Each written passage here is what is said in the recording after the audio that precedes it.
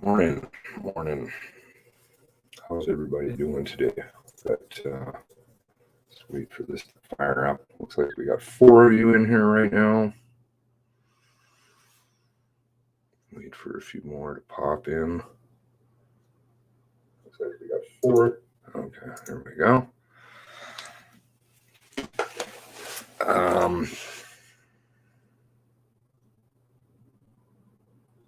Okay, so there's been a bit of a dump of some documents, and I've just been reading through them for the last couple of hours, and I thought maybe we could just do this together because it's kind of a bit of a waste of time.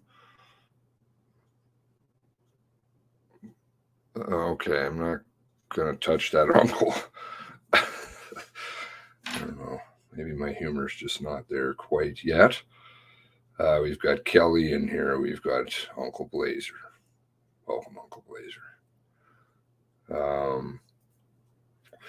Nosy Scotian.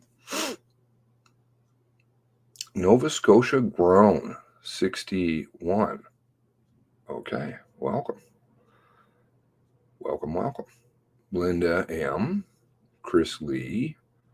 Mark Trefray.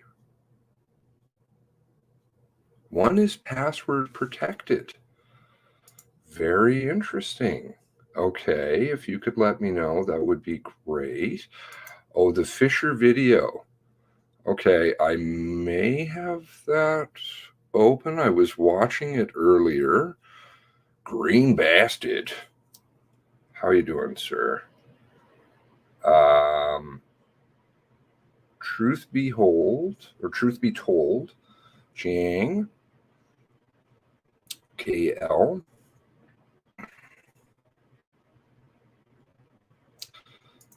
Okay, I did have it open. I wonder if I still do. I had to shut my computer down. Yes, I do. Okay, so here is the, oops.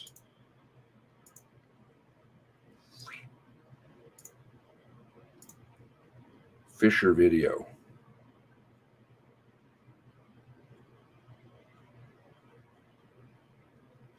Which is interesting.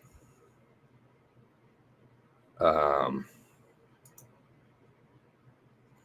been curious to watch it. So anyway, it's very good quality. Cameras working, then not working. Lots of black and yeah, the reports on the video canvas. There's all kinds of stuff to unpack. My mind is all over the place. So I thought, well, why do this alone and just keep reading through stuff and blah, blah, blah, highlighting. Now, I encourage you to get, if you have Chrome, Google Chrome. What the fuck is this? Julie suggested, what is this app called? Or this extension? Downloader. Oh, what the hell is this thing? Multi-hyphen file downloader. Okay, it's an extension that you can put on Chrome. You can just go to their site and then scoop up whatever you want.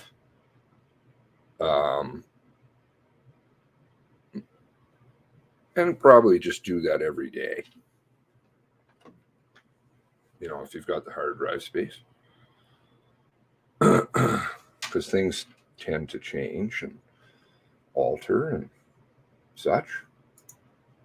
We've got Caper.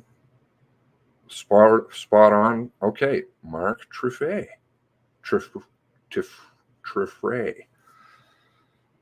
I usually get everything. Oh, okay. Has requested that it not be shown. Okay. Then what do I do? not sure. Judy Brown. File opens for you, Truth. Yes, they did request, when I was reading through statements, that they said they had no problem giving the tape over, but that then they requested, please do not issue it publicly. Use a password to open for you. Okay. Sandy, welcome, Sandy. Mark has been from the beginning. My apologies, Mark. My apologies, says Caper. Okay. Gary. Well, then why do you change your name? I don't get it. Why has everybody got to have different names? So I just thought what we could do, I don't know. I'm just spitballing. I don't even know how this will pan out. It's just kind of read together over through certain things. So there's certain problems that I've been noticing with different things. One that I said quite far back when the original narrative came out on the 24th, and I started to notice on the 28th, was this Lillian Campbell, Hyslop, Margaret, not sure. And again, nothing I'm saying is meant to offend.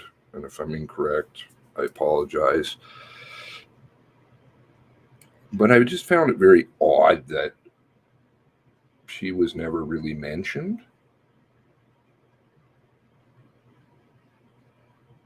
And so the last few days, I've kind of been going through things and noticing odd comments in different places about, I don't know, accident.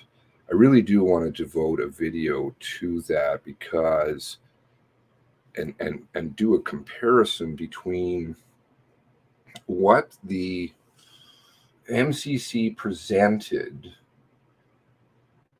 versus what they say, like the 911 calls and things like that actually say, because they're quite different from, it's not different as in, different in terms of content, like they cherry pick comments and then they leave out certain ones. So that was one issue I've noticed for quite some time. The Fisher stuff seems a bit wonky. Now, I don't know if they're throwing the Fishers under the bus or what, but there's not adding up over there, so I don't know what that's all about. Let's see here, we got a few comments. It's better to go through them together. Yeah, I don't know. Several heads better than taking it on alone. Yeah, because there's a lot of divisive stuff. Another thing I noticed with the website, and I thought it was just because it was a mobile thing last night, but it's, I love how they're sticking cookies on everybody. They're watching what everybody's looking at and stuff. That's why they have that big warning sheet. Is they remove the number of documents. We all know the strategies that have been implemented. The website is really, as you all know, like shitty.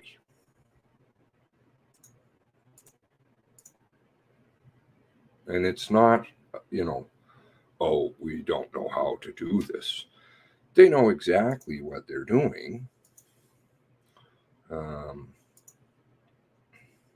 So if you go to like the foundational documents, I think it's just important to keep these things in the forefront of our mind. You have to have the plus, and You got to sit there and download each document. And of course, they're not named.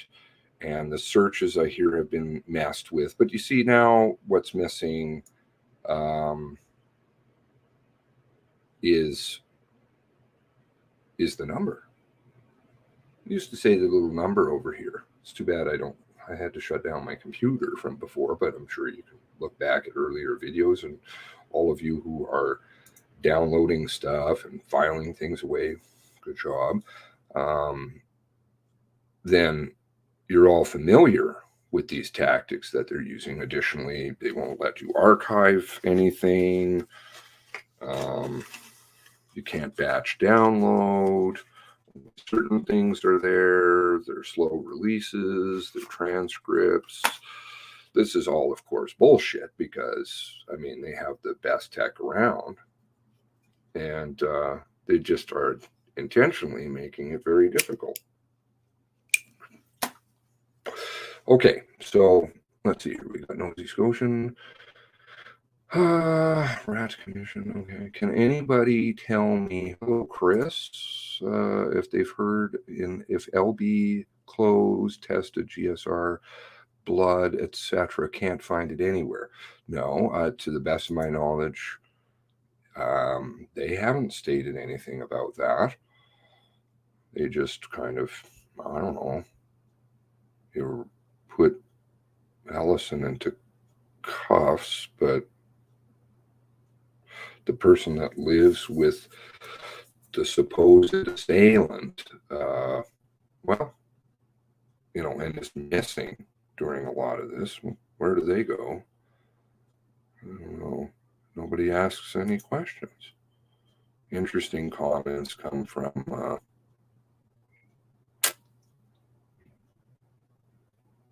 Brown and Mallinson to, I think it's Mallinson that says it though. Staff Sergeant Al Carroll comes out of the hospital room. There's a bunch of officers sitting around there. And Brown says, well, this is the way it is, basically. I wish I could quote it verbatim, but it's something to that effect. You know, he has the car and such. And Al Carroll's response is, if you want to tell Halliday, you tell him yourself. I don't want to interfere. I like that line. Not sure what that's all about. 35 minutes of video, distortion, static, one of the cars parked out in front, fluff. It is, the cameras are really messy. Truth and all, good morning. So scapegoats and things like this are normal, I think, in this type of scenario. So if I hazard to, it's just simply an opinion, but there is substantive evidence to support it to an extent, is that, at least in the case of Lillian, it's possible that she was hit by a car. We had the damage by a police car. We have the damaged vehicle down at the fire hall. I suppose that's one thing I want to look at.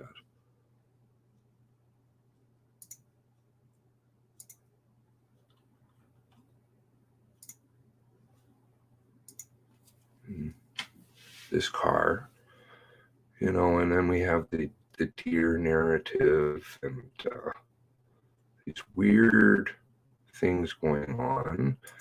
And if you read Lillian's statement, my apologies. If you read Jay's statement, Reg J, who is an MP, as in military police, and Judy J, or I'm sorry, I'm forgetting her name. The lady who's up quilting, I found it. don't know, maybe she was one of the quilters. Very nice. Thank you for quilting for the families.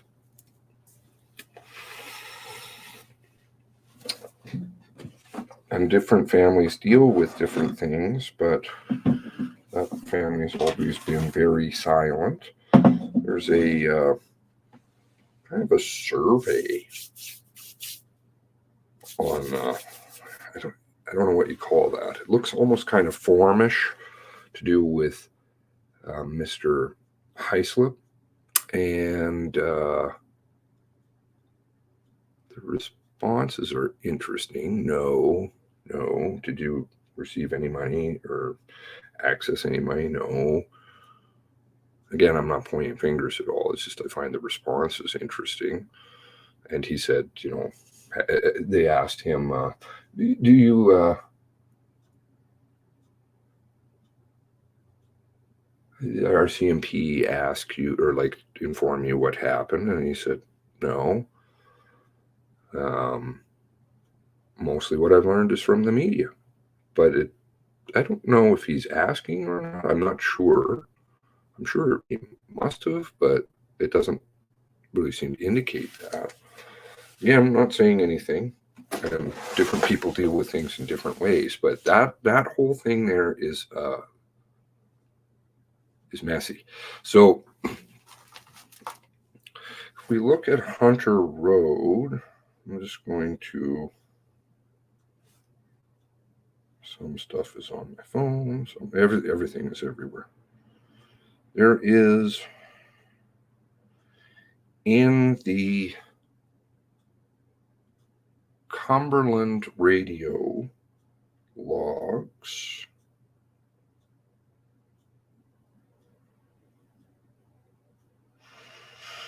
how do I show this? Cumberland radio logs. How do we do this here?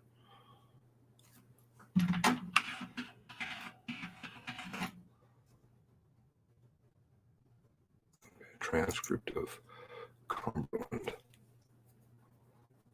I'll have to run that in OCR in the background. What are some other things that you guys have noticed?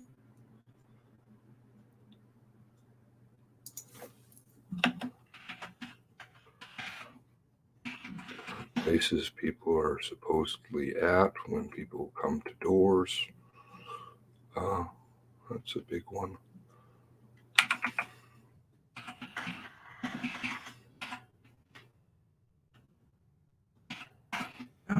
Be ready to install. Photo trays.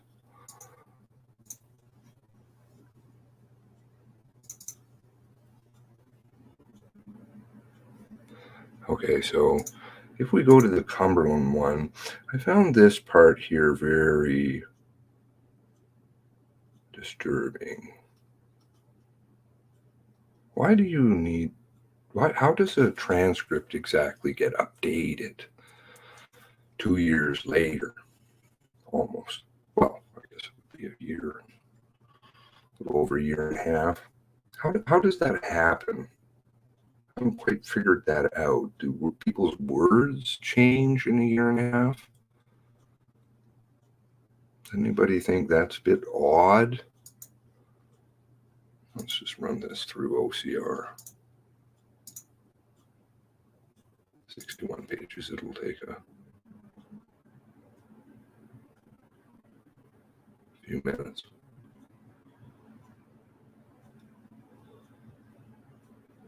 Okay, let's go through some of your comments here. Morning, Mark Evans. One who wears a cape. Is the time stamped? The time is stamped. I was incorrect when I said, where is that? Like I said, again, I like to be correct. They didn't show it in the Mass Casualty Commission, the exiting and entry. But frankly, it's not definitive from the website stills that they provided with the Highway 4 document, to which there were stills showing the I guess what would that be? The entrance time? Is it the entrance time that shows? I get them muddled. But the quality of the video is less than,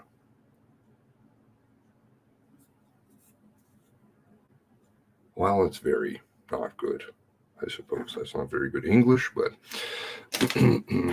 cameras that cut in and out, and black screens and fuzzy, and doesn't really go along with the narrative, because how long was it that they said in the MCC? 2 minutes 12 seconds, I believe. But then statements seem to indicate over 4 minutes, and then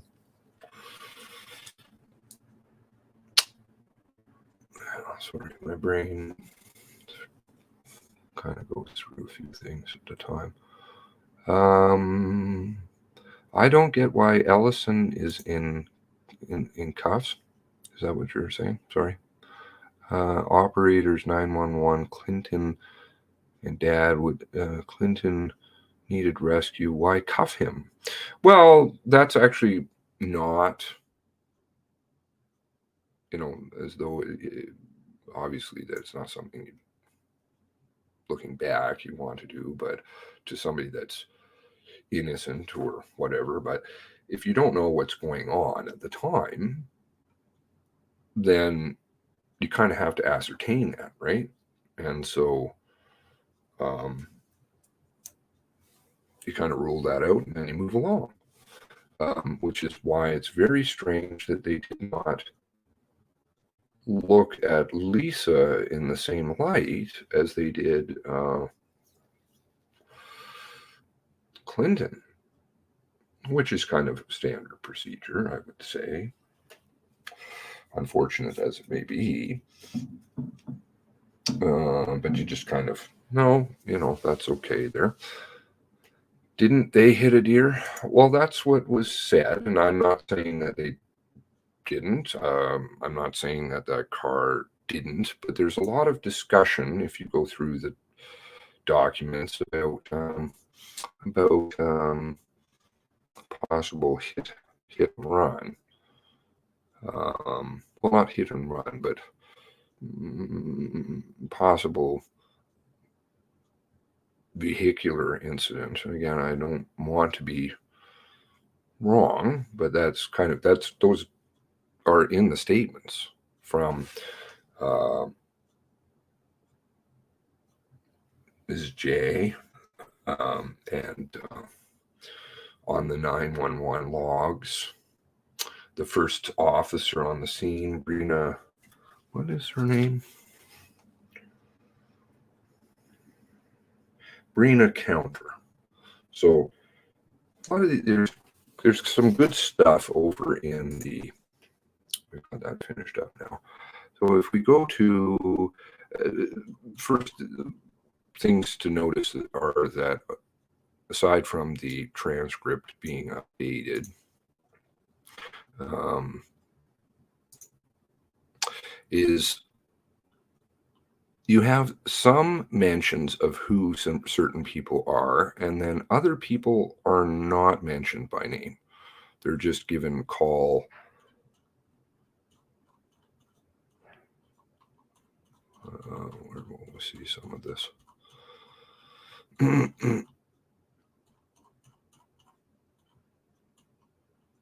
Inaudible. Yeah, okay.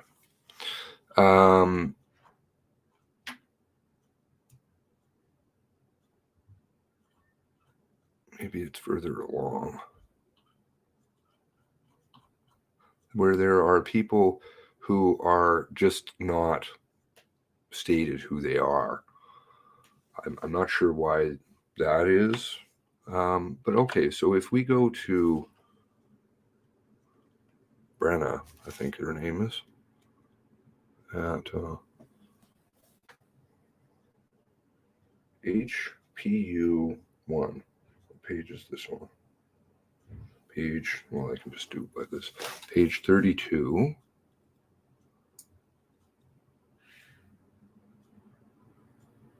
What are we at here? 14.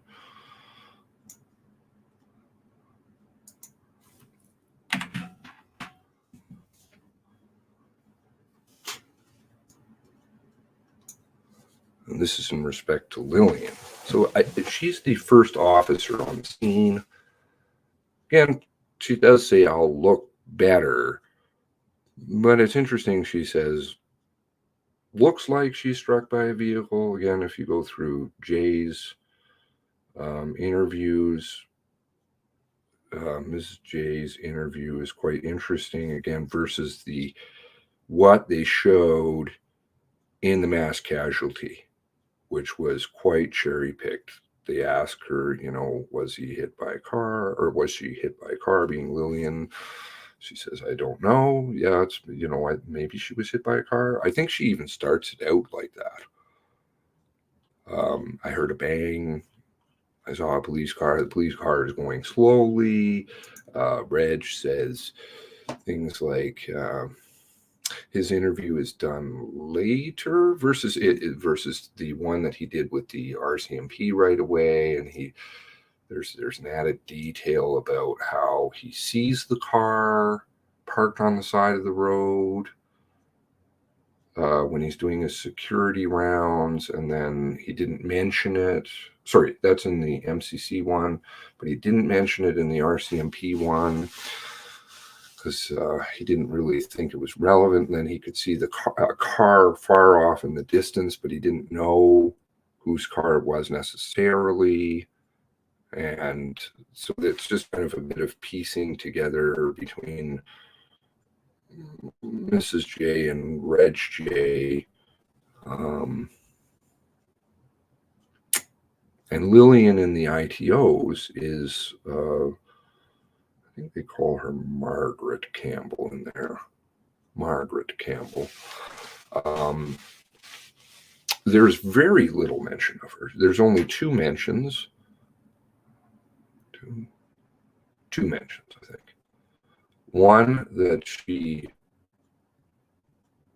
was deceased on the side of the deceased, and they gave a civic address which was blacked out, and that's included like all of the latest ITOs grouped together, which was February 14th. And the second mention is that Lisa stated that she did not know in the same state, or like same portion, Lisa didn't know Tom Bagley nor Lillian. I think they had the name spelled right there, Hislop. Lillian also spelled Hislop, which is very sad. I mean, if you can't get the name right, her first name, last name, spelling, I'm not sure what's going on over there. Doesn't look like, more like a person damage. I'm just saying that it is quite, now we have her getting the 911 call about 9:35 approximately in respect to Lillian. Another thing I noticed, what page is this? And I'm sorry, I haven't had a chance. This has been up for a while, by the way, to review everything in here, but there is a lot of, you see, like this is right here. This is what I'm talking about. We don't have an officer associated with that.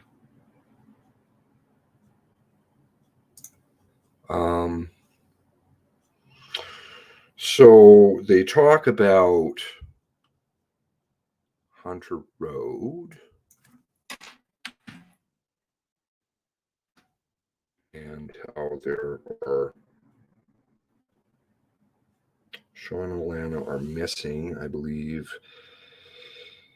And again, you have to think that this is an internal Rcmp channel, right? So they're not really worried about. I was trying to describe this to a family member the other day. Not really worried about toning down the language. They're not being explicit or anything. I'm not saying that. But it's not like they're trying to be... They say that Sean and Lana are missing. It's possible fire. Tom is there. So if we go to page 46, I believe it is. A lot of these things here. Oh, sorry, that one is not one. Here, you don't want to associate officers with here. I don't know why. Okay, now you have to kind of backtrack a little bit and trace where people are. So Corporal Dubois is up at Hunter Road. So the RCMP dispatch says, Corporal Dubois, what do you have for 10-7s at that location, if any? Okay, this is at 1:40. Here the time is accurate on this channel, whereas the Colchester one seems to be out by an hour, if I'm recalling correctly. Is that right? Interesting. Eastern Standard, but they don't do that over here. Whatever that's about. Okay, so Corporal Dubois, talking to Corporal Dubois over on Hunter Road. Richard Harvey, who is also there, says to dispatch, can you give my cell phone a call? Just I can explain why that shouldn't go over the air.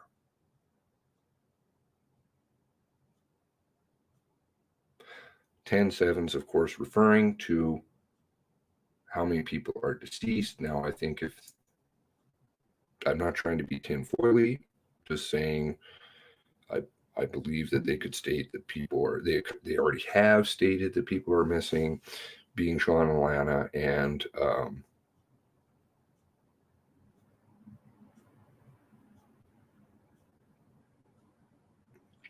I think they can state that the fire that's possible,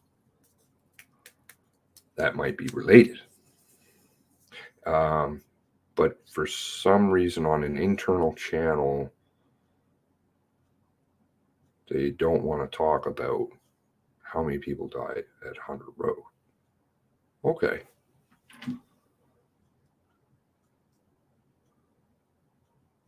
Deer's going packs. The car is fairly dirty, so I'm kind of hopping all over the place. Hello, morning. I'm not CSIS. Okay. Today is I'm not CSIS. My son hit a deer. The side of his car is a mess. I've hit a deer, and it didn't really do terribly a lot, which, but again, it was a truck, and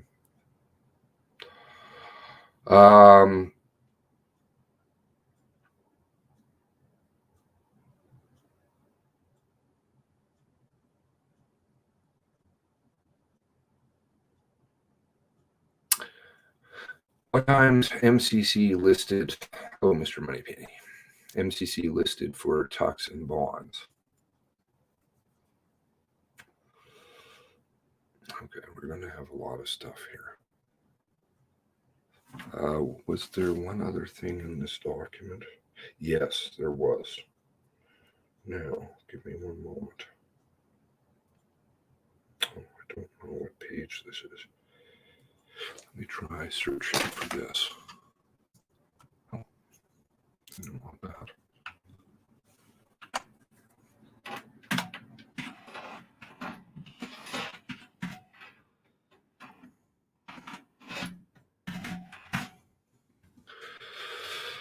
Okay. RCMP dispatch, 9:58. Just got an update on the Hunter Road file. Our caller advised that she heard gunshots around 800 hours. Now, inaudible, that house is on fire. Caller advised he heard gunfire about 15 minutes ago and advised that he is familiar with gunfire. Now, again, I suppose you could say that this is related to fire, but that changes it to 9:43 on Hunter Road, where gunfire is being heard. Now, if that is in fact true, that that's gunfire, that changes the whole narrative completely, right? Because you have Lillian, who...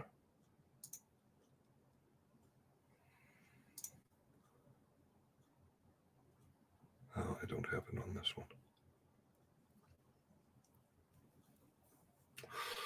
Where's my Lillian file?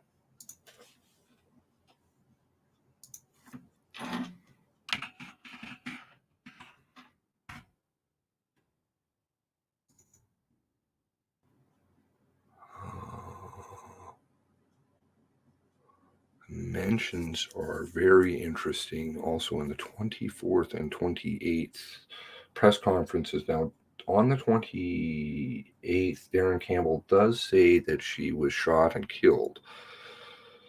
But what are his statements? They're very little mention, that was what caught my eye initially back in 2020. He says lines that read as follows. One moment.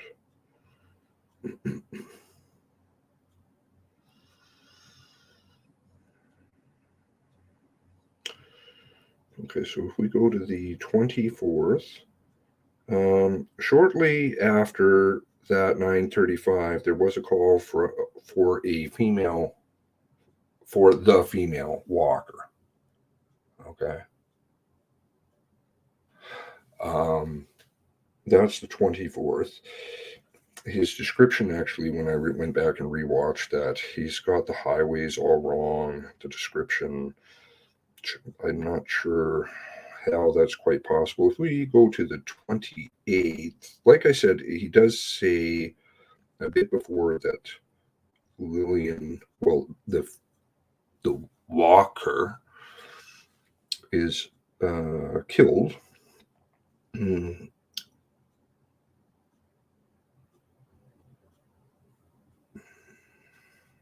moment.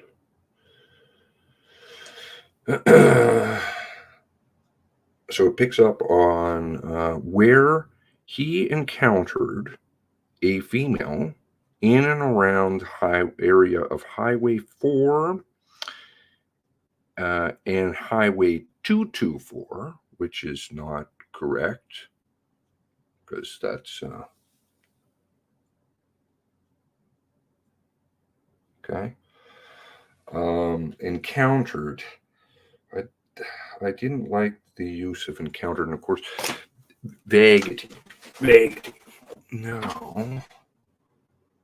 Where was I? If you put into Google Maps, I think I saved this from a long time ago.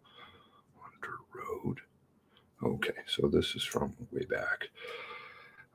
It's a 14-minute drive from Hunter Road to where Lillian was killed. In the corner of 246, not 224. And the timeline changed even in 4 days. It went about 5 minutes. So, and this portion of the road, of Hunter Road, as has been explained to me, is very bumpy and hard to drive the speed limit. So though Google gives you the kind of posted speed limit stuff, that's not really possible. So if it takes 14 minutes and you have the last shots being heard at 9:43, that puts it at 9:57, which doesn't really add up to 9:35. Again, these are just observations, does not necessarily mean that what I'm saying, there's explanations, I suppose, for these things, right? Like there could be gunfire going off because of shells.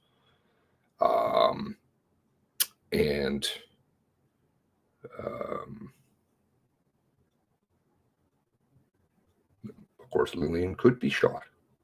That's very possible. But the way that Miss J describes, so what are the words that she uses? Saunters, the way that the RCMP car drives, which she doesn't see anything. She just hears a bang, and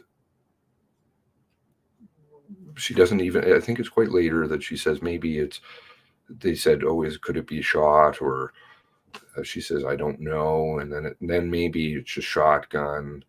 But the description of the driving is saunter, casually. There was a third word. Now, I'm thinking, because the time that it also then takes to get from Lillian's down to the Fishers, right? So let's have a look at that. I think I've got that saved from before.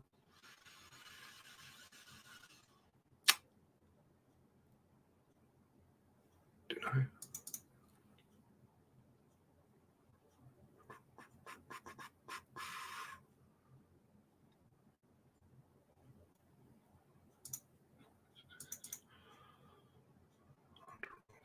So if it takes 14 minutes, right, to do that portion, then we have the entire drive taking 31 minutes. So it's about a 16, 17-minute drive from there. So that would put it at about 9:42 approximately.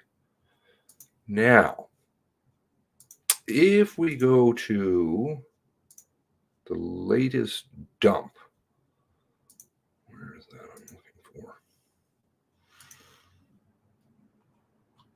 The video seizure canvas, okay.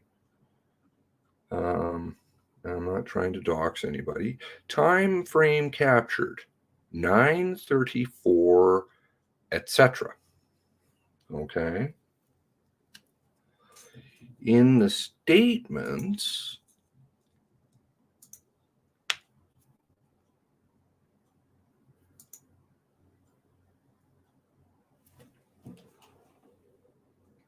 there is differing accounts of, let's see, how am I trying to say this? So in the ITOs, it has the mention of the ringing doorbell and Gabe, come out with your hands up. I think I showed a bit of that the other day. I'm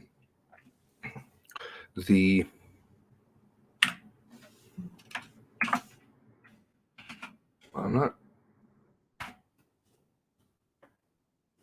sure what is happening, but again, this could be just RCMP, or it could just be, mistaken statement. I don't know.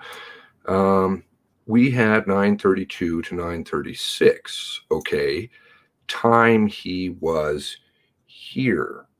So now we go from 2 minutes and 12 seconds to 4 minutes. I believe he's got timed out somewhere there. And of course, the video canvas seems to even support this statement, which would put it at about the same time Lillian is dying. And obviously, if it's a 31-minute drive from Hunter Road, that's doesn't work, as I observed. But I could be wrong. Hello, Seawood. Blue nose. Most things about that is odd. Yes, 2 cars decked out. I do believe that, yes, there were 2 vehicles involved.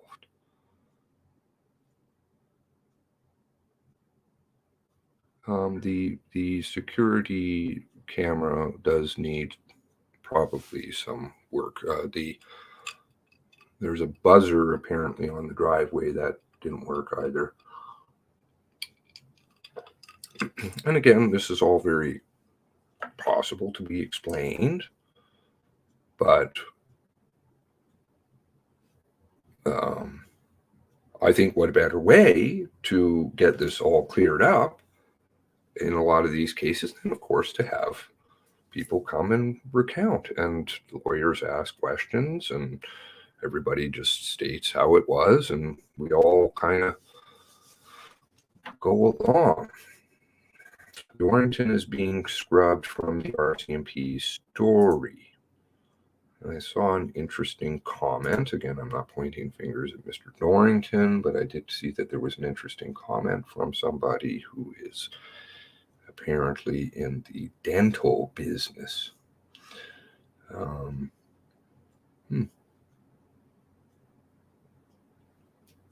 Could just be nothing also, and I think they had some dealings down in the United States, live in New Brunswick. Dentist stuff, dentist consultant or something. I don't know. Could just be nothing, but fluid and dynamic reminds me of Liquid 8 Pilot from 33 years ago. Okay, New Brunswick. Okay, that's expanding. I just trying to stick with, whilst my mind does, of course, entertain all kinds of things and everything until it's disproven. I just try and use their own documents and their own words to try and say what's going on. So also in the Adam Fisher interview, he states that the camera is about 5 hours off. So that would put it in the 9:30 range. I believe he states that. Let me just check. I don't want to be wrong. Read that. In his statement.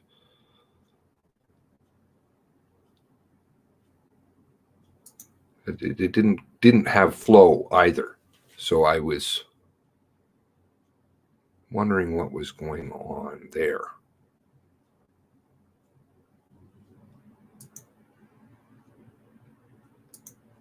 Who was it that said that? Did I ever find the deer? Deer could well have wanted. Yes, that does happen all the time. Sadly, they get a lot of adrenaline when you hit them. And they go running. And even though they have broken legs and hips and things, they can move like the wind until they run out of energy and lay down.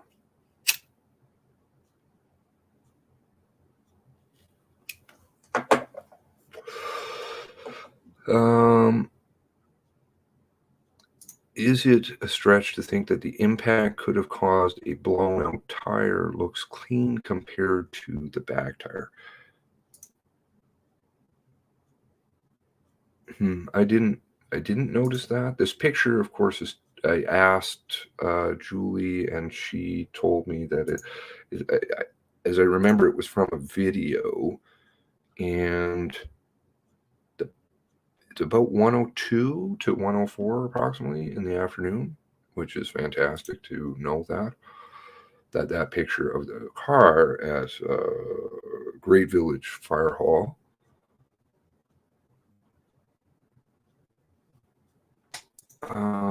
Now, what were some other things I've noticed here? Okay, so let's go through the timeline that, I think that was one of the more recent documents that I looked at. So this is the H-strong timeline of events, which of course is named in the, how can I get this here to you? I should be dropping the links to this stuff. So this is for the copy. This here is the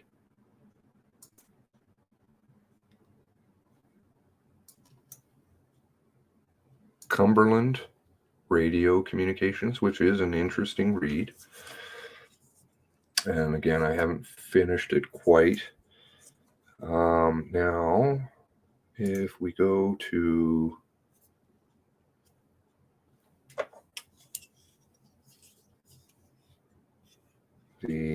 8 strong.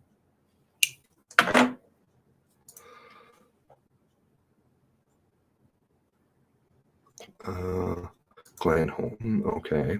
So, oh, not Cumberland. My apologies. So these are the documents that are listed. This would be a very interesting one to see. The natural resources helicopter. Wow, that's my oh my. Seems to have problems. That's all code. Kind of hard to enter GPS points. Maybe somebody can decipher that. I'm sure Julie can kind of figure that out, but this is not really evidence to surface. It's kind of a bunch of bunk, personally, I would say. Okay. Don't know what you can do with that. But that's supposedly the GPS data from the helicopter. Now,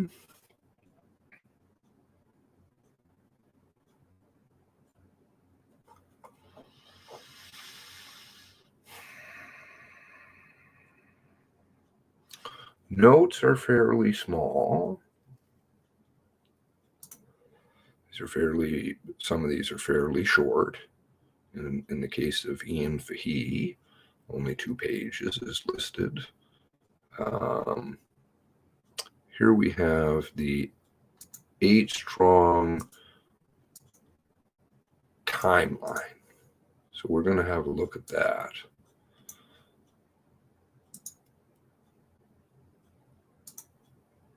Is meaningless. Yeah, okay. So this is the timeline according to the Rcmp. And I did find that there was some interesting stuff in there.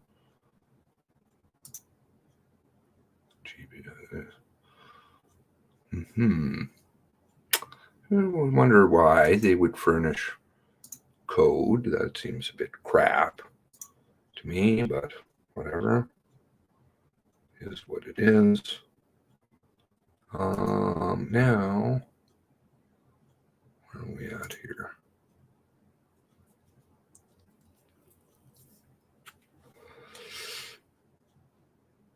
We'll do the timeline. Okay, so 23:20 Earth vehicles going out to Portapic, so an hour and 20 minutes in. 12:18 suspect named as Gabriel Workman, photo sent to Earth members. Well, I thought that was identified right away. Was I wrong in that? Not the second part of this, but why are you saying suspect identified as Gabriel Workman? Because that was right away, not 2 hours into this incident. Okay. Not sure on these codes D21 who that refers to.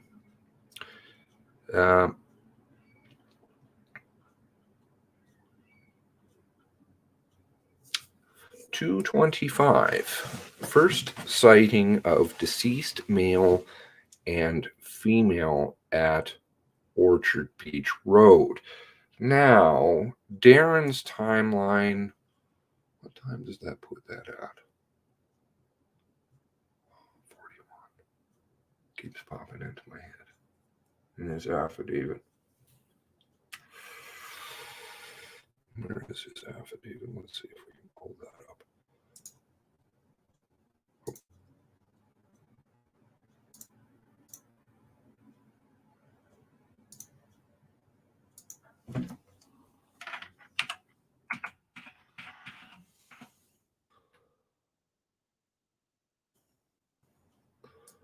Of course, I don't name things right.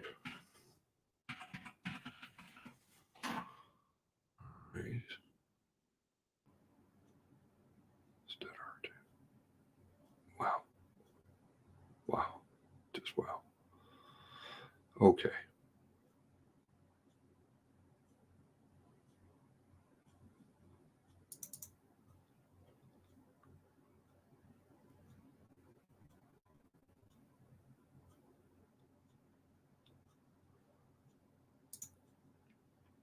I can take it straight out of his, but here we have down at the warehouse, and this was where I got the tip that it was at the warehouse, because that doesn't follow with photos that I had. 1041 at the warehouse was a bunch.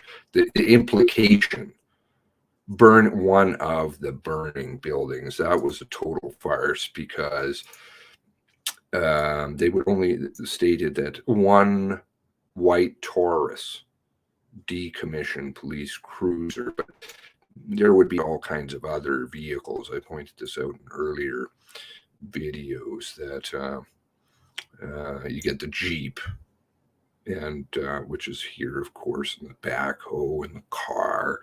So they would have gone wandering by all this, and the suggestion that, of course, this is at 1041 is utter bullshit.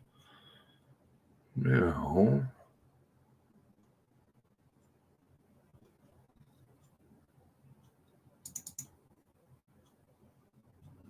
That's not it. The June 4th one, which kind of slid under the radar, I would say.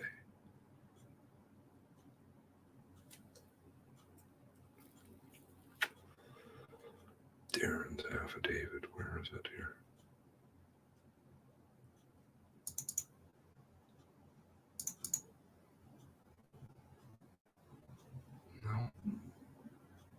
No. Just want to have it to cross-reference. One moment, please.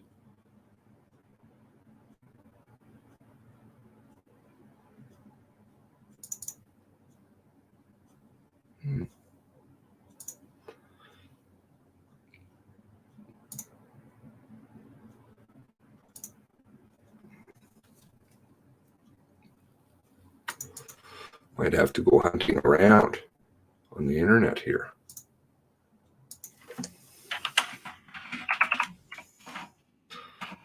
Odd stamp and signature stuff going on at the bottom, right? Okay, here we go. Oh, I did have it. That's my bad. I looked for... Yes, I did have it. Okay.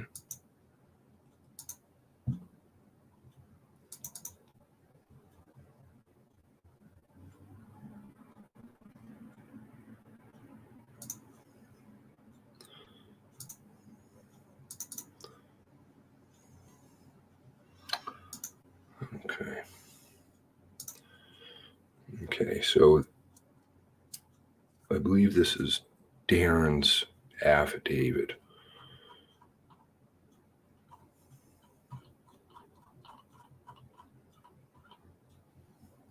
$10.01.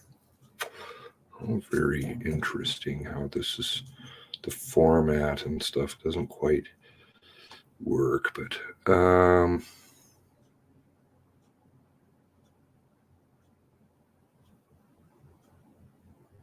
further 911 calls.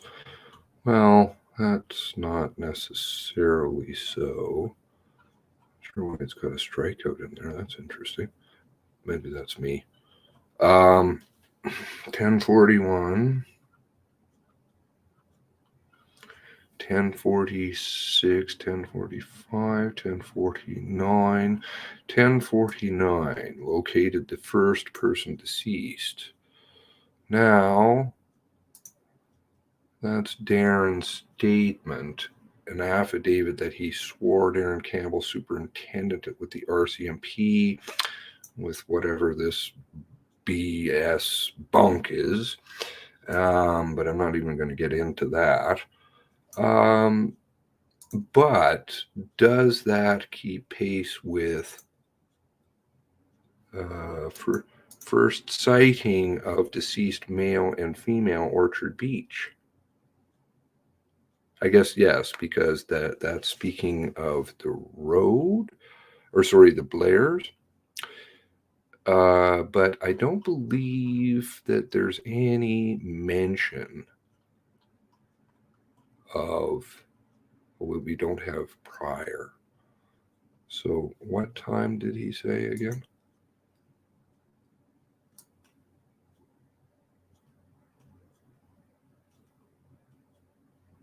$10:49.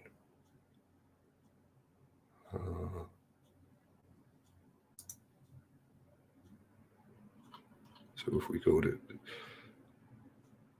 that would be in here, no? But it's not. Okay. Okay. Seems to be more related to Ert, so that's maybe why, but I don't know. I think it is called the H Strong events. Is that not correct? Who purchased land, homes that were burned down? Anyone aware? I'm not sure. Just private civilians. Okay, so I think. So at 2:50, we have H9 reports what sounds like small arms fire. Okay, now that seems to keep pace with, because Darren in here, he keeps mentioning how there are multiple gunshots. I'm not sure if this one is one I've highlighted in here.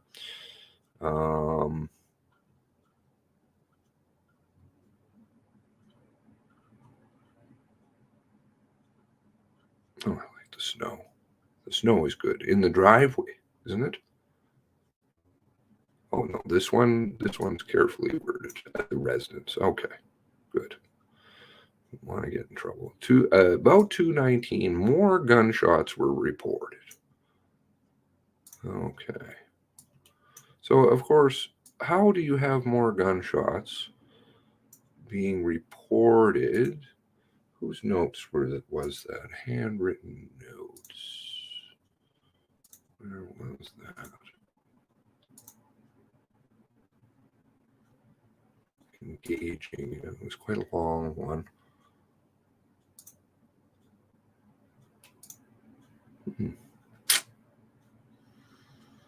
One moment, please. Tim Mills, was that it?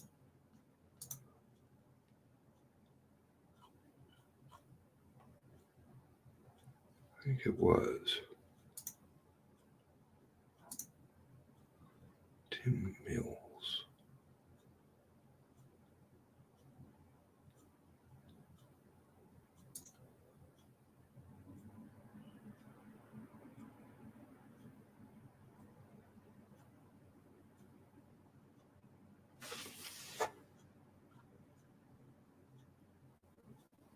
I thought it was Tim Mills.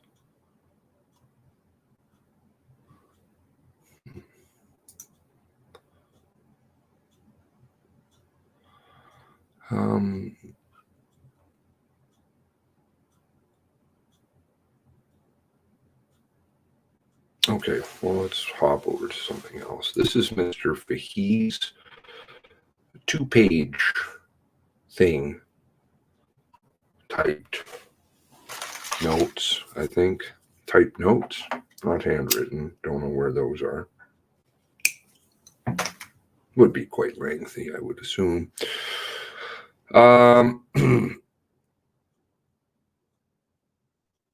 700 hours. At this time, I learned. What time does he start? Around midnight. So he says at around 700 hours, he first learned that Wortman was operating fully marked police cruiser with push bar. Does that really keep pace? Now all these people were saying they don't know about the car. However, it's all over the radio. They're doing checks and okay. Another interesting thing I noticed here, as we approached the Burt 104, I heard Constable Rodney McDonald come on the air. Thinks he passed Wortman. That's not correct, is it? Rodney McDonald? Or am I getting muddled here? I thought it was Peterson. Not McDonald.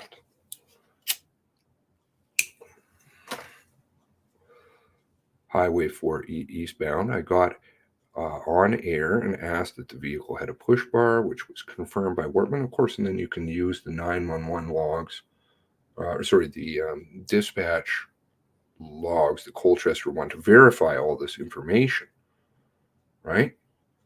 This is how you cross-reference things, and cross-referencing things shows where there's holes in narratives or questions that arise. Would be confirmed as Wortman. As being discussed, OCC came on and advised that Wortman just pulled into an address on Glenholm. I was getting on that exit on that time. Just got to Highway 4 Stage Constable McDonald, Hubley, and Sergeant McCallum, ERT members, and 2 members from MCU pulled up with myself. So you got a lot of people around. ERT moved in on the address and confirmed that the police car was gone. Now, there's statements talking about how, I think, observations of the workshop or something like that. Cumberland had another. Yes, Cumberland has. Where is Cumberland? Let's go to 1049.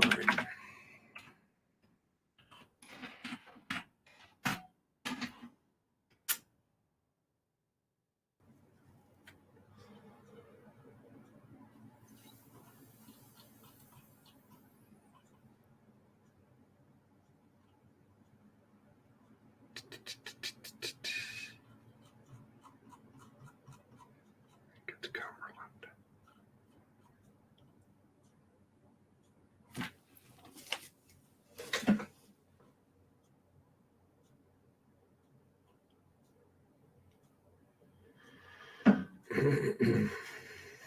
One moment, please.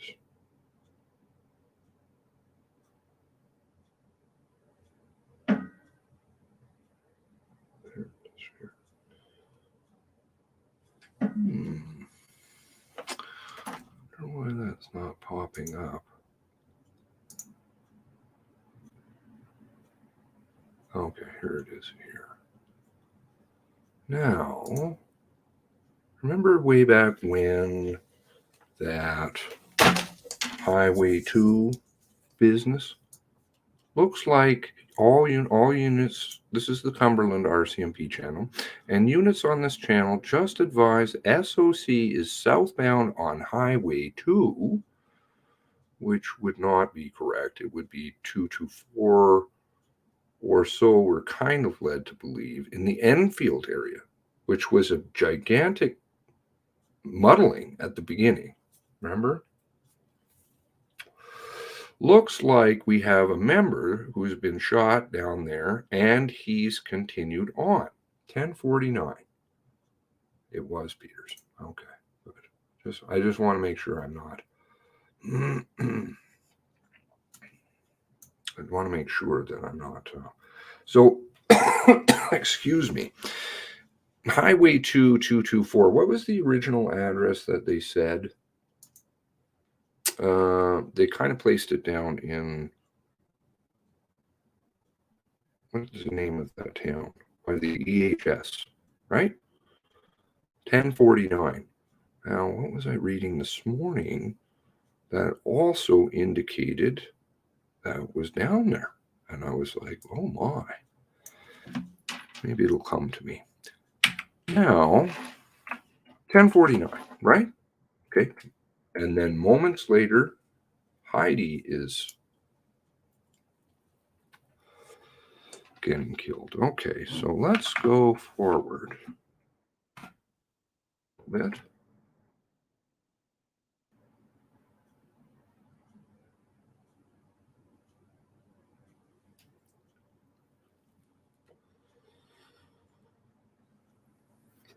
So this is again still in the Cumberland. Cumberland members, it's a silver Jeep Liberty, not a tracker, silver Jeep Liberty. Could I copy someone that said SOC was in silver Jeep Liberty? Cumberland, was somebody advising the vehicle SOC was in? So this is a member who is saying that. It was me. members went through here on route and advised me that's the vehicle. Okay, so seeming to say that it's a silver Jeep Liberty. Okay. So 10-4, so members advised that that was the vehicle. You can confirm that with them. They're on Colchester. I'm on Cumberland. Now, I think everybody was getting patched over to the same channel, but I'm not sure. Strange how they were operating on different channels. was finally told to go onto the Colchester channel, and anyways, just trying to confirm in Colchester, they're saying that they have a witness that confirms it was an older model SUV. Now, this is at 11:11.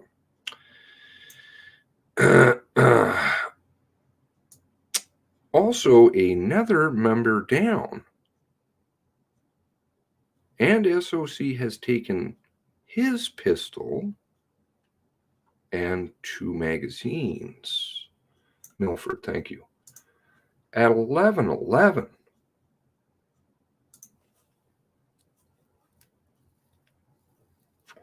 Are they that far behind? Because it doesn't seem to hold with some other documents that I've read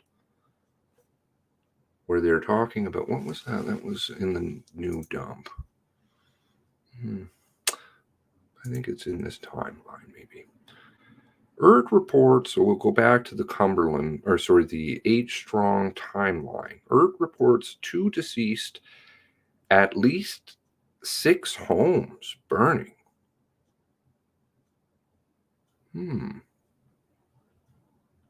This is at 2:51 in the morning.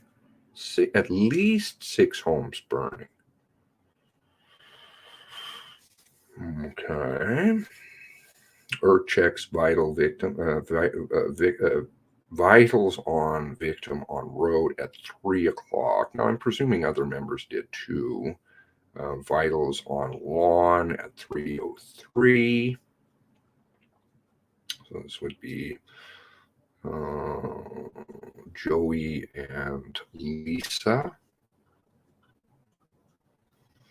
Bayshore residence again.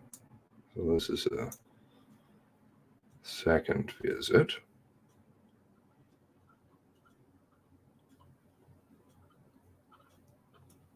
Suspect residence is confirmed at 200 at 4:03 in the morning. But you were there at 10. What was it that Darren said? Oh, I think that's right. We'll just use this picture. How did I close it? Balls. All right, well, we'll go back. They went straight to the house.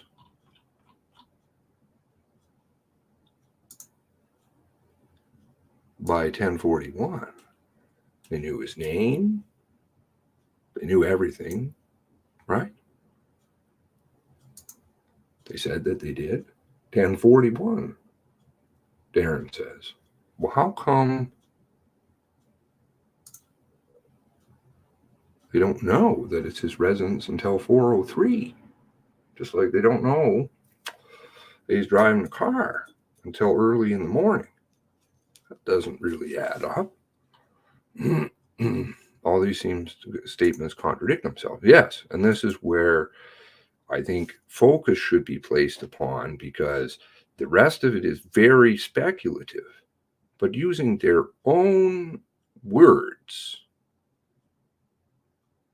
then you can start to see, and identify those holes and start pointing them out publicly and saying, what's going on here? I've noticed here you say this, over here you say that. What does that mean exactly? Okay. Suspect's residence burned to foundation, 409. Vehicle burned as well. Now remember, in Darren's statement, he says that there was a burning white Taurus, but that didn't occur until later. According to notes, I believe Paul's dump from the MCC states that the car was not on fire initially when they went by. But here it is on fire. And then, of course, if we go to here, the fire is at 409. But wouldn't they already know that, I'm assuming? Why is it so late?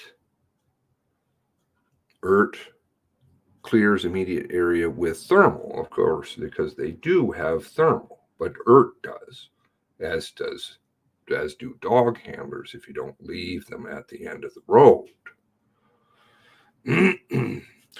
Continues down Portapique Beach Road, confirms there is another residence burning at 4:30. And you can also use their testimony and compare that. Testimony, statements, notes, all these things, you have to just keep comparing them and pointing out, well, I don't know. 522, 123 Orchard Beaches, clear. To be cleared first. Okay. And this is when we have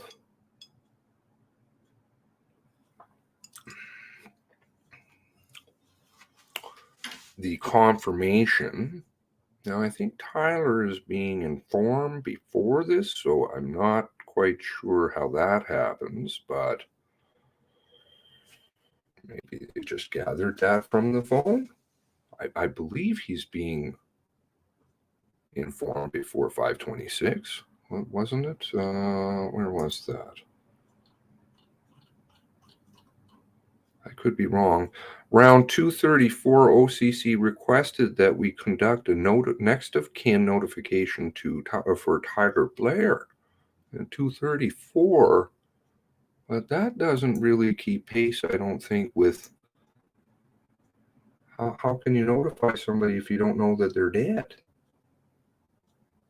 Or is it just because of this is ERT? It does not indicate that this is strictly ERT, right? This says this is their timeline. It does have a lot of ERT in here. Wall to Sutton, these are ERT members, so maybe it is just ERT. ERT is locating the male deceased on the front step, in which case then all of these points really, or at least some of them, are moved. Outbuildings cleared, pistol shell seen on front step, 536. This is at 123. ERT is asking for last location of mother in residence, 538. ERT confirms female in back bedroom deceased. Okay, so again, I don't know if they're just double checking, because that would be odd to inform somebody that their mother and father would be, whose parents were both shot and killed. I guess that's coming from the children. So I suppose then maybe it does make sense. I don't know. 223 casings throughout the house. All right, so we have 40 caliber pistol shells outside. We have the empty 40 caliber, no magazine, put on the wood pile, which would make it that he has two 40 calibers and 223 casings, which are rifle rounds all throughout the house. So two weapons. Ballistic reports seem to be noticeably absent everywhere. Because, of course, they would do the ballistics report to compare to which weapon was actually used in murders. But those are all gone or haven't been seen, as, like the Rcmp clothes say haven't been seen yet. Confirms that ERT confirms 120 Beach Road is small cabin structure and vehicles burning behind this building. Again, at 549, I would think that this has already been confirmed, but I don't know. 136 Orchard Beach is suspect's warehouse and is burning several vehicles. One Taurus. 552.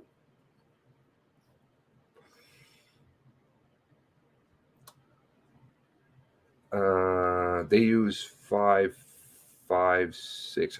ERT does use 40 caliber. I believe that is correct. Yeah. And 5.56, which you could use 223 in. Which I always found curious, the choice of like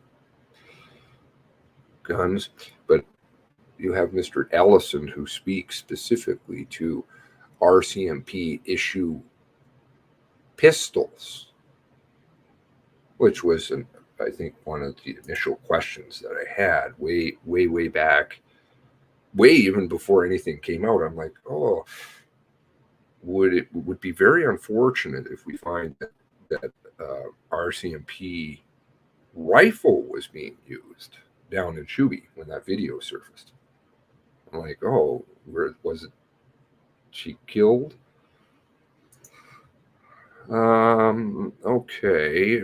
J. ERT is contacted to stand up for their team and relieve H Division. This is at 6 o'clock in the morning. J Division's. I don't know if I'm reading that wrong, but the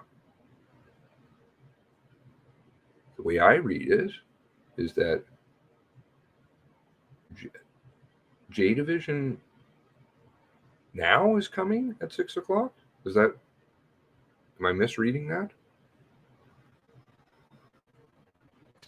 6:33. Lisa Banfield, suspect's girlfriend, looking to be rescued, injured male resident there as well. Okay. OCC reports Banfield does not know where Wortman is. 6:35. ERT on scene advises both subjects to come out with hands up. 6:38. So now they're picking Leon and, they're asking both to come out of the house. ERT has female stating suspect has a rifle and she does not know where he is. Not sure how she knows specifically that he has a rifle when he's got a lot of guns, but okay. 6:39. 6:41. Banfield states she last saw a suspect at warehouse as he lit it on fire. She was handcuffed, so I guess she witnessed it as lit on fire. Okay. She was handcuffed, escaped, and hid in the woods. 41. Ert calls for Tav. Okay, so they're all hanging out over at Leon's. 6:44, suspect stated he is going to Sister Maureen from blank Dartmouth. Okay, so that's obviously the address. Banfield is in Tav, EMERT, to meet them and treat Banfield. Now, I'm not sure. Could somebody help me with what EMERT is? It's different than, they'll talk about how there's a transfer here. Right here, ERT goes back to suspect's residence. EMERT hands Banfield over to EHS. So I guess this is the Rcmp.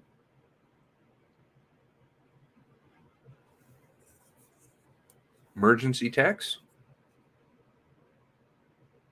And then they pass her over to EHS. Where does this occur? I'm not exactly sure. What vehicle is she going to the hospital, or where does this even happen? And what vehicle does she go to the hospital in? Is it in a police car? Is it in a civilian vehicle? Is it in a ambulance? One would think an ambulance, but I do have questions about that. CIC advises Banfield stated suspect loaded a bunch of guns into the car. Okay, so details are petering out here now. 7:15 ERT must be an ERT report. I don't know, but I guess they have to double check things for themselves. It is called, to the best of my knowledge. Yeah, I think they're emergency texts. Yeah, thank you. Okay. Emergency text for ERT. I believe this report is called, let me just make sure, because I don't want to be wrong. I could swear that was called the timeline. Where is that here? Okay, my apologies. So I do stand correct. H division ERT during timeline. So H division ERT. So it is their report. But they are double checking things, I guess. CIC advised suspect vehicle set up as fully marked police cruiser and silent patrolman. I think they're referring to Lisa at this point.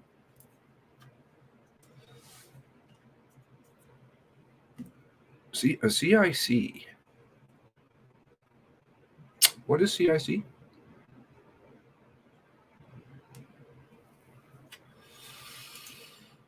Or is it the communication center?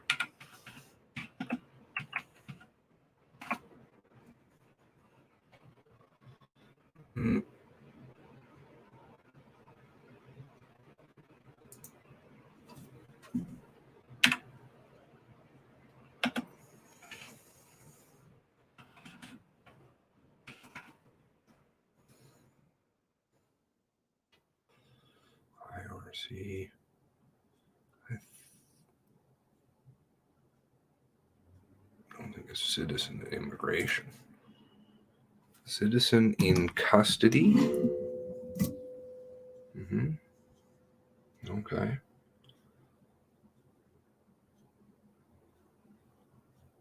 Okay, one of the texts was over at Plains Road also. Okay. Civilian in custody. So she's in custody.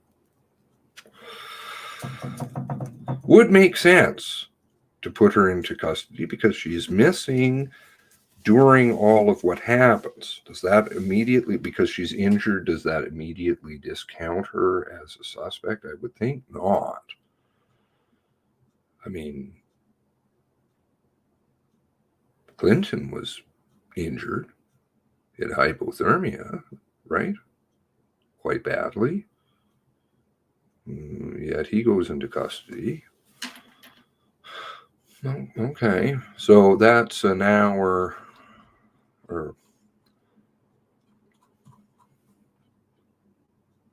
45 minutes in that we have the mention of the car from her, which I think they did know about the car, right? We've already established that. So ERT goes and checks to see if it was equipped with lights and silent patrolmen. Confirmed vehicles on sites did not have lights or silent patrolmen. Now, the request was for lights, silent patrolmen, and guns in the front seat. They came back and said that there was no silent patrolmen and guns in the front seat, which I always found curious because they didn't mention the lights, but now I guess they do. Report of male walking on beach. CIC asking who took cuffs off. So it's not Banfield. Citizen in custody asking who took cuffs off Banfield. So no, I don't believe CIC is citizen in custody. Advised that she did not have them on when ERT arrived. Of course, this Crime Information Center. Thank you. So CIC is advising people at 7:30. We had around 7 o'clock. This is when I learned through OCC with the fully marked police cruiser. This is all a whole bunch of balls, you know? They knew about the car. They knew about who it was, supposedly, right away. So why are we being told that it's not till 7:30 that they know about the vehicle?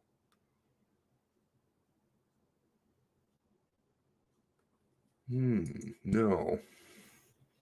I don't think so. I don't think so. Okay.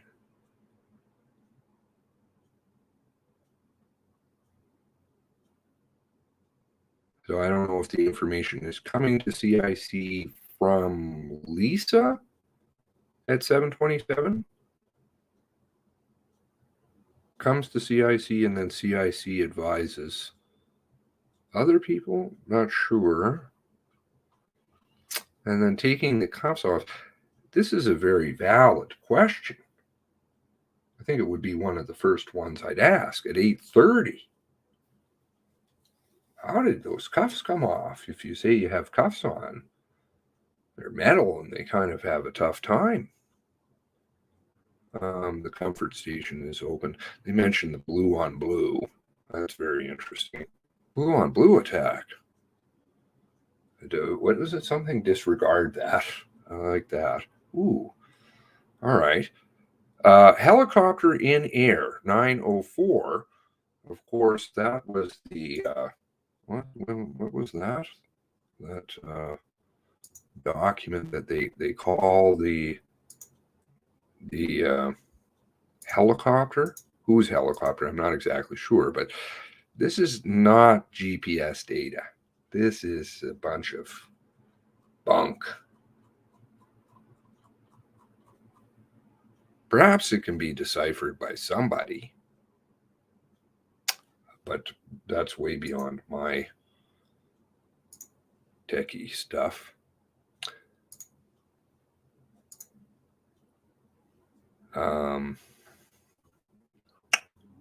Injured dog rescued. That comes over the airwaves. Not very important, probably not very important, but could somebody come and deal with the dog? I think it is McDonald who takes the dog to the fire hall. Blair residence, TV on, nobody home, residence clear. But weren't they already at the Blair residence? Because they went inside. No? Or are we talking maybe Blair Sr.? I don't know. Because that is not, that's quite ways back, right? The shell casings, here we go.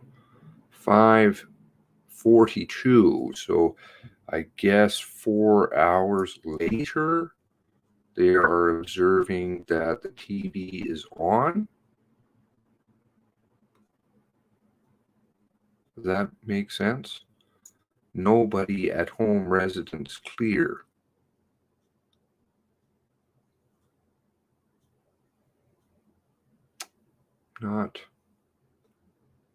Not understanding.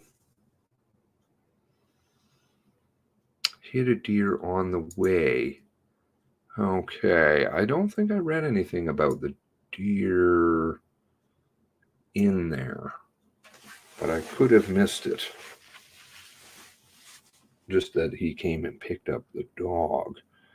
9:42. Ert advised Wentworth Valley shooting of female.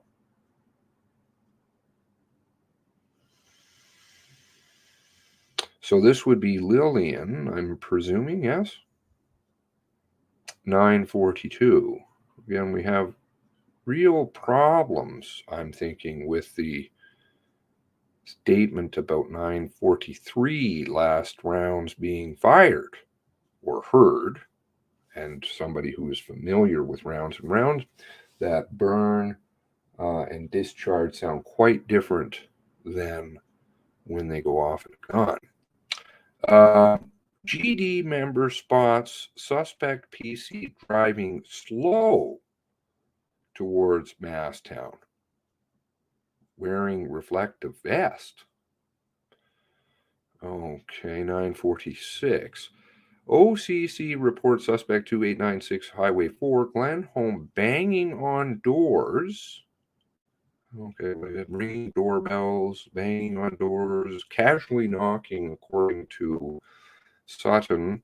Occupants hiding upstairs. Okay, now I've read downstairs, in a closet, in a bathroom.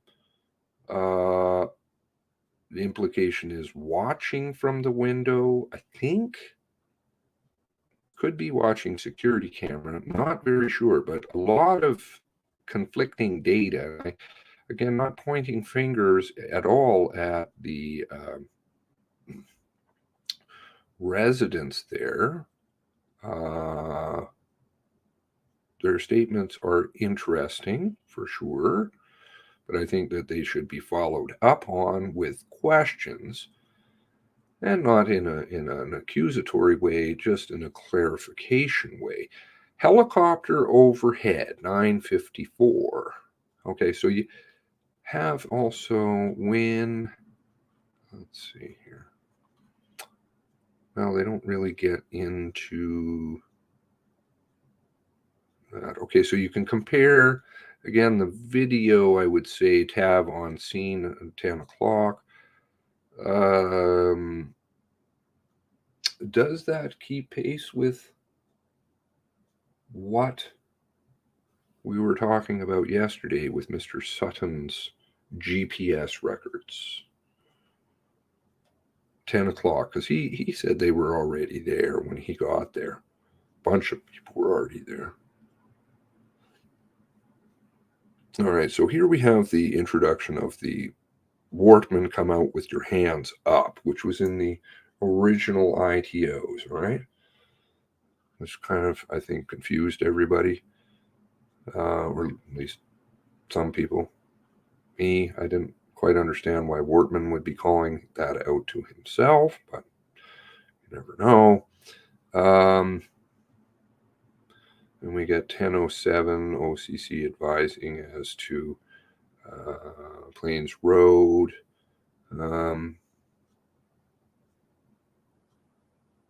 Ert departs Glenholm and heads to Plains Road. Hubley requests Ert member as cover. McLeod goes with him. Okay, so this is McLeod's name keeps floating up. So that's who is down at the big stop with him. I think I failed to mention who it was the other day. 10:11, helicopter over Plains Road. No suspect sighting. Just victims' vehicles. Now, that the suspect, like, if you have a helicopter in the area, wouldn't you be able to maybe find him? I don't know. Maybe he's using helicopters around. You had the first one of the first eyewitnesses. I forget his name. On CBC, somewhere I have the interview, and way like that was on the 19th. I think it may have still even been going on at the time. And he said, "Oh yeah, no, he heard the helicopter in the morning flying around." Of course.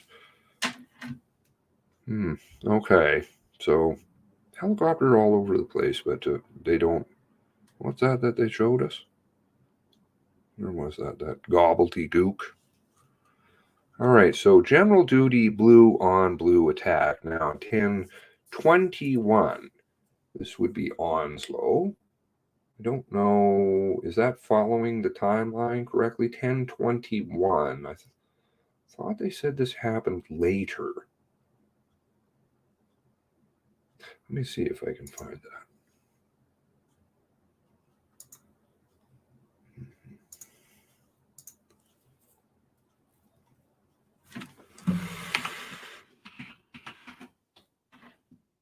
Any of you who know, please pipe in.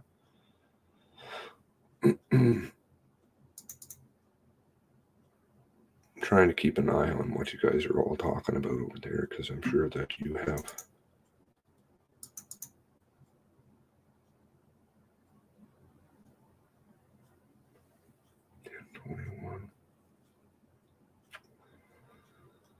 Okay, so I guess the CERT report, we could look at that. Supposedly the mock cruiser, very being facetious when I'm using that term, goes by at 10:17. Let's see. Com.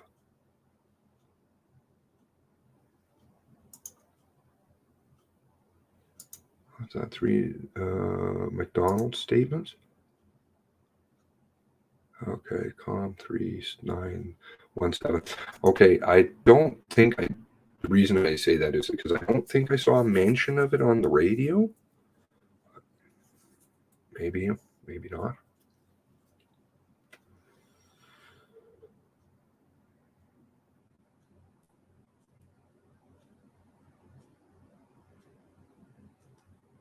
Yes, the alleged handcuff, to which no evidence has been produced. And of course, those cuffs would not have been destroyed in the fire and equally would have a serial number on them, which could be traced back to their owner. Let's see if I have the CERT report filed away here.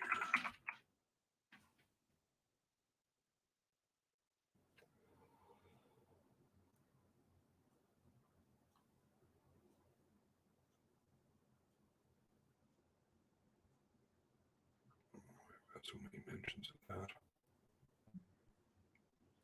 Stoddard, CERT, Enfield. Does anybody have the CERT report on hand? I don't know if I'm missing it. What time that occurred at?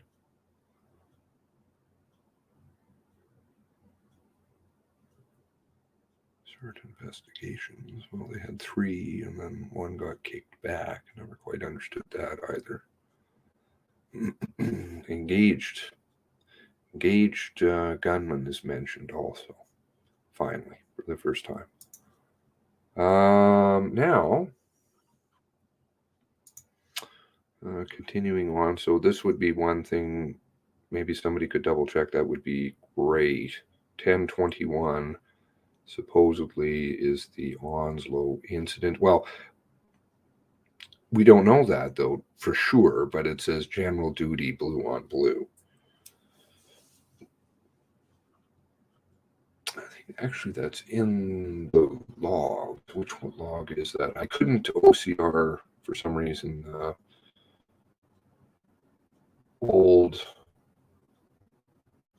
The Colchester radio logs wouldn't work for me. Confirmed suspect call sign 28B11 is not until 1025.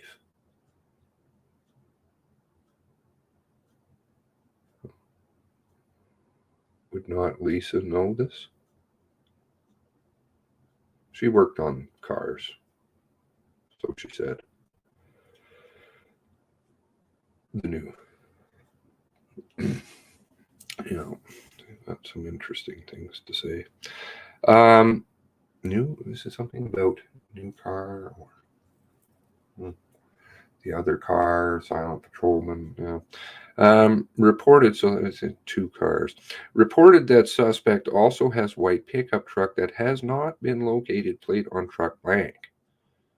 Well, now we don't want to say the plate. Now, somebody did make a very keen observation in the Discord. I noticed that the other day, where there seems to be some dyslexia possibly going on with the plate number.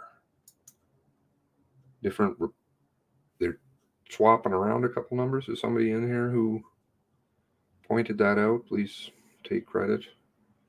Great job. I totally missed that. Perhaps I'm dyslexic. I don't know. But the last 2 digits, I believe, were reversed.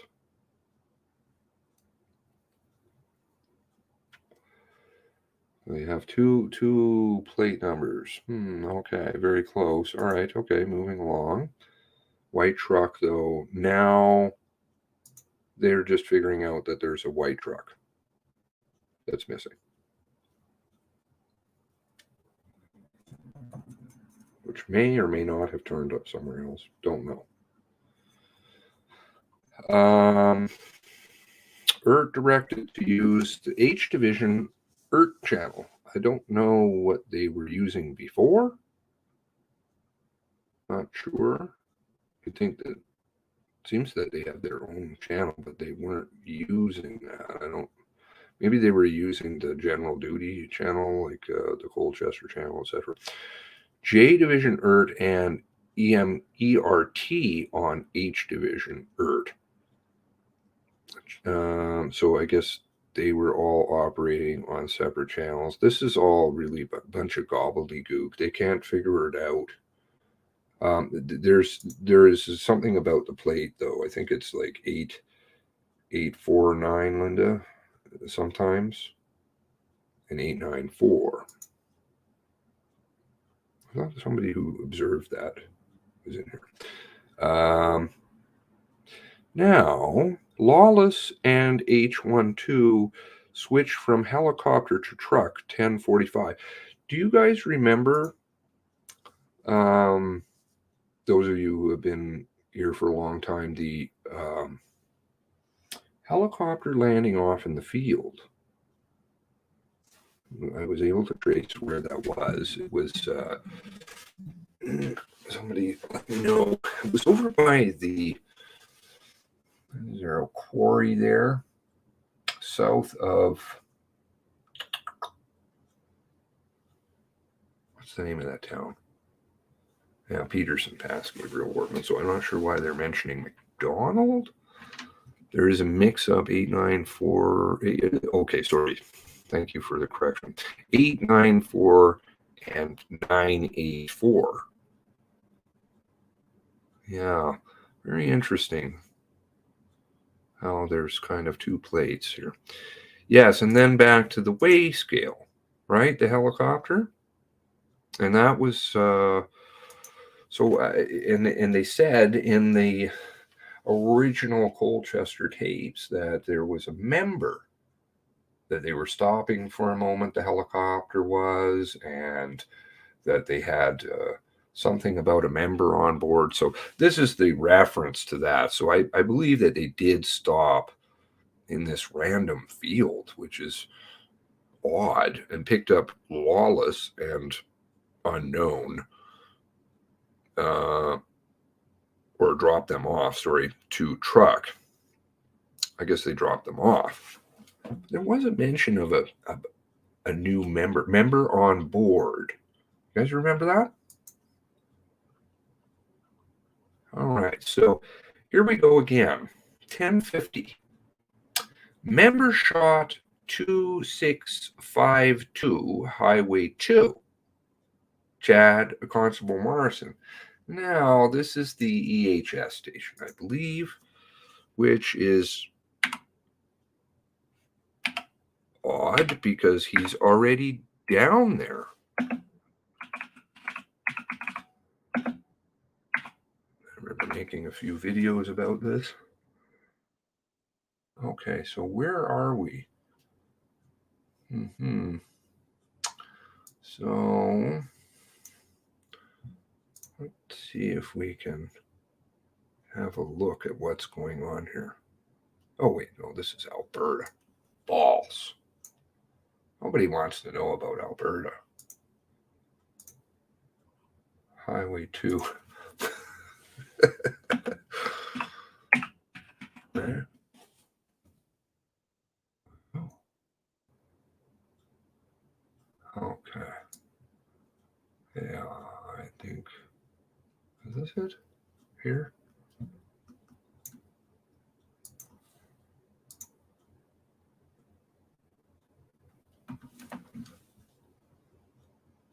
Two 652.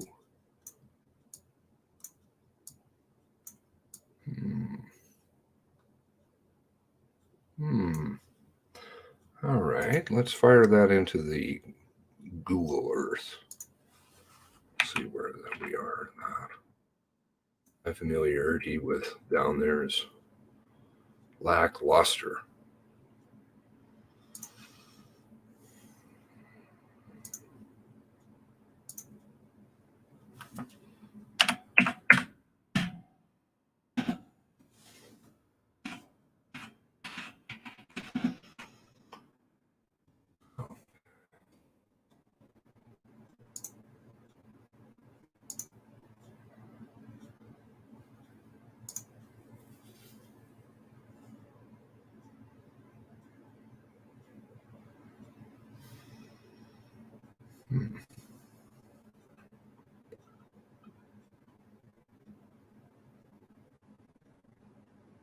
Maybe this is when his first report is coming in. I don't know.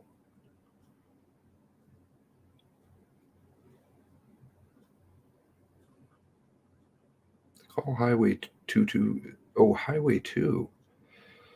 Yes, all right. So if that was the case, I was always very concerned that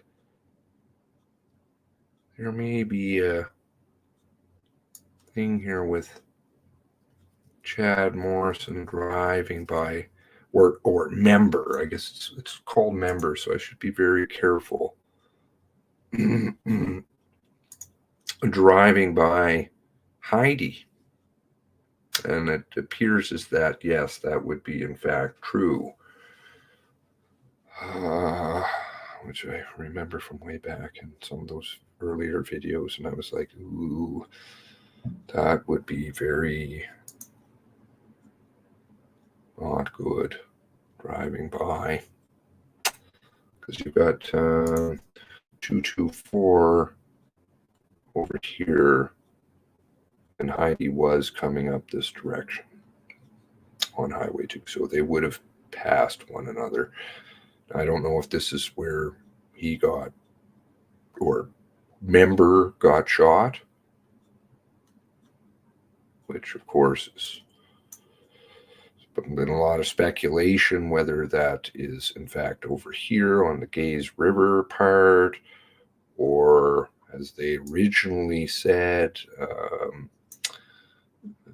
Possible Chad Morrison shooting site B, and that was what was indicated by Darren, but of course he got the roads wrong even, so 224 becomes, what is 236 becomes 224, and he's very muddled in those.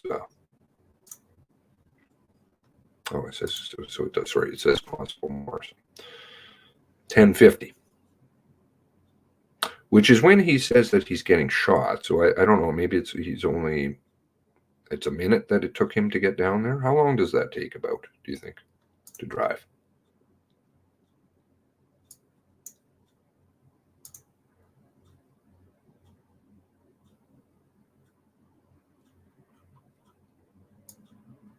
From Gaze River to there. Is that about a minute? I think it's a bit longer than that, but probably not that far off.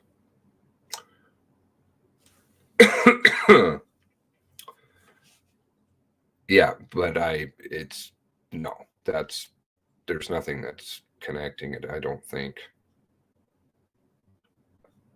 I guess you could say he went this Gibbs Road, but that doesn't appear really to be a road. So not sure how he would be over here. There's no real connector, so I fear that he may have driven by. That would be very unfortunate. 2 to 3 minutes. Okay, that's a guess. All right, I could probably map it out, but well, let's see.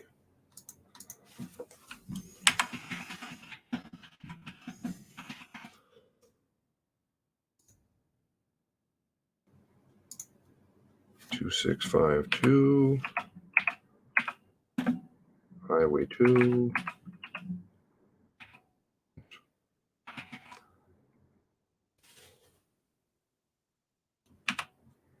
Did I say Butte, Montana? No. Anybody been to Butte? Butte is I like Butte. Very interesting town. Okay, here we go. So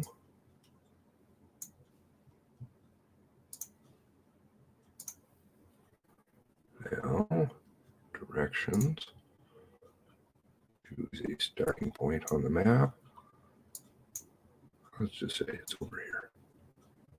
It's about 3 to 4 minute drive. So was he shot at 2652? Is that where his call came in? If he shot at 2652,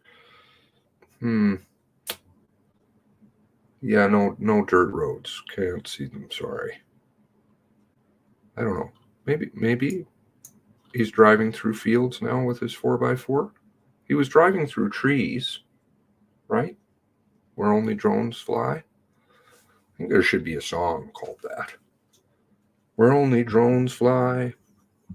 I don't know. It doesn't quite work, but I'm not seeing any road. No,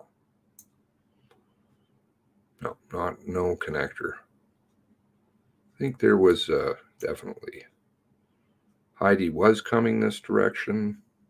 It has been verified. I did some videos on that. I speculated as to that, but it was verified by the Rcmp. So that would be very dramatic for Mr. Morrison.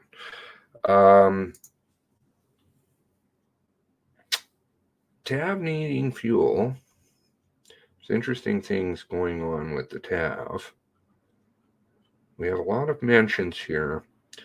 On scene 2, police cruiser motor vehicle accident. One on fire. Okay, so this is Heidi at 10:55. So I'm not sure why it's taking so long. Confirmed deceased, immediate area, suspect witness advised, fled in silver SUV, right? Possibly tracker, though We had the Jeep Liberty somehow introduced there. I'm not sure how that's working. 10, helicopter back in air.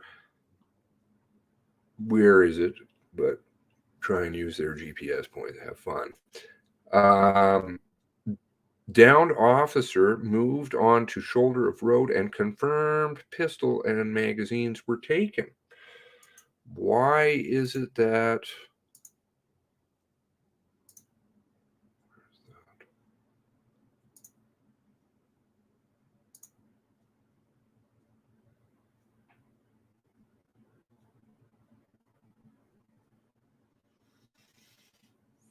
Lots of interesting stuff here. Wow.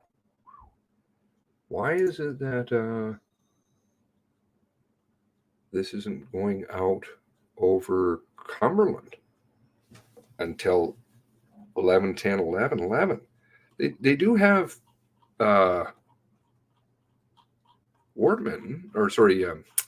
Morrison shooting in here, southbound on Highway 2, which seems to match up again with what that is.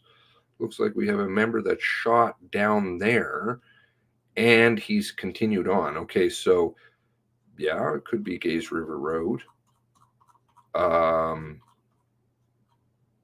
Here we go with the Jeep Liberty again, right?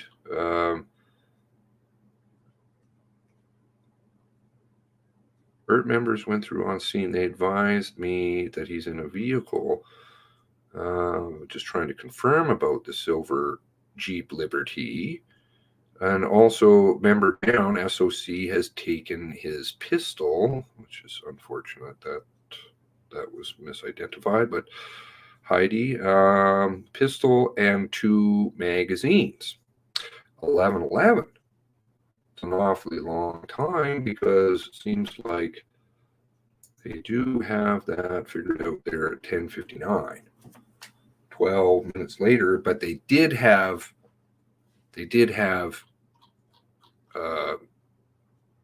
Jazz. So I'm not sure because they've already seen all this for how long is that? 12 minutes. They're aware of it. Okay.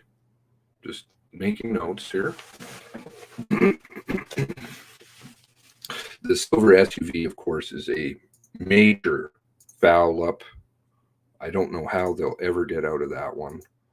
I don't think they can. They know that. I think they've known that since we're talking it over here for a long time because of their tweets, of course, which placed you have it over in Brookfield, which is completely impossible. At 11:06, which would have gone through the chain of communication, which would take some time. You can time out other tweets that they used and see that it does take a bit of time for them to update information. It's not, bingo. It's got to go through a whole bunch of different people and stuff like that. So if at 11:06, they're saying that he's in Brookfield in a silver SUV, Brookfield's a very long ways away from Chubby. So whatever's going on over there they're never going to get out of it, which is why the CERT report was a major problem. Because then you also have him then down 18 minutes later. See, this is how long it takes. Down in Milford. But of course, they still think it's a silver tractor. I suppose that, though, the witness, Mr. Fisher, would not know necessarily. I think it's Mr. Fisher. Last seen in Milford, which of course isn't Chubby. All right, interesting.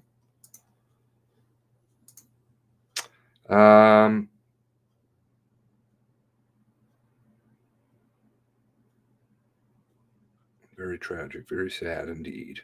11:10. PDS Hubley and McLeod are at the Irving speaking with HRP Ert. Oh. Well, how does that work exactly? Let's see. So then you have the fueling up in Irving, or sorry, at the Elmsdale. That's actually, oh, sorry, I don't know who this is. My apologies. The tab is fueling up. See, all of these things I was asking about, the 4 locations.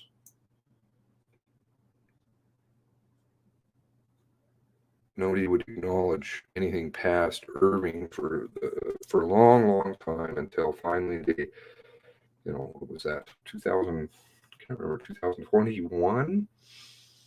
When was that? Those videos? Let's see. I think I did some stuff on it even though earlier.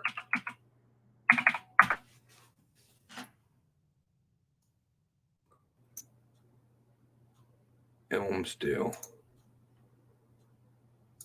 March 23rd. And of course, certain, I don't know, the tape didn't come out until much later. And then, but I'd already had that, and I think I had some videos in here and stuff, and I was wondering what the hell was going on, why nobody was talking about it. Equally, I still wondered where is the mention of the Sobeys up in Truro? Where is the mention of the Sobeys on the other side? The 3 gas stations. So now we have, what is it called over there at the Sobeys Plaza? Eyewitness, right away from Saltwire, put out an article. Craft beer. How the Sobeys all there got locked up and all that stuff. Right away they said that. Yeah, nobody ever supposed to answer to it. Fair enough. Whatever, you guys want to keep skipping over stuff. Now, so they're up there in the Truro Sobeys, and there's a bunch of communications about that, and we're at the wrong place, and blah, blah, blah. Now Hubley departs the Sobeys. Now, how does that work exactly? I guess there's no Irving Big Stop there. There's only one Irving Big Stop in that area, which of course is Enfield. So why is it that 1110 they're over? Like, do they go south, go north to Sobeys, and then going south? Am I seeing something here that's not correct? PDS, Hubley, and McLeod take exit 7, go to Irving Big Stop. But I thought you were just there. Irving Big Stop. There is an Irving Big Stop in Elmsdale? Okay, I didn't know that. Irving Big Stop.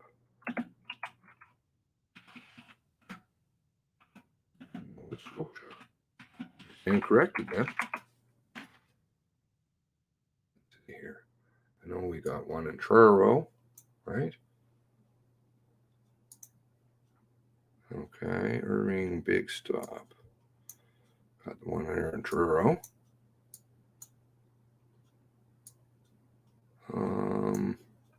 Enfield. Just an Irving station. Okay, so what are we supposed to say? That this is a typo? Is the Sobeys Plaza, is that an Irving?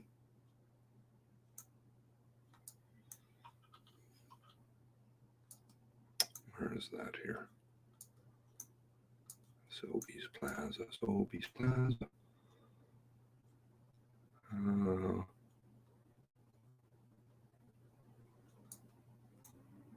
There we go.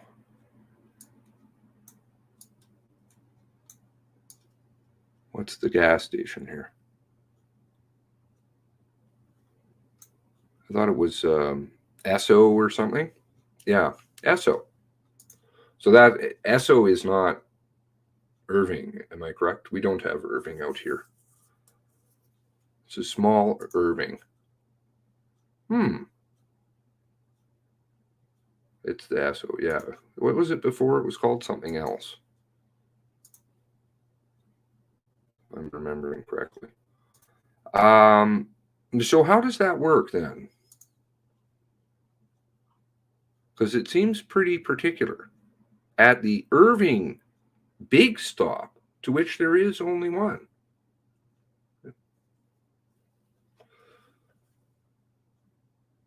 So that would put them down in Enfield at 11:10, seemingly back in Elmsdale at 11:20, and then back down at the big stop at 11:24. Am I reading that correctly?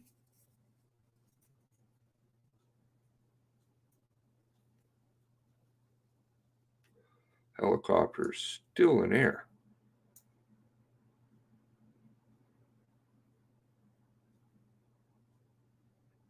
At exit 8, fueling. A lot of fueling going on. A lot of gas stations going on. Are you picking that vibe up yet? A lot of gas stations.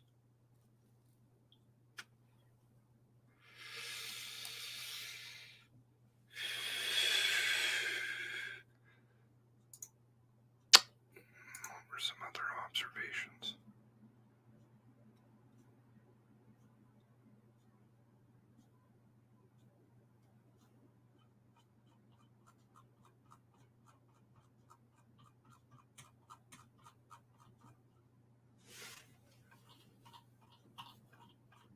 These will all be very good readings and comparisons, and it's called the Circle K. Definitely remember hearing the helicopter.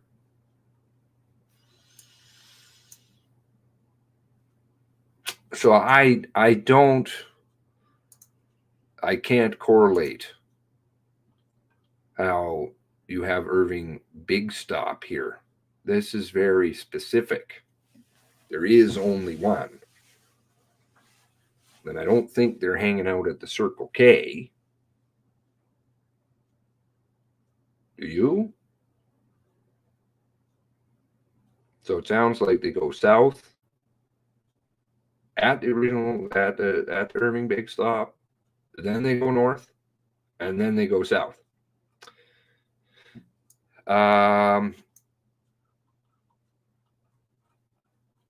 Okay, Hubley and McLeod pull into gas pump. Observe, what were they just there? Observe gray Mazda vehicle. Okay, so it's good, not red.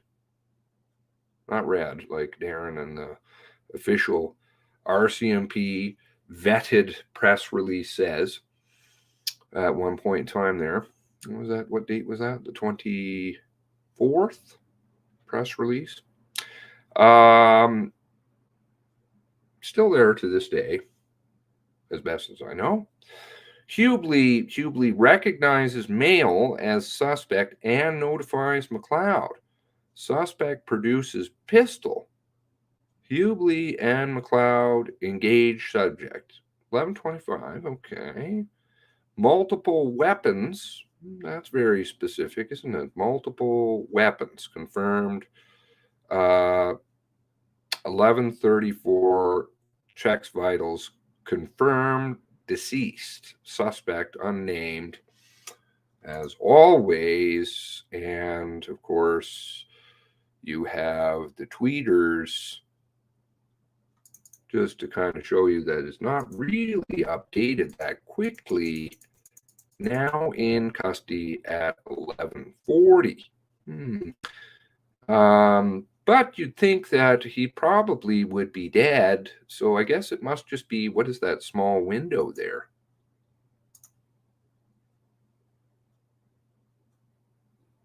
Where were we? Oh no.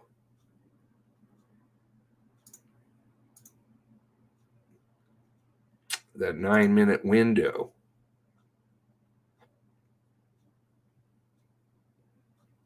And so I guess Mr. McLeod also was shooting. I don't know. That's my read from the steering wheel, cockeyed, driving into a pump picture with a pistol that isn't Heidi's on the floor. Black. How do they recognize the perp from behind when he's in a small car in a gas station? Well, I remember way back when and asking about line of sight. That would be a very hard thing. And I actually went and did the measurements. It would be difficult to see into a vehicle up above, across a pump. You know, possible, I suppose. You'd probably have to kind of lean down and look. But again, why would they be looking for the Mazda? But why were they also at the big stop? I guess why were they at other gas stations? Now, Dion also has a statement, which I haven't read through, but there's all kinds of them there. And I suggest people read through them. Perhaps we should divvy these up in amongst the Discord. You know, a couple of people work on one. There's 300. What was it that Julie told me? I think it actually may be even more. When I seem to use her fancy, schmancy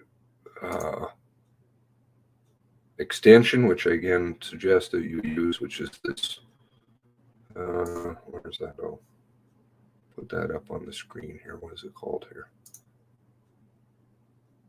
Oh, balls. Multi-file downloader. Multi-file downloader. Okay. So, you know, this can make your life a little bit easier because, of course, that's not what they want to do. I'm sure they'll figure out some way to block this at some point, but at this point in time, it still does work. I don't think it scoops up videos because they have really done a good job on that one too, where you have to screen record because, you know, they want to make you sit around for half an hour and record a screen, not being able to use your computer. That makes sense because they want to be very transparent. Okay, so do go and scoop this up. Multi-file downloader from Chrome. It's this little thing. And here I can just show you how that would work. Okay. Wonder if the calendar's changed. Probably. It always does. Oh, can't be reached. Oh, there we go. Okay.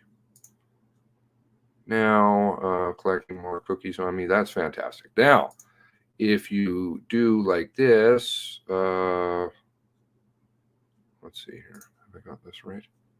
That should work. Maybe they've fixed it now. View downloads, rescan page. Interesting. Well, maybe it's just me. There we go. So then you can go and scoop up all of the audio and the documents. You'll have to verify, and just pick a few and check that they're there.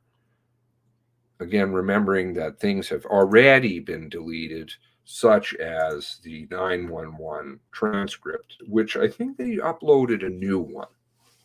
It's been altered. There's good stuff in that. The old version. Okay, so where were we here? My apologies. So I'd like to know why it is that they're at the supposedly Hubley and McLeod are at the Irving Big Stop with the, what did I call them? Smurfs? Blues? Big Blue or some balls way back when, running around so that they could get the, one of those pictures, remember? They're quite sad.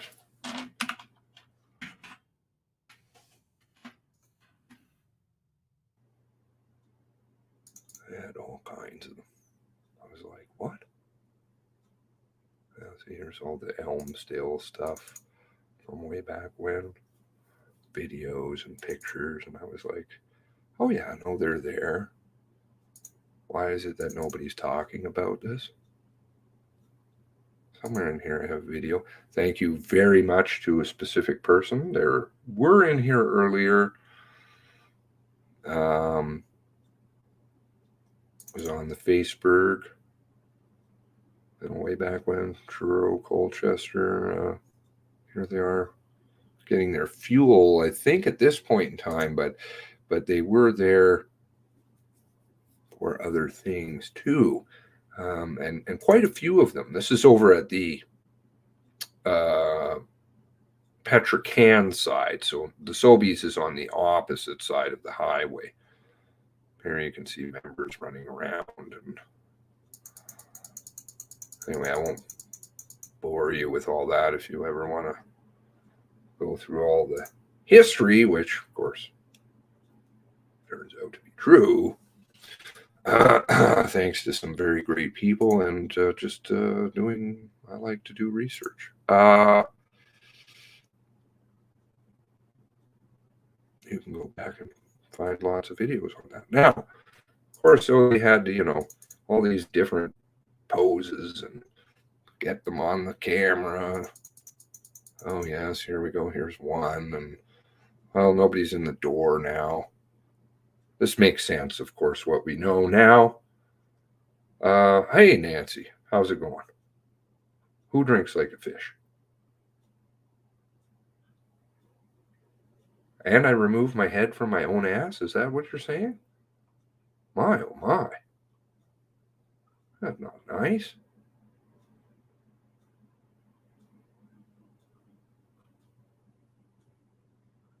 I'm a functioning alcoholic. Well, I am an alcoholic. I no longer drink, but and you get all these silly poses.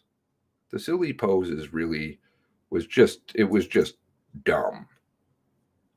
And of course this violated logic right away. I'm like, how could they be down there with camera people? Like, do they walk around with their own press brigade? Or did the press just happen to know that they would be at the big stop? Because, every time a crime happens that, well, the press are just right there with multiple camera people. Yeah, that makes sense. Derp. What was it, Miracle? What was it they said? What was that?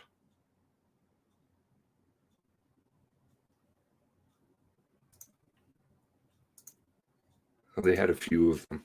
They always have miracles, in these stories, which is sad. They really think that people are that dumb. I'm sorry, I find it quite insulting.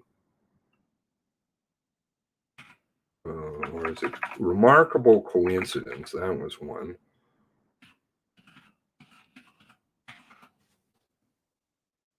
Here we go. Let's watch remarkable coincidence. What do you think? I feel like remarkable coincidence today.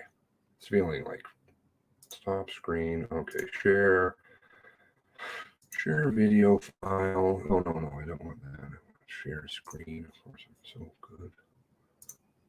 Remarkable coincidence. What are you talking about, man?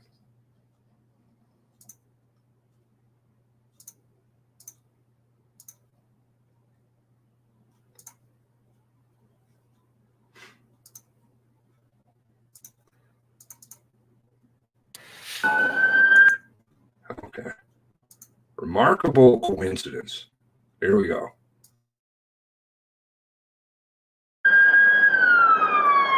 It was here in the Portapique area that the shooter... Oh, there's the damaged car there too.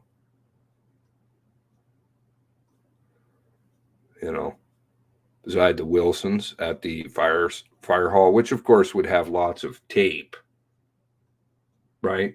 Might even be timestamped because it's connected to the internet and all. They don't need to put it on there. This is so sad.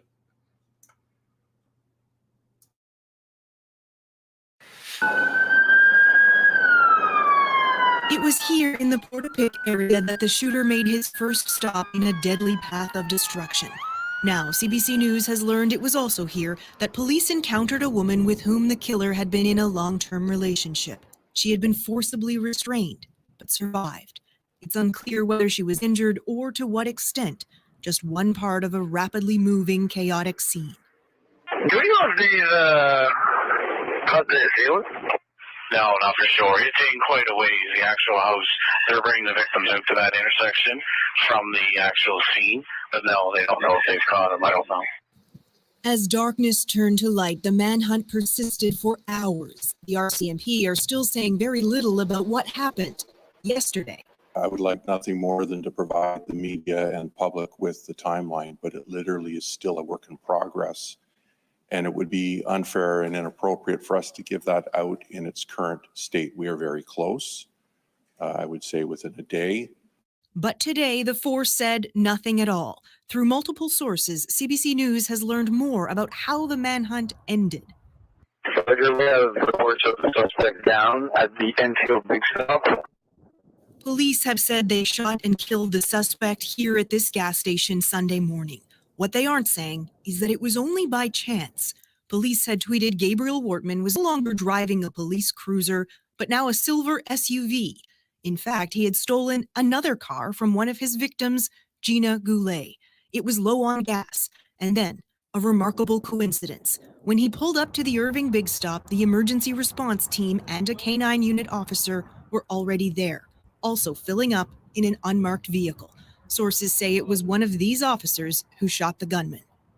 Yesterday, police said they're holding back the timeline because there are still gaps in it. They said any mistakes could impact both their investigation and the victims' families. Kayla Hounsell, CBC News, Halifax. Remarkable coincidence. Because you'd be looking for what vehicle again was it they were looking for? Oh, right, the silver one.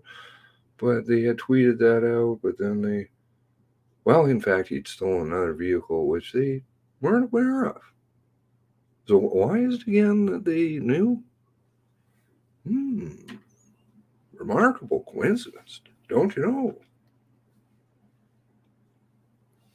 Violating logic. Not hard. Anyway, now I'd asked earlier because Julie had pointed out that the white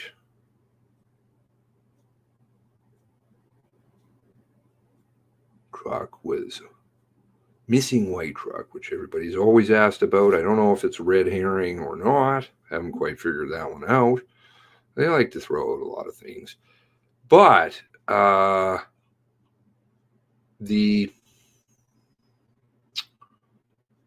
think it was Julie that pointed it out.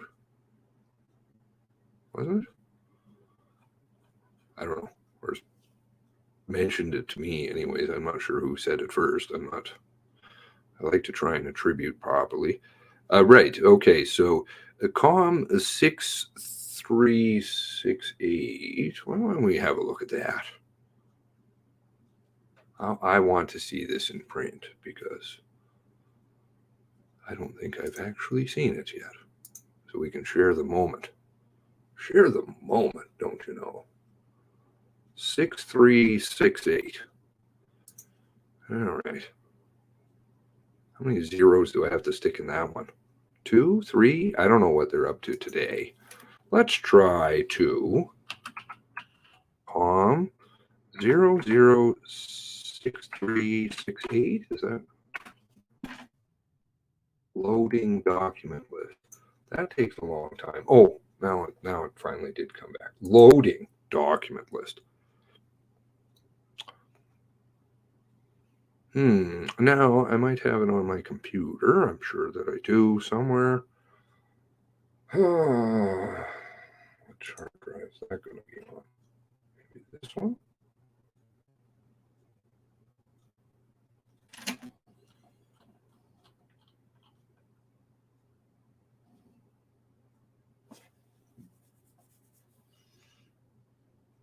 Is it here?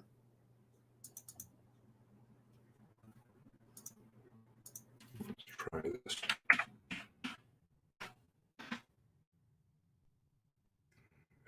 Found 6368. Does anybody happen to have that?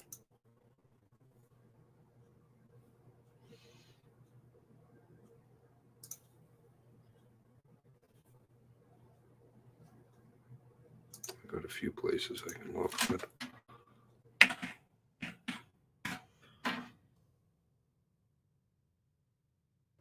K-19, The Widowmaker. That's a good movie. Not sure why that's coming up in my search, but let's try over here.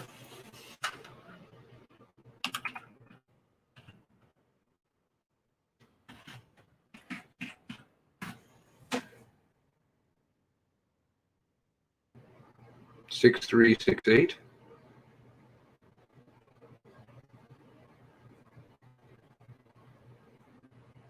I believe it's 6368. Oh, it's 3 zeros on this one. Okay, maybe I do have it. Let's see.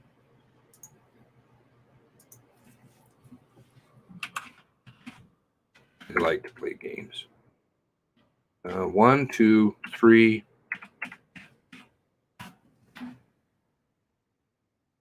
Working faster than me.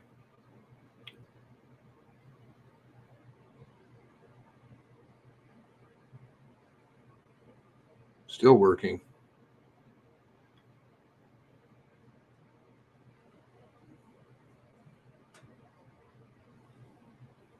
Sorry, it's a larger. This one's a larger external hard drive. Takes a little while. Even with 3.0. I mean, come on. It's like the Clinton 3.0. What's the Clinton 3.0? Oh, that's the changed aspect one. That's right. Didn't like that people were pointing out that the shit in the background could tell that they were trimming stuff.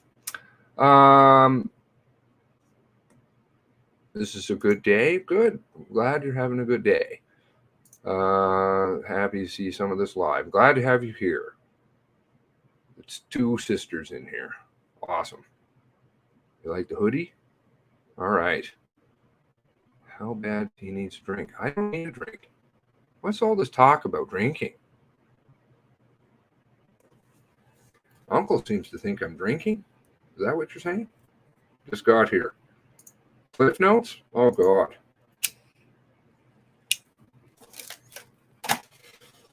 Don't know where to begin. I'll let somebody else try if they want. But glad you could come, Ken. Just reviewing different things. There was a bigger dump today, and wow, it's still going. Maybe I won't have any luck. Anyways, apparently 6368 for those of you. COM 000638. Copy. Okay, we'll do this. I believe that's what it is. Hopefully it's got the right number. Oh, Tim Bousquet. Isn't he American? Oh, yes, he used to live in Arkansas. Anyway, moving along. I reached out to him. He didn't want to talk. Nobody wants to talk to Seamus. Bad news. I was told that I was bad news. Don't know how that happened. Oh, I do, though. All part of the bigger story. It'll come out one day. 6368, apparently in the F-150 is mentioned in there as a pointer vehicle. So we got 2 pointer vehicles. Great. I could just probably barrel on for, okay, let's see here. There we go. I have 638. I have how many versions of 6368? 1, 2, 3, 4, 5, 6, 7, 8. Okay, this one's already done. So let's just have a look. Yes, okay, so 6368 is the, that's why it's not showing up. It's, of course, the 911 Wondershare. I guess this is the OCR. I think this is Julie OCR. Okay, now in here is the pointer car. We'll listen later from the beginning. Oh, you're off? You're off? All right, well, do have a good day, Ken. Good to see you. Now, excuse me. Let's see if we can find pointer.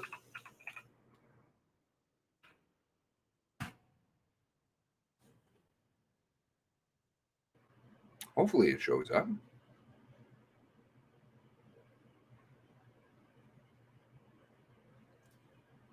No, not leaving. Oh, okay. Well, I apologize.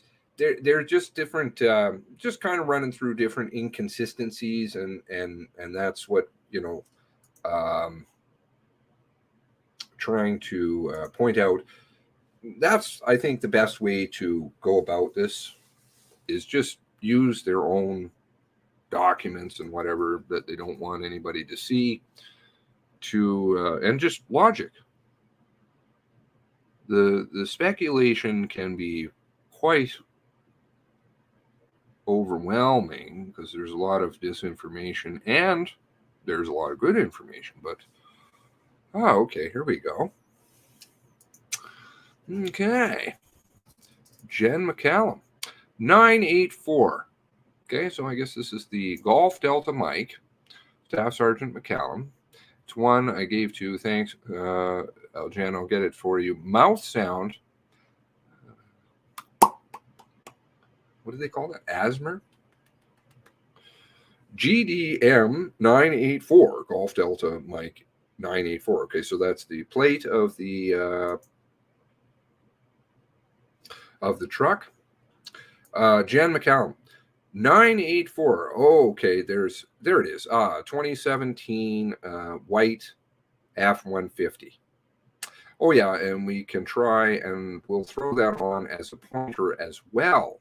Okay, so it wasn't, but we didn't do very well the last time. Now, that might answer some questions. What time is this at? We didn't do that very well. We can't, well, we did it. We did well. It just didn't work in our favor, but ha. We'll keep trying. Okay, thanks. So it sounds like it's getting added. No timestamps on these, of course. You'll get a generic one at the top, I'm assuming.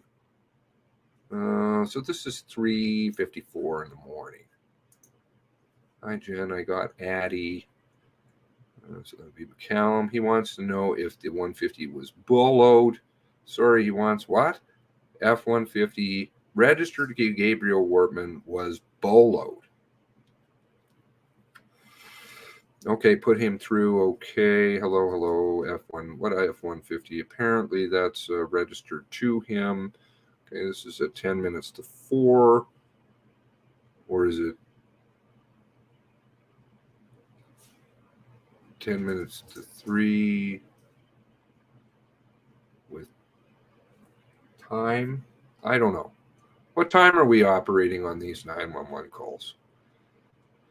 We did bolo to, okay, does anybody remember boloing the F-150 registered to Wortman? No, just the Mercedes and possible police car, of course, possible. No, we can update that F-150 with colors white, red. Is it white, red, blah, blah, blah. It's white, almost gray, And then it's getting added as a pointer vehicle. We'll throw that on as a pointer as well. So when was the original pointer vehicle? But again, you have another conflict there because the ERT report seems to indicate, what was that? About the truck being added much later. Let's see if we can find that again.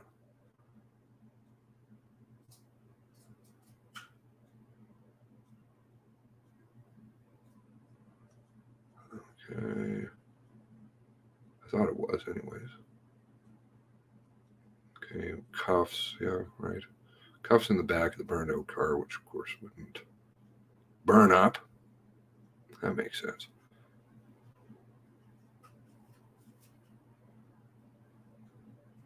Oh, bollocks. There we go. So 1027. Suspect also has a white truck. Has not been located. What time was that again?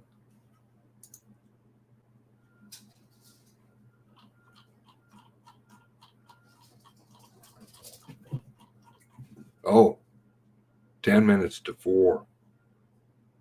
Or 10 minutes to 2. Sorry, 10 minutes to 3 if you do Eastern time. I don't know what they're operating on today. Maybe it's right up there with the cameras. Probably something like that. Now, I'd like to look at, I haven't looked at all. There's so much stuff. And hopefully people in the Discord will kind of group up and split up some different documents, highlight them, and report back. That would be good. I always envision that the Discord could kind of be utilized in that way, more organized. I'm not much of an organizer, in case you haven't noticed. I did notice that there was a Dion Sutton in here. So we read through Dion, and I know those of you who haven't watched that, please do. Yesterday's video is, and share it. It's really worth it. I do hope that I haven't, misspoke on his behalf. I'm not planning to, but just reading what he wrote. But I hope I didn't read anything out of context. Police dog services, H division police dog. Okay, so file numbers are always important. If you ever want to do ATIP requests, which of course they will lose you because they cut the department and do all this stuff. I'm sure if Todd is in here, he can explain. He's probably much more proficient at it than I am about how ATIP is just an absolute gong show because they don't want anybody finding out anything about anything, especially if you even work for them. Now, his dog name's Fergus. Isn't that nice? Well, the Rcmp dog. Well, he doesn't have Fergus anymore, I don't think, if he's out on leave. So let's see what he's doing. So this is the next day at 11 o'clock, and it goes till 11:39. Rural bush, grass, gravel is his search. Time input. Date attended. I see. Okay. time employed. So he got called at 11:01 and was there starting at 11:39. I think he's in the mailboxes, sadly. You thought his name was Dux? Was that his old name? I don't know. I've never actually saw a dog's name, so.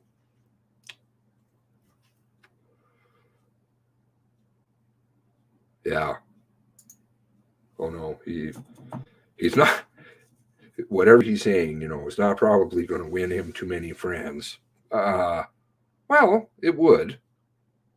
But certain people wouldn't be very happy, I think, with some of the things he said, though he said the truth, which is beyond admirable. My hats go off to somebody like that. So far and few between these days. Results, I'm not sure what he's doing. PVA provided valuable assistance. While OA at personal residence, PDS team dispatched to assist Colchester members in relation to a possible shooting in Portapique area. Okay, were we still in the cat rolling around phase on the tweeters at that point? I think so. I think that was till 11:30. Wow. I do too. Yeah, let's just go. Get right in there. Initial information advised there had been a police vehicle in a driveway at a residence. Well, I don't know why all these other people are saying that they don't know anything until 7 o'clock. And that there was a number of shots, individual shots. Of course, they're all over the place saying that the police vehicle. What are you wanting? They tore up some paper. It was silly. Okay. That'll give me something to do later.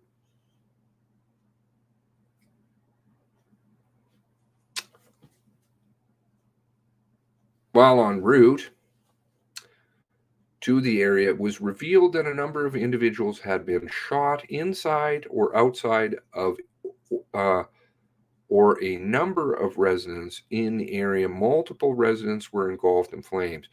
Leather's description was kind of, he said residents singular, which I always, again, goes back to those early reports of very weird stuff. I'm not sure what was going on there. 2339 PDS team arriving at Highway 2, Portapique Beach Road, and assist in containing the area. PDS team equipped with hard ballistic armor, ballistic helmet, night vision. PDS team continued to provide overwatch checkpoint member until ERT arrived on scene. And he spoke about all that. 132 PDS team deploying with ERT in TAV, entering hot zone to assist with extracting members and searching for SOC. 140 searching area on Bayshore for SOC. Now, Bayshore is down at the end. Is that right?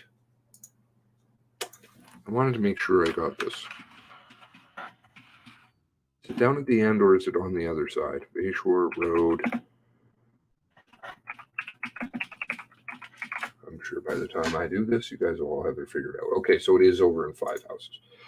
Now,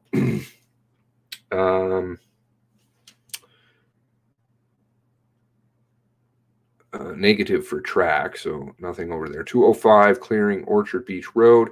Male who was hiding in woods located, placed in TAV at 231. 237, excuse me, seems to jive with the ERT report.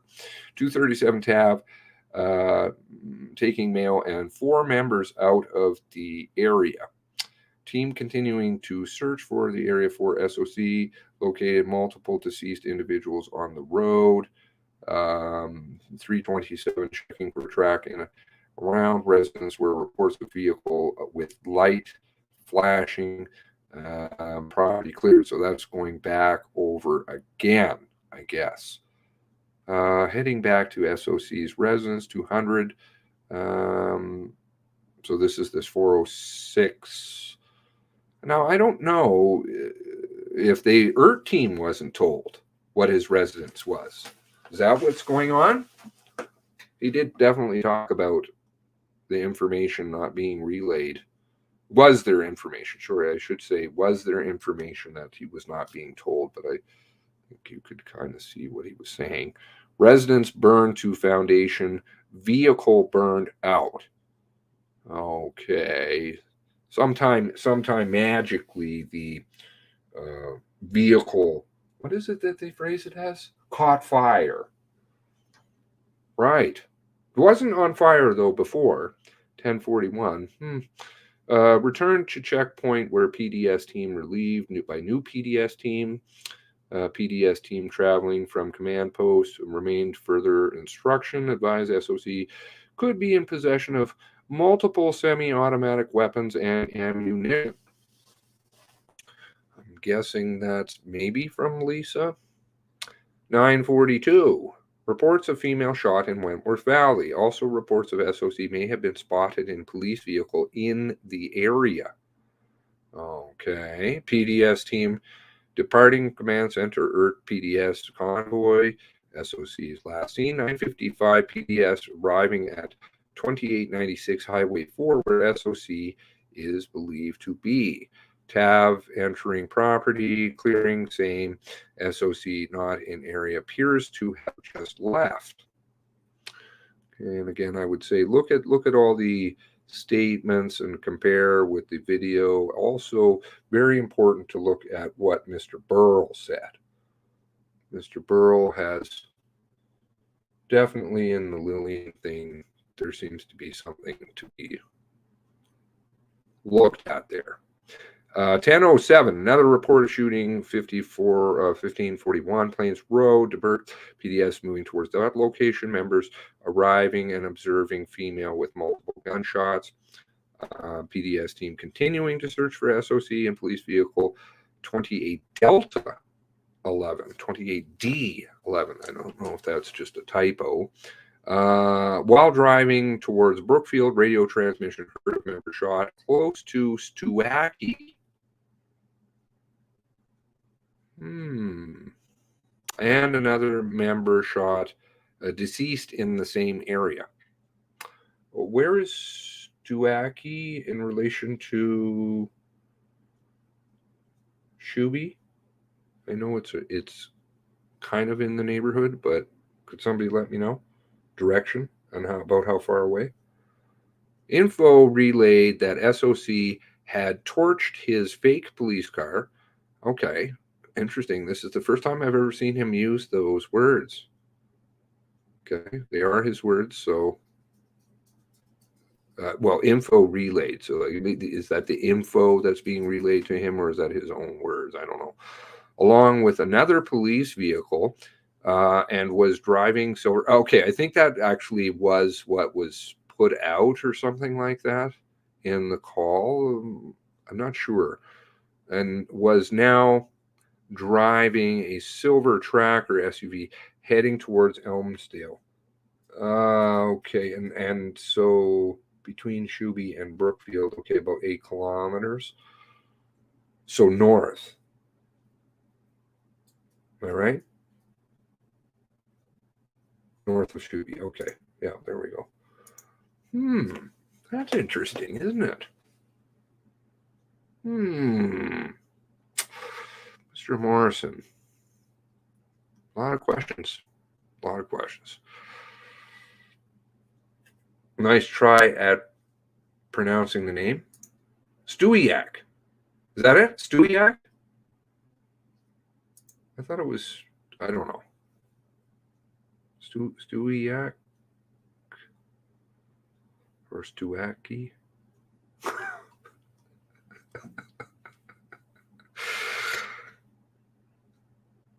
Stewiak? 6.91 kilometers. Yay! Okay, see, okay. You gotta give me, I'm getting it a little bit. One of these days, a lot of things might happen too.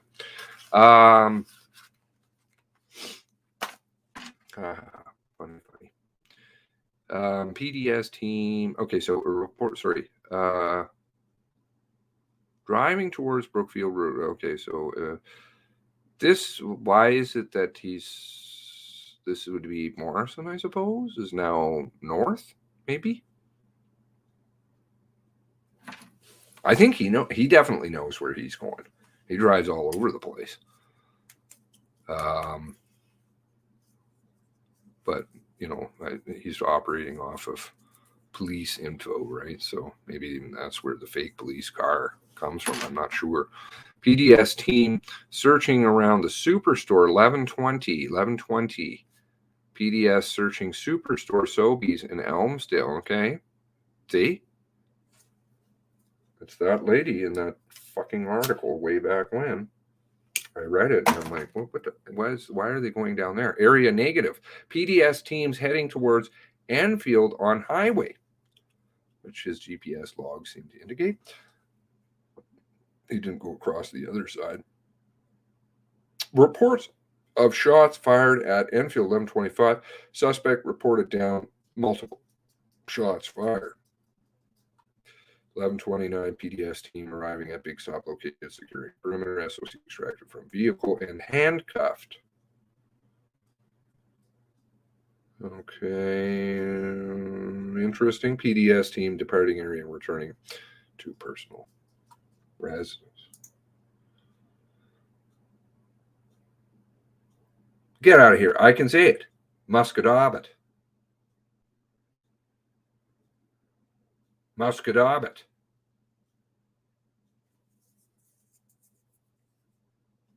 Don't I have it? Don't fob it. Muscadabbit. Okay. See? You're going to be, the clock's always right twice a day, as somebody likes to say. Let's see what other stuff we have in here. We have statement of, we have a statement from Craig Hubley.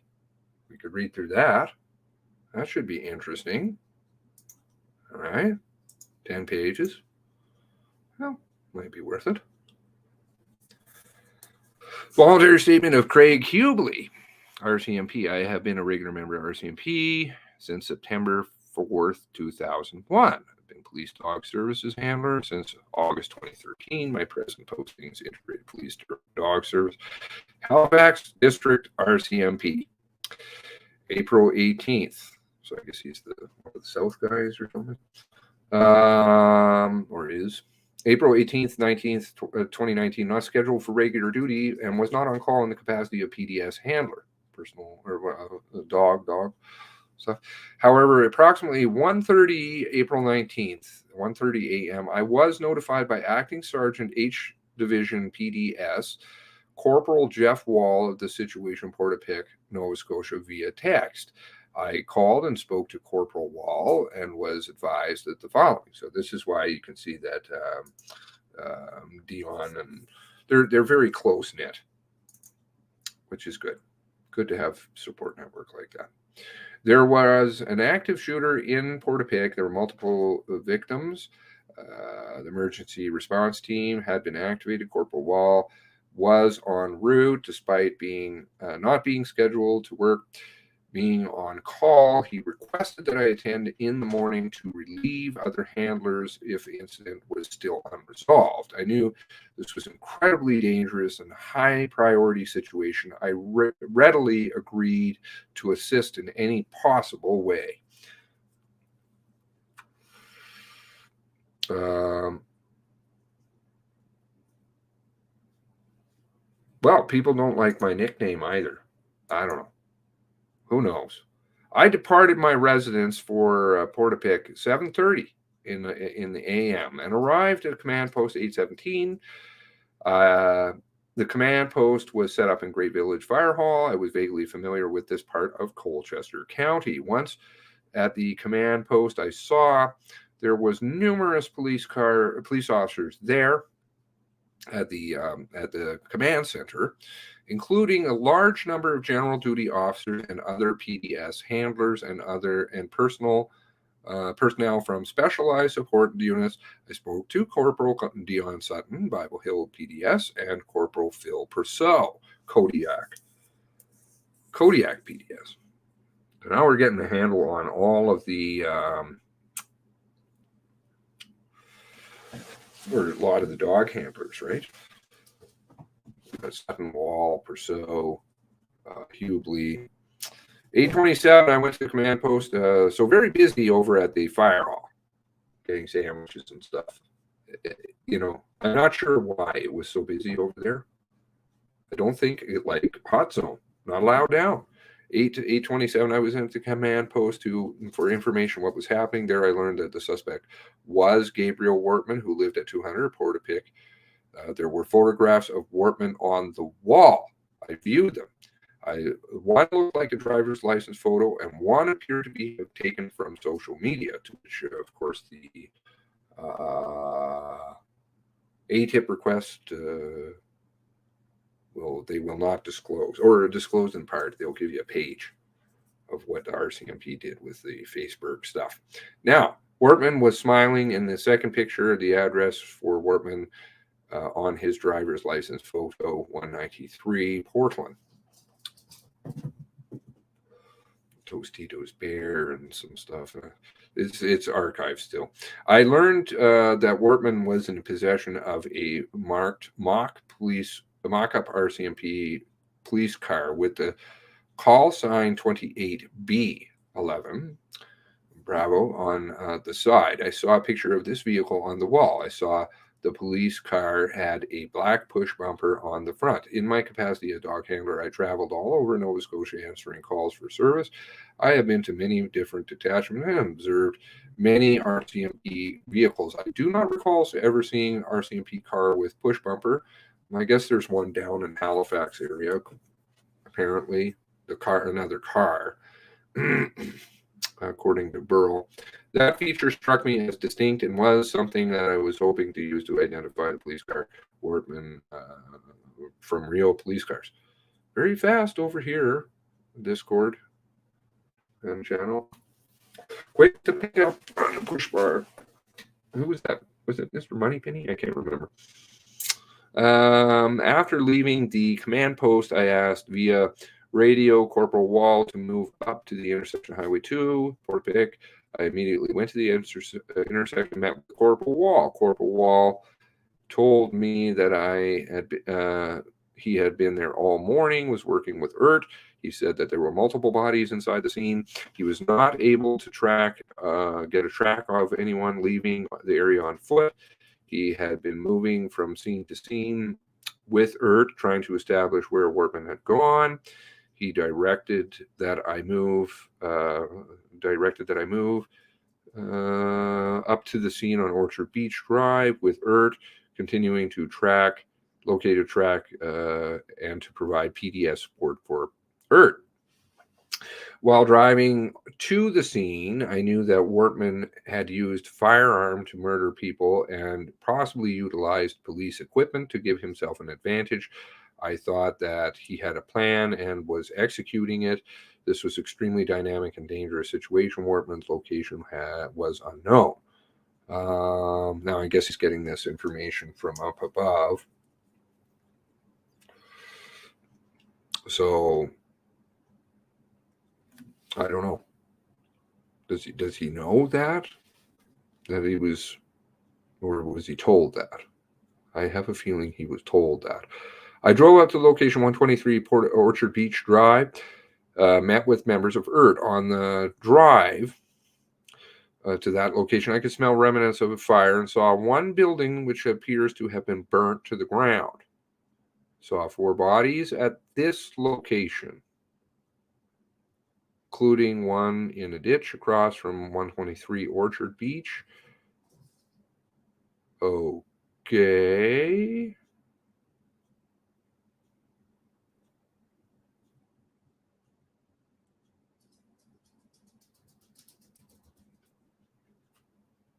Not sure.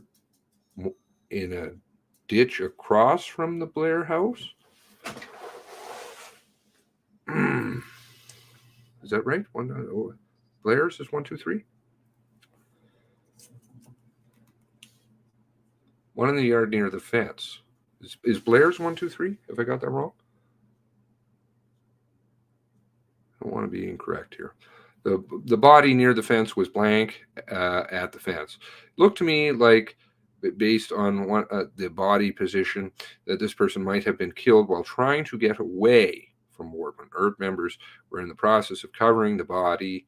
I think that's all in the Rcmp report there. I spoke to Constable Ed Clark, Rcmp, at this location. He asked if that I attend the residence and look at a dog that had been injured. Somebody verify whether 1, 2, 3 is Orchard. 1, 2, 3 is Blair or not. I can go and look, but would save me. And you. His description of the injury blank. I remember the address possibly 1, 2, 3 Orchard Beach or next to it. Okay, so the min pin, Zoe. Are you a min pin, Nova? I walked up the driveway to the house. I saw a small dog on the veranda sitting in a pile of clothes. Oh, they're probably doing curling. They like to curl up. I got closer, graphic information, and was male. This person was clearly deceased. The dog was small, maybe 20 to 30 pounds, looked like Boston Terrier. Oh, well, that's a big min pin, man. And Boston Terrier looks slightly different. Potential harmful information, gunshot. I went back to my truck, got canine first aid kit and food. Returned to the house, administered first aid to the dog. Looking at the dog, I thought there were chances of survival were slim. Constable Clark told me that he, who I assumed was Wortman, had shot the dog and the people in the house. I told Constable Clark that the dog was not going to survive with the care that I was able to give it. Oh, this is sad. Constable Clark told me that the dog had to live because it was the only thing the kids the people were dead in the house and had left. The people dead in the house were parents of 2 kids who were not home.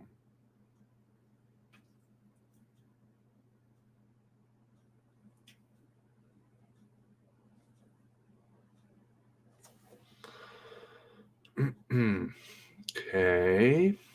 Interesting. Not home. I don't know. I wrapped the dog in emergency blanket, told Constable Clark to drive my truck to the intersection Highway 2, Portapique Beach Road. I carried the dog while Constable Clark drove.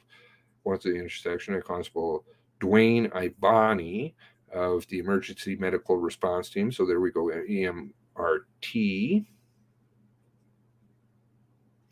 I handled the dog to him at 9:36. Constable Rodney McDonald of Bible Hill Detachment was also there. He told me that he was already in contact with the vet in Truro. So the vet had offered to come to the scene to treat the dog at the clinic. I told Constable McDonald to take the dog to the clinic. 20 to 30 pound Boston Terrier. Okay, so there's a body located in a ditch across from the Blairs. Anybody else find that a bit strange? Yeah, I see the Newfoundland town names. I'm not going to touch that. At this point, I believe that Wortman was responsible for the deaths of at least 4 people in the area and had shot the dog, given the proximity of the residents to the bodies. Thought it likely that he knew the people that he killed. I also knew that he had shot these people and was still likely armed.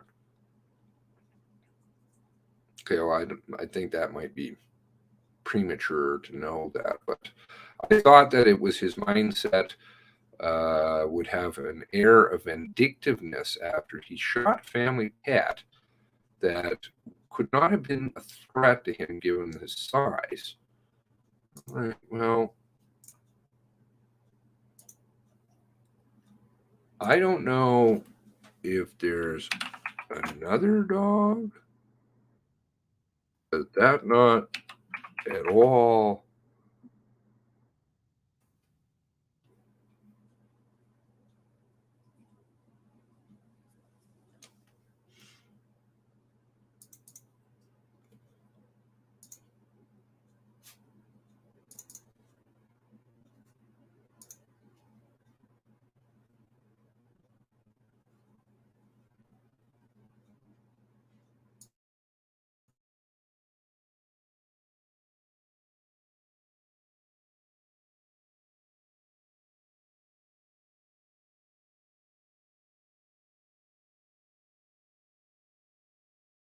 Well, as the chaos was unfolding, the smallest shooting victim was raced to surgery. Carolyn Ray has the story of a beloved family dog and her rescuers.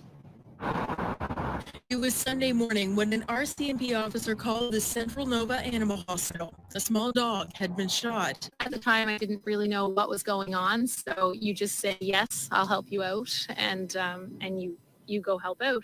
I was pretty shocked when I first saw it. I have never seen a gunshot wound in a person or an animal. It wasn't before long that 9-year-old Zoe was in their care. They faced a horrible realization.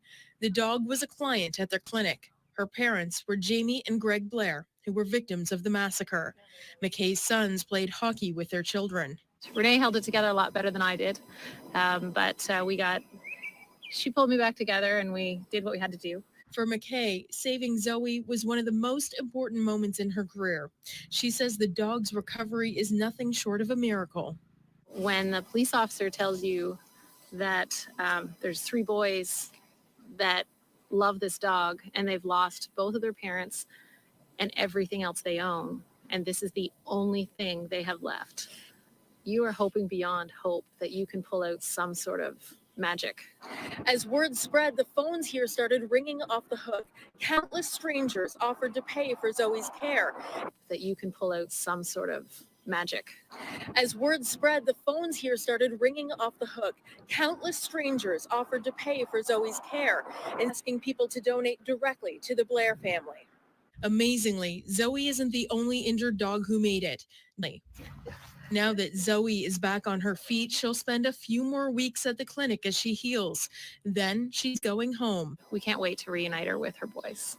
Carolyn Ray, CBC News, Truro.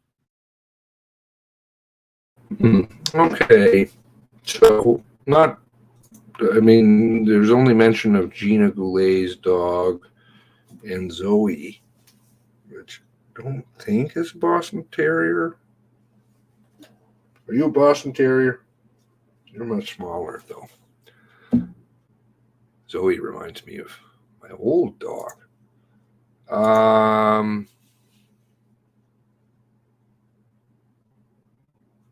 Their obituary doesn't indicate anything for fur babies. They're very happy to have. I don't know. Maybe just nothing. Well, not nothing. I mean, it'd be very sad. I never have heard of this other dog who died. That would be tragic. Given the close proximity to the residence, I thought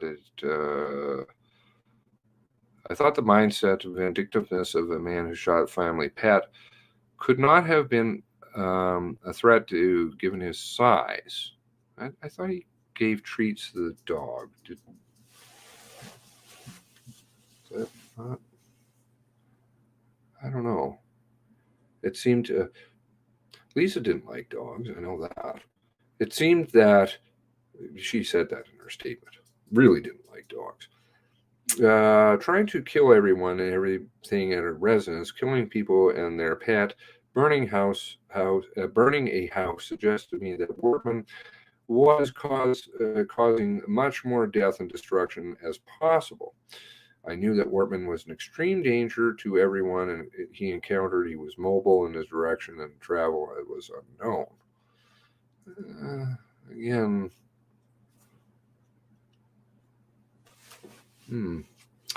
While standing at the intersection at 9:45, I heard over the radio that another victim had been located. So I guess no hitting a here. Okay. While standing at the intersection 945, I heard, what was that? Do I still have that? Yeah.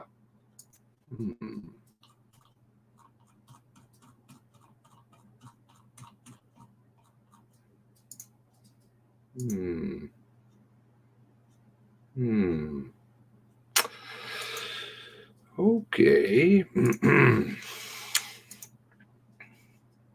Needs to be had issues with dogs, yes.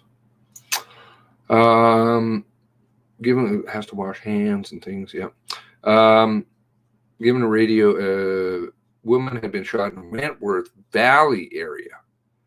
Given the close proximity to the bodies I thought Wortman was likely responsible. I left the intersection and drove back to the command post. I believe that Wortman was now killing spree and would continue to kill other people.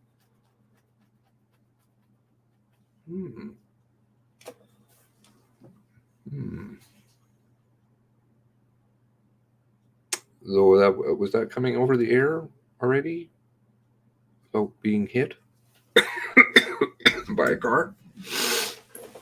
The vehicle I was driving was unmarked 2015 Chevrolet Suburban. It could carry my PDS and equipment. I was armed with a Sig Sauer 226 pistol, chambered to 9mm.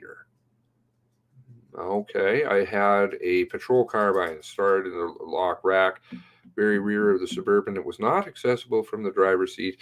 In order to retrieve it, I would have had to move the rear of the Suburban, open the hatch, and unlock the rack. So not still locked up. At the command post, I saw numerous members getting mobilized. I saw Staff Sergeant Addie McCallum in the parking lot. I told him I needed cover. Remember, my intention was to drive to the scene of Wentworth Valley. Staff Sergeant McCallum got on into the truck with me, and I started to drive towards 104. Okay, so is it McLeod? I guess is not. We got McCallum right now. Up to this point, been all incident command with operations commanders tasking police resources.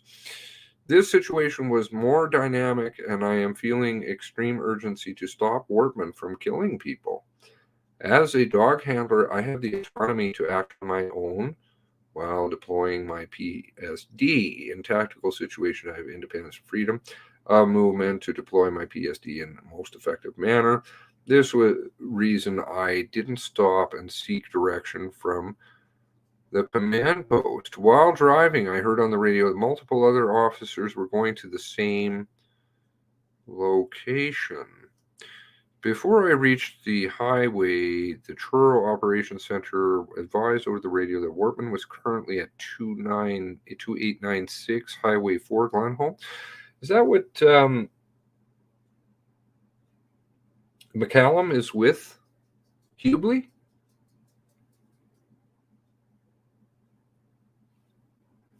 At this point? And then just McCallum goes somewhere else and in comes McLeod?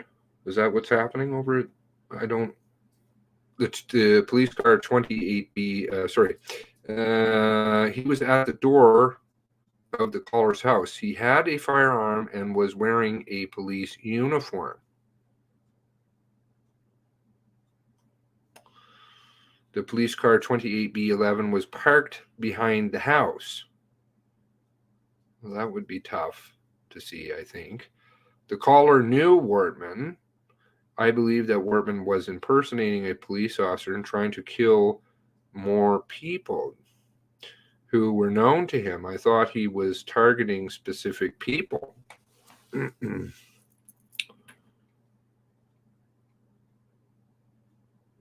Yeah, but I gave treats to Lisa's dogs. I never heard anything about this other dog. The dog thing's not adding up here to me, but anyway, I drove to 2896.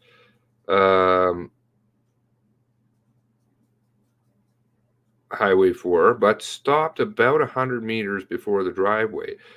This was to be at the staging point. Staff Sergeant McCallum got out of my truck, began to coordinate with RCMP members arriving shortly after PDS vehicles arrived. I moved closer to the end of the driveway with them. I saw 2896 Highway 4 was a single dwelling situated far back from the highway. There was a red excavator in the driveway. Caller described it being known, and I knew it was the right location. The other PDS members deployed with carbines. I retrieved my police service dog. Okay, so Sutton isn't on scene. He shows up not just a few minutes later after Wortman supposedly left, but there was all kinds of people already in there with the TAV. Took position behind the cover of my truck. The house was approximately 100 meters back from the highway. There was nothing for cover between the highway and the house. I did not see the police car described as a caller. ERT members were using cover was available, forming a rough skirmish line. A tactical armored vehicle arrived. ERT members got in, started up the driveway. The TAV departed. ERT voiced over the radio. You can kind of tell certain things too by the tape, which is very sketchy, extremely sketchy, but because it blacks out, but you can see where the TAV kind of arrives and how much later. I'm going to put it into the timeline and see if it fits.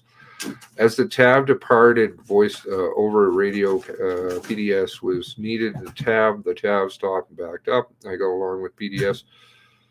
I, along with my PDS, got PSD, got in and went into the house. The TAV stopped close to the house. The member began calling out to Wortman on the loud hailer. Members of the TAV said that they could not see a police car that Wortman was driving. While in the TAV, I looked at the area of Google Maps on my phone. I saw that there was a large number of outbuildings, past stuff in the bush behind the house. I thought that it was Wortman who could be hiding in the area.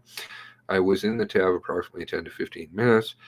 OCC advised over the radio that a woman had been shot in Plains Road to Burt.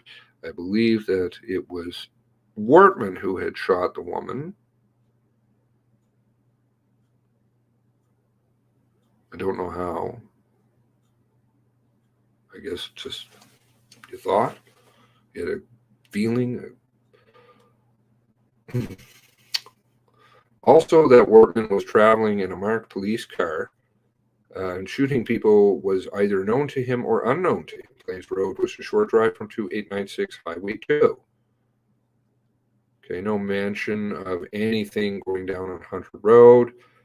I've noticed this quite a bit. The TAV is heavy diesel armored vehicle. It provides protection to the occupants, but not travel as fast as a normal vehicle. I knew that I had to get to Plains Road as fast as possible, feeling the same sense of urgency I felt on the drive to Glenholm's location.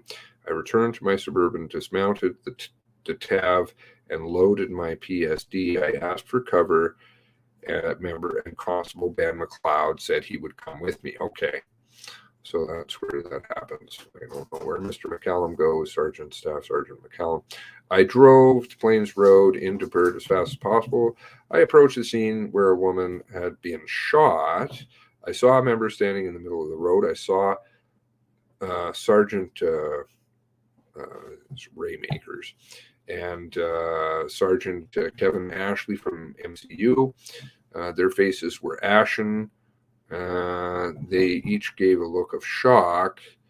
I saw an SUV that was parked on the side of the road, and I saw a person in the driver's seat that was slumped over the passenger side.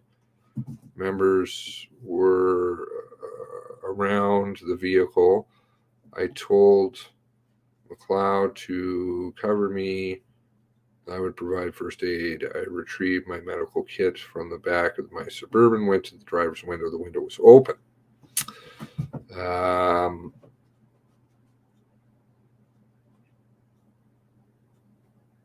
This is Heather. I saw the Victim was wearing hospital scrubs. I checked for heart rate on her wrists, her brachial point, and carotid artery, but couldn't find one.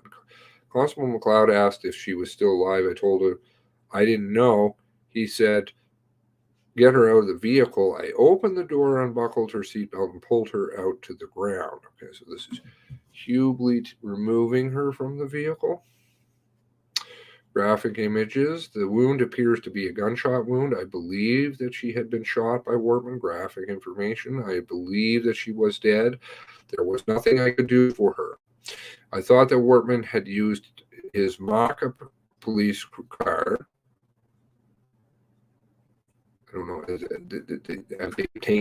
Does he run checks on everything? Is that how he knew that? Or was he told to pull the woman over? I believe that Wortman was now killing random people and using police equipment that he had to shield murderous intent encountered. Again, these are just feelings, believings. I believe that Wortman would kill anyone he encountered. I had a small feeling of helplessness, as most people trust the officers that Wortman had used to his advantage. At this point, I believe that Wortman had killed 5 people and tried to kill the people on 2896 Highway 4. I thought that he was still in the area driving a marked police car. Constable McLeod stayed with me when we departed the scene, woman in a car. We drove for the area looking for Wortman, but couldn't find him. Of course, the helicopters flying all over the place. I was doing everything I could to try and find Wortman.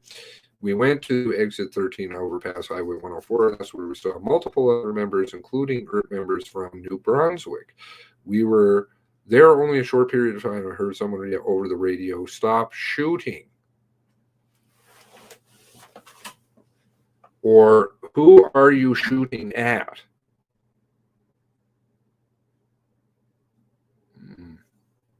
Kind of different, but okay, different statements. This is a question more. I don't remember how I knew where this was happening, but I believe it was happening at the fire hall that was being used as a comfort center for people who were displaced by the events in Portapique. I started to drive down the ramp to Highway 104. I heard Corporal Tim Mills, the ERT team, speak on the radio. He said, everyone slow down, take a breath. There was no direction to head to that location based on the location, words, and the tone of voice on the radio. I do not believe that the officer were in contact with Wortman.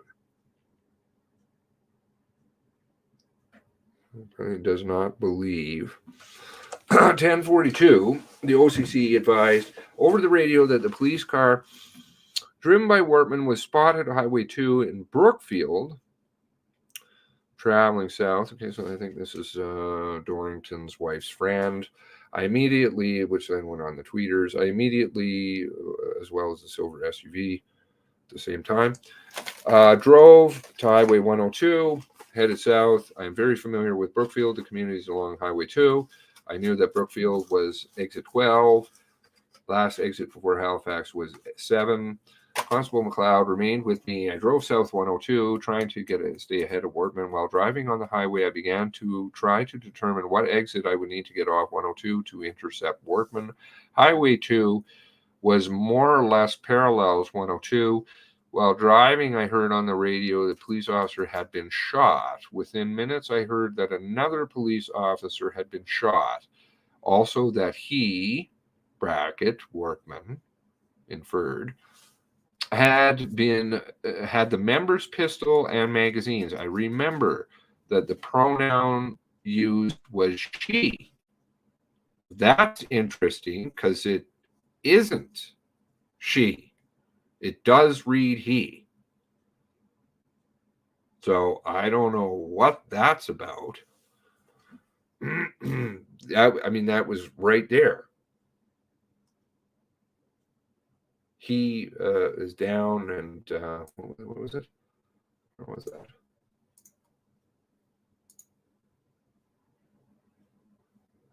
Give me one moment here.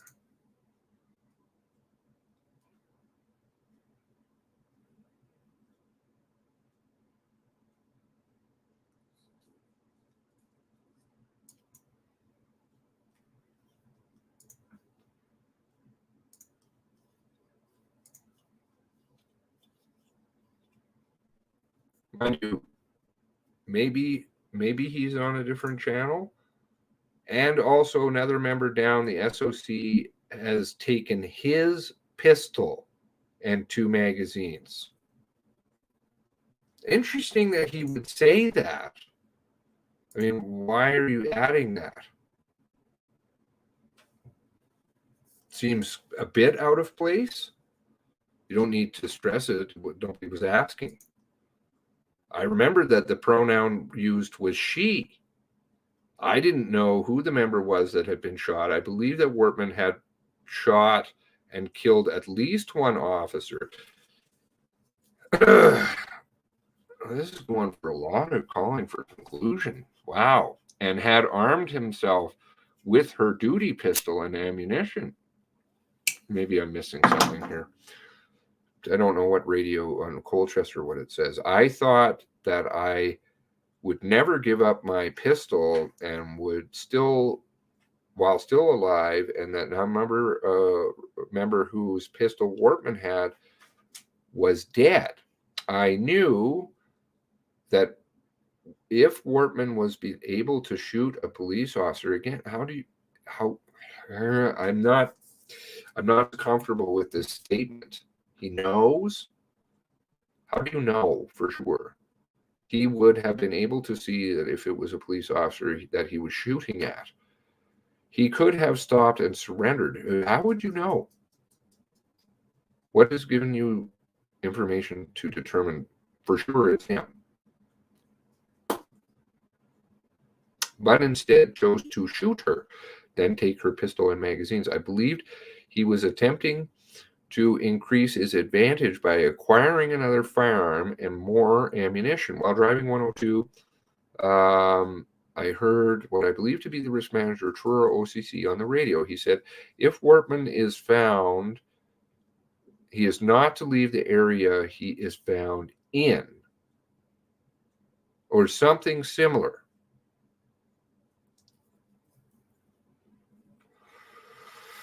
I knew that Wortman had killed numerous civilians.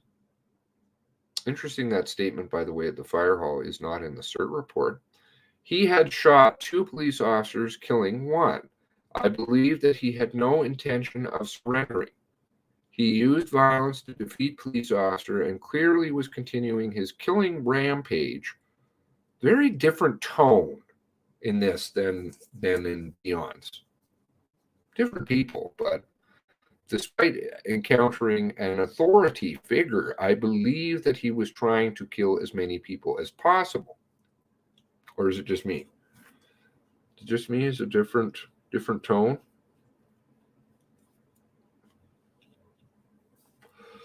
I heard over the radio Wortman was now in a silver tracker. Well, I mean, you had it on the tweeters. Where is that? Back up at Brookfield.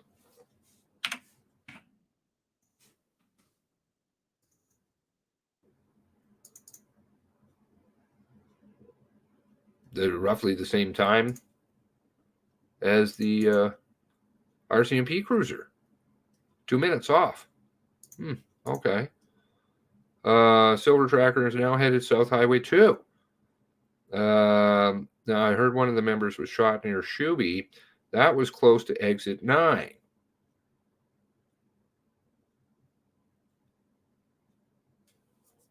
Exit 9? Are we back at the exit 9 thing again?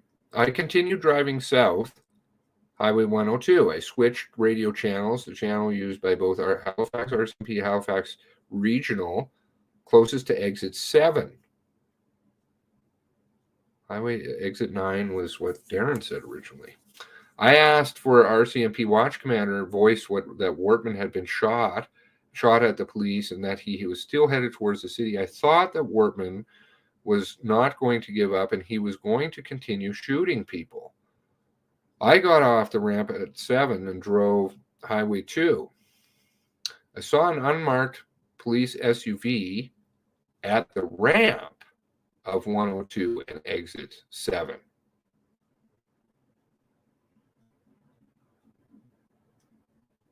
It looked like a Halifax ERT vehicle. The vehicle was in a position to intercept Wortman if he continued on Highway 2. I thought they were told that they couldn't go north of the airport. Fall River area, I continued north on Highway 2 at the Enfield detachment and stopped north on Highway 2, stopped at the Enfield detachment, so it just drove by a big stop, and drove into the parking lot. I thought that Wortman would continue to target police officers, and if so, he would pass the Enfield detachment if he continued south on Highway 2. I didn't see Wortman or Silver Tracker at the detachment. I checked the side streets behind the detachment, then continued on Highway 2. I continued north on Highway 2, intersection 214. I saw a number of police cars north of this intersection, Highway 2, near Elmsdale Landscaping. Constable McLeod said that it was a checking point. I turned onto Highway 214, drove to the Sobeys.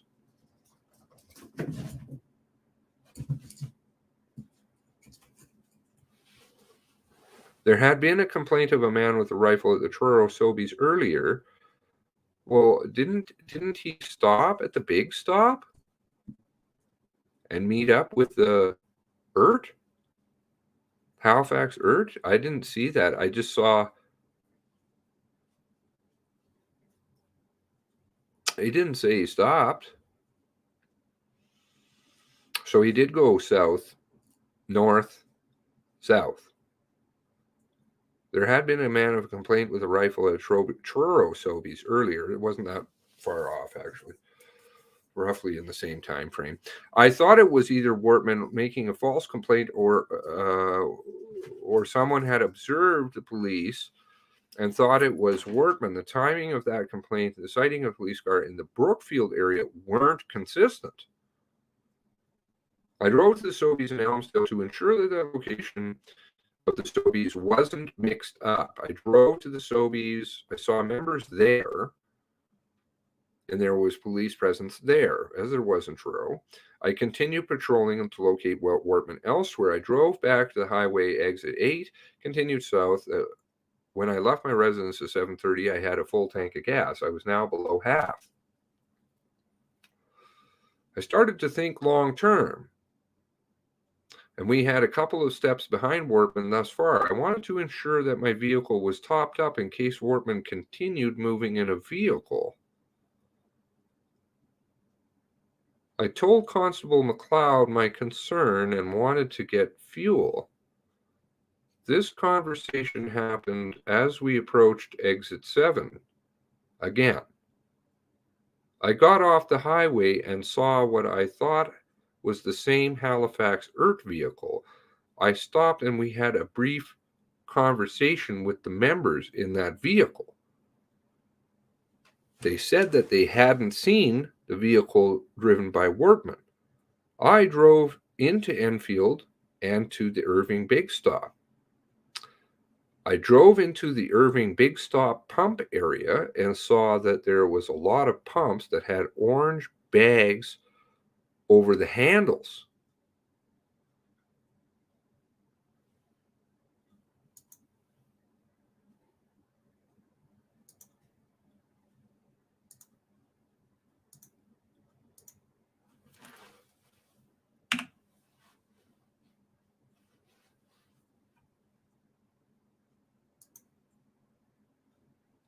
I don't remember orange handles.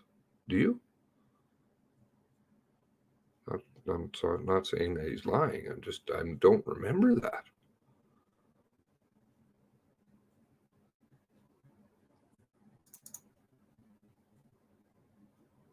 Huh.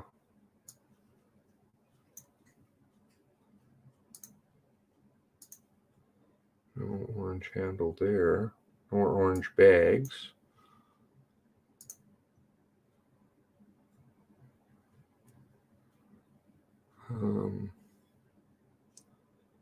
Sure, we can get some more photos.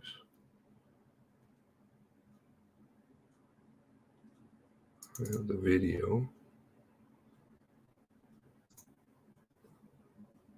Oh, that's a still from the video. Gosh, I'm almost as good as them with the stills.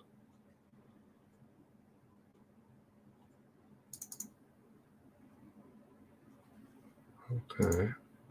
Oh, Sean. Thanks for the photo, Sean.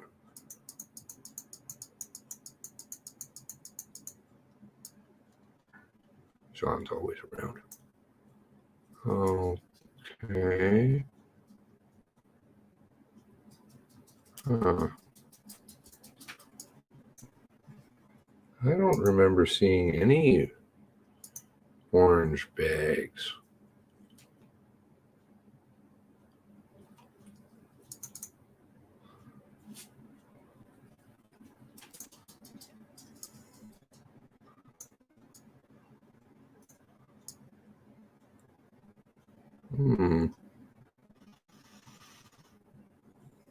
Not seeing orange bags. Maybe it's my eyes? Oh, sorry, that's not an applicable photo.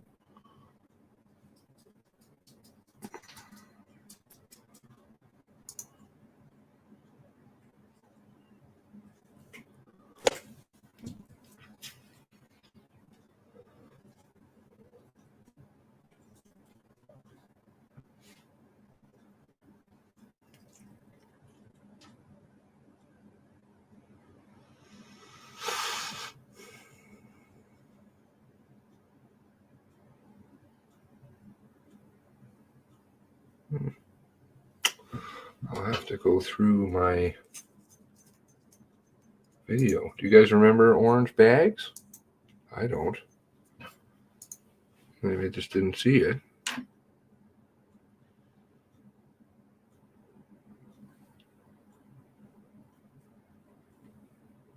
I drove to the Big Stop pump area. There were a lot of pumps that had orange bags. Well, there was something about that, rumor about that. I pulled up on the first pump that didn't have an orange bag on it with half a tank of gas. The gas cap on my Suburban is on the driver's side and set almost at the rear of the truck. I stopped at pump 6. While I stopped at the pump, I stopped short of having the gas cap next to the pump.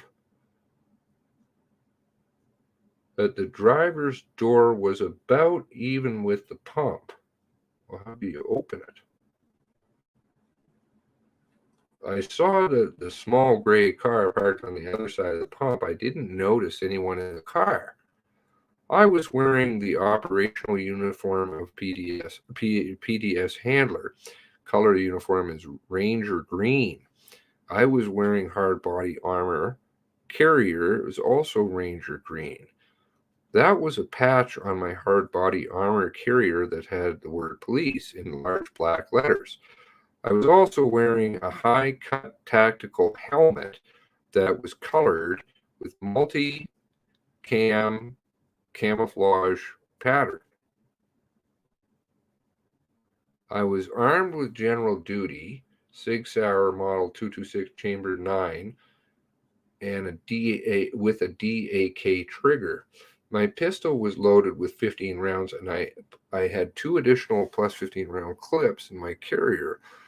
I had a patrol carbine locked in the rack in the rear of my Suburban, not accessible from the driver's seat. Didn't one of them have a rifle in the Paul video? Or was it 2 handguns? So the rifle's locked. I get out of the driver's side and I saw the gas cap was far away from the pump. I was aware Constable McLeod had gotten out of the truck, I assumed to provide security. I looked around the pump at the car and saw a man sitting in the driver's seat. The passenger side window was up. He was wearing a white t-shirt. I knew the profile view. I had a profile view of him as he looked straight ahead, and he didn't seem to notice me. He had a large hematoma on the side of his forehead, and there was a small trickle of blood running down his forehead. I'm guessing from the accident. I thought that it was this person hadn't addressed the wound or tried to stop the bleeding. The look on his face was one of someone who had just been in a fight. He was breathing heavy with his mouth open, and he was worked up. His appearance, injury, and demeanor were outside what I would expect from a person at a gas station. This caused me to pay closer attention, and I recognized him from the pictures I had seen at the command post. I recognized that it was Gabriel Wortman.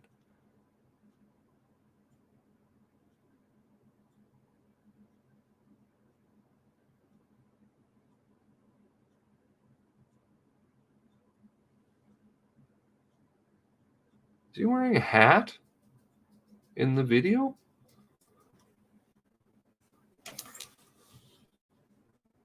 I stayed behind the pump and called Constable McLeod. Benny, it's him.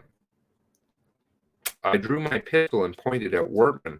Wortman heard me call out to Constable McLeod. He reacted by jerking back while seated, immediately raised a silver-colored pistol in my direction with his right hand. He looked at me as he did this.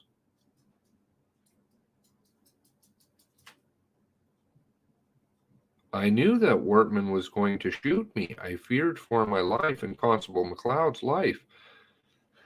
I knew that he had already killed. You believed him to have killed a number of people, including a police officer, not knew. I knew that Wortman could have stopped if he chose to surrender to police, but he didn't. Instead, he chose to shoot police officers and murder people. Wortman did not hesitate at all. As soon as he heard me, he immediately tried to point the pistol at me. There was no doubt in my mind he was in the process of killing me. I had no time to issue any commands to Wortman. The distance separating me from Wortman was approximately 15 feet. Where is he again? They're out in front of their vehicle. Why are they on the front? They're filling up on gas. There was no time to move to cover because Wortman was already in the process of killing me. The closest available concealment was the gas pump. In order to move to cover behind my Suburban, I would have to expose myself more to Wortman. I shot Wortman through the passenger side window.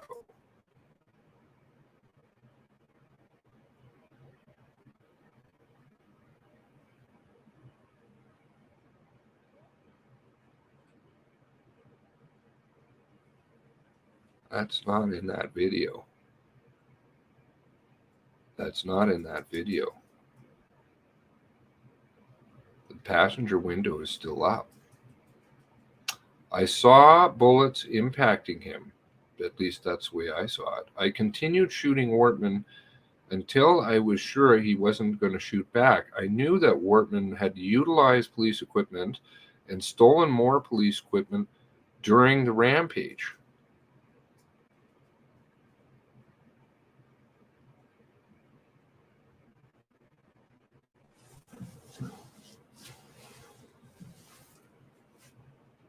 I thought, oh, are you off, Alley Cat? Have a good one. I thought that he may have been wearing hard body armor to protect himself, but he's wearing a t-shirt. He's wearing a white t-shirt. When I stopped shooting, I saw that my pistol was not in lock, and I knew that I still had rounds available. I saw Constable McLeod positioned in front of my Suburban, but offset. I knew that there were multiple bullet holes in the windshield of the car that Wortman was sitting in, and I knew Constable McLeod shot him through the windshield. There was one, I believe. It was a very hard picture to get that, but Constable McLeod yelled, "Move to me," and I backed up to him, keeping my pistol pointed at Wortman. Together we moved across the passenger side of my Suburban. We used engine block as cover and laid on the hood. I kept my sights and my pistol on Wortman. I knew he was still seated in the driver's seat, and he was moving blank. Constable McLeod told me to get on the radio. He began yelling commands to Wortman. I remember hearing him yell, "Show me your hands." Wortman did not bring his hands into view. I used my portable radio, which was on the ERT channel, and voiced Kilo 5, my call sign, "Shots away in Enfield Big Stop Pump 6. I went to the radio in the Suburban and voiced the same thing over the East Haunts channel. I went back to the hood and stayed next to Constable McLeod. I remember Wortman moving in the same manner as he did. He brought up the pistol he was holding, jerking forward. I believed Wortman was still trying to fight and still trying to shoot me or Constable McLeod. I maintained cover behind my Suburban while pointing my pistol at Wortman. I could see that Wortman was injured, but could not tell if he was capable of trying to shoot me or Constable McLeod. Wortman did not bring the pistol up as he did before. I did not move from cover to check Wortman because I believed that he would shoot if he was able. I knew that after voicing over the radio there would be numerous police officers arriving soon. I decided to wait until more police officers arrived before checking Wortman.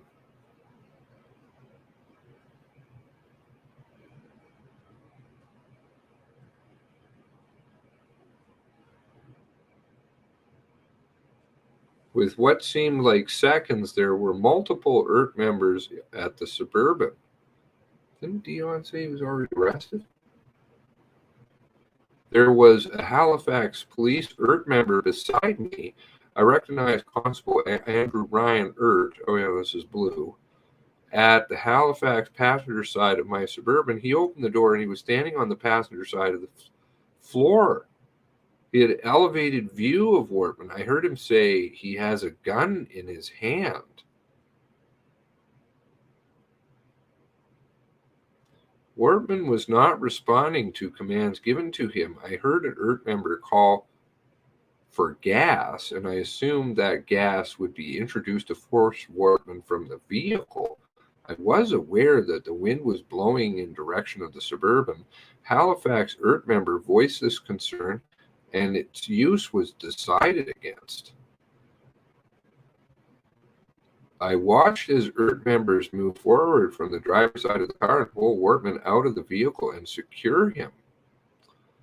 They utilized a tactical approach while members providing for cover. I moved around the back of the Suburban and looked at Wortman as he laid on the ground. He appeared deceased.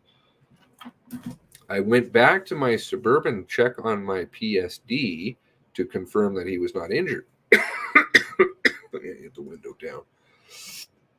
While my pistol was holstered, I ejected my magazine and saw that there were 2 rounds left in the magazine. I knew that it was loaded with 15. With 2 left and 1 still chamber, I knew I had shot Wortman 12 times. Plus McLeod. At 11:40, Trent Milton took a picture of me. He seized my pistol serial number 47A004273. I maintained my pistol in the same state from the time I fired it to the time it was seized from me, aside from checking the magazine. I left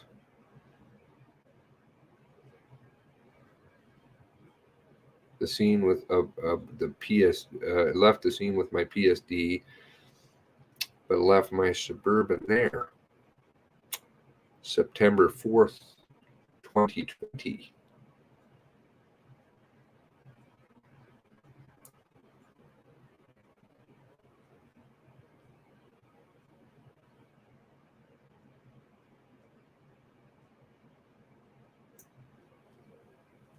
Huh. Wow.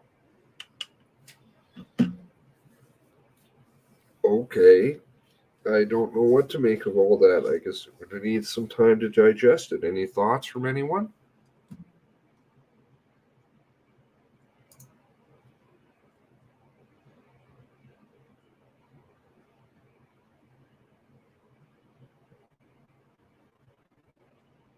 Okay, let's go back here.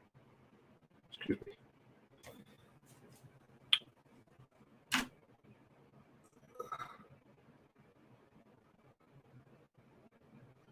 The stuff with the dogs is very sad. Multiple comments on how, when, but whether to confront SOC. Sutton says, hey, but we better get him today. Yeah, because he can't see at night.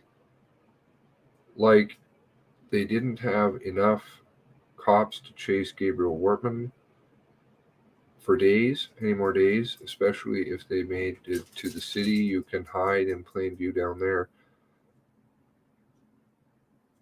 His car would have blended in more down there.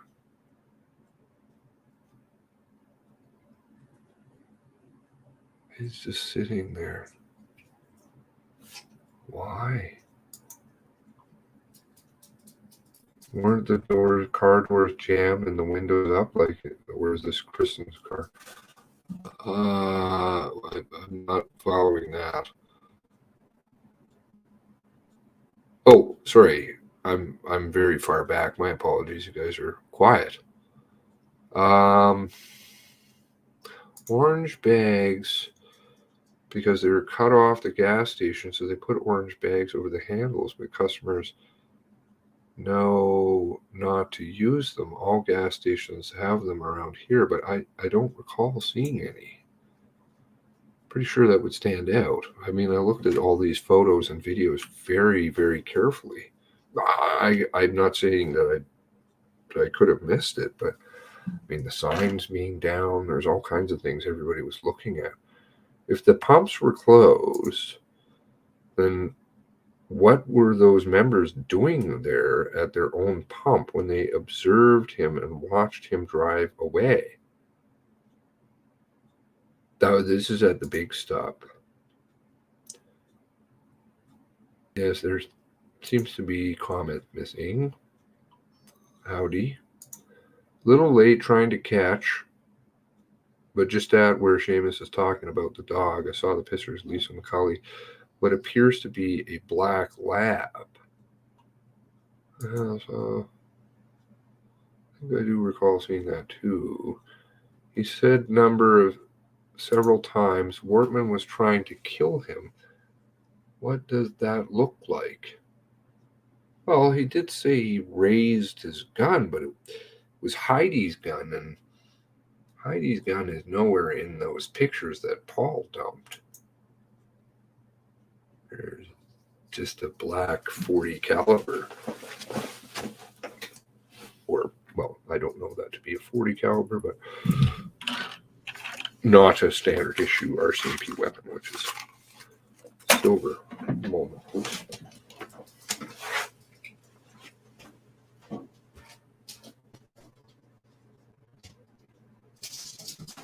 What are you doing there? Woofy. Woof. So, Some pumps were closed. Okay, let's see here.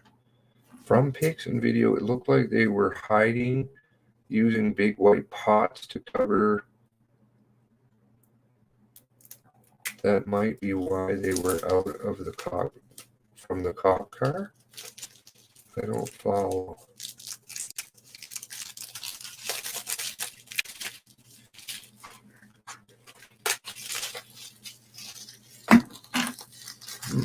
Some pumps were closed. You saw photos of that? I haven't seen any photos.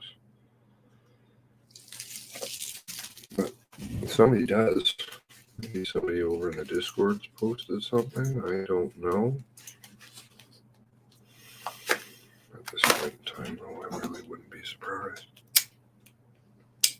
I'll go back through all my videos.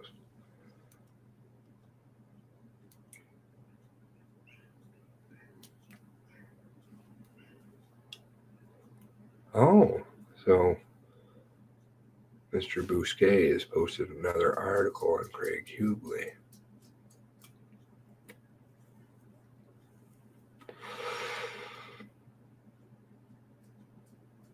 Heidi's article got scrubbed in place of this before.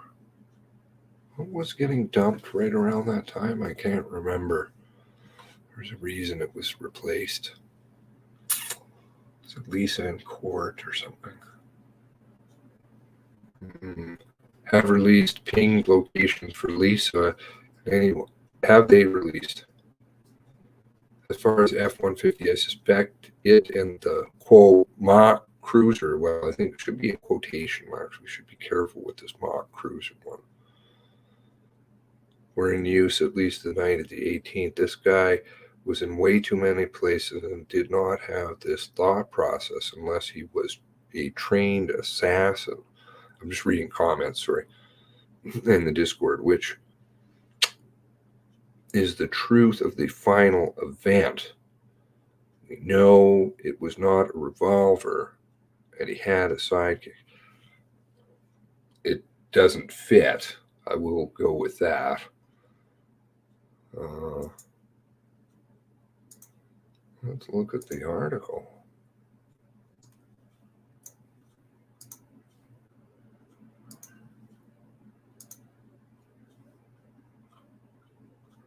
Here's how Constable Craig Hubley killed the mass murderer. Constable Craig Hubley spent the morning April 19th in his Chevy Suburban. His service dog, Ducks. Okay, so that's Hubley's dog, is Ducks. Driving around looking for the man in the killing spree. Halifax Examiner refers to him as GW. As the mass murderer. Well, then they also call Lisa Path. So GW is just means anything, fill in the blank, or anybody's. At about 11:20, Hubley wondered if his gas tank was running low. Quote, when I had a residence at 7:30, I had a full tank of gas, he explained in a statement later provided. CERT team, now I was below half. Started to think long term. We had a couple steps behind GW thus far. I wanted to ensure that my vehicle was topped up in case GW kept moving in a vehicle. Hubley drove into the Irving Big Stop at Enfield, pulled up the gas pump.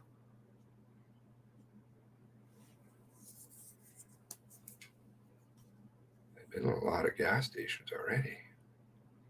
Gabriel Wardman was in a vehicle, or GW was in a vehicle opposite side of the pump. Hubley shot him dead. Well, that's a rather simple explanation. And so ended the mass murder spree that left 23 people dead.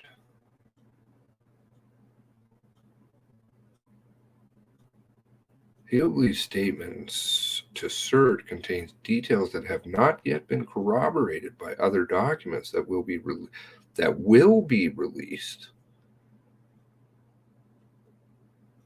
but not yet corroborated by other documents that will be released. Huh?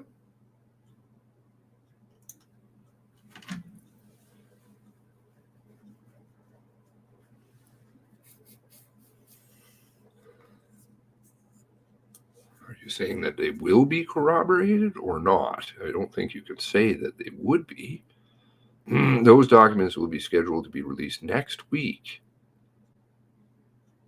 Still, the CERT statement relates a gripping story of how police constable tried to get into his head of the killer, ultimately bringing the end of the worst mass murder in Canadian history. Hubley had the weekend off, but 1:30 in the morning he got a call from Jeff Wall, acting sergeant PDS based in Rcmp's Halifax detachment. Hubley called Wall, who was en route to Portapique, and Wall asked Hubley if he could come work morning to relieve the other dog handlers. Hubley agreed. Hubley arrived in the incident command post of Great Village Hall at about after 8.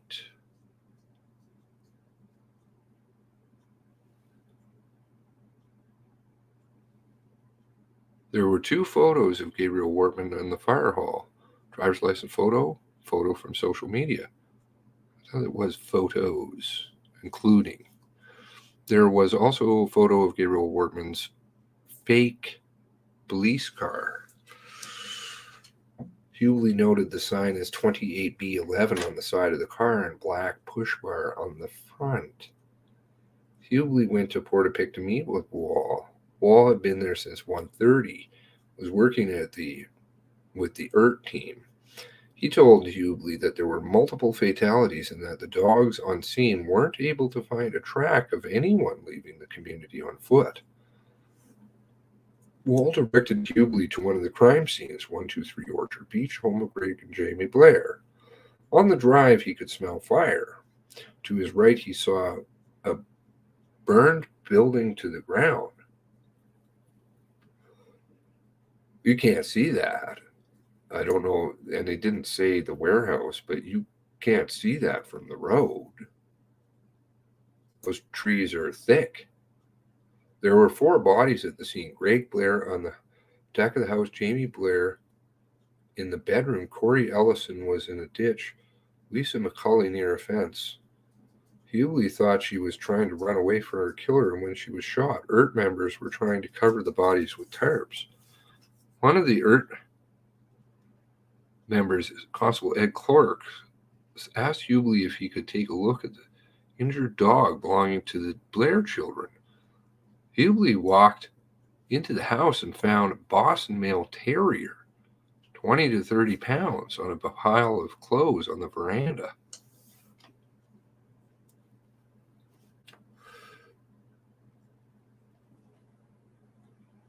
This is the first time I've heard mention of this terrier. The cat, I've even seen the cat, but I went back to my truck, get my canine first aid food kit and food, and returned to the house, administered first aid to the dog. Looking at the dog, I thought his chances of survival were slim. Constable Clark told me that he, who I assumed was Gabriel Wortman, or GW, had shot the dog. People in the house, I told Constable Clark that the dog wasn't going to survive with the care I was able to give it. Constable Clark told me that the dog needed to live because it was the only thing the kids of the people who were dead at the house had left. Hubley wrapped the dog in a blanket and asked Clark to drive the Suburban back to the staging area at the top of Portapique Beach Road. Hubley sat in the passenger seat holding the dog. I said, "What do you want?" Meanwhile, Constable Rodney McDonald had arranged for a vet he knew in Truro, Jen McKay.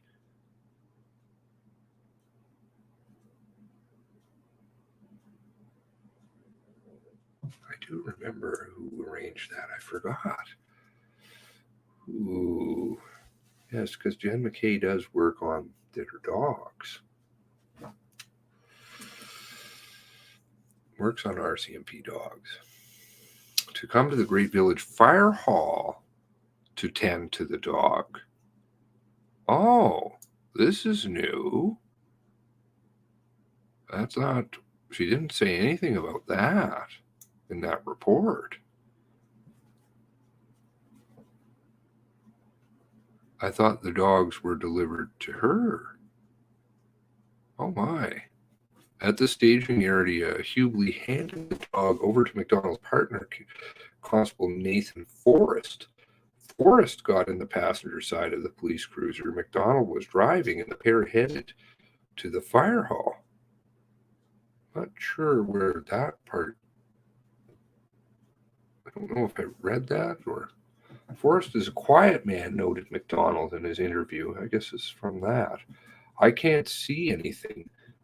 Forrest is, with a full vest and body armor and a dog sitting in his lap, and there could be a light moment of the whole situation. Of course, I hear him say, "Deer, deer, deer."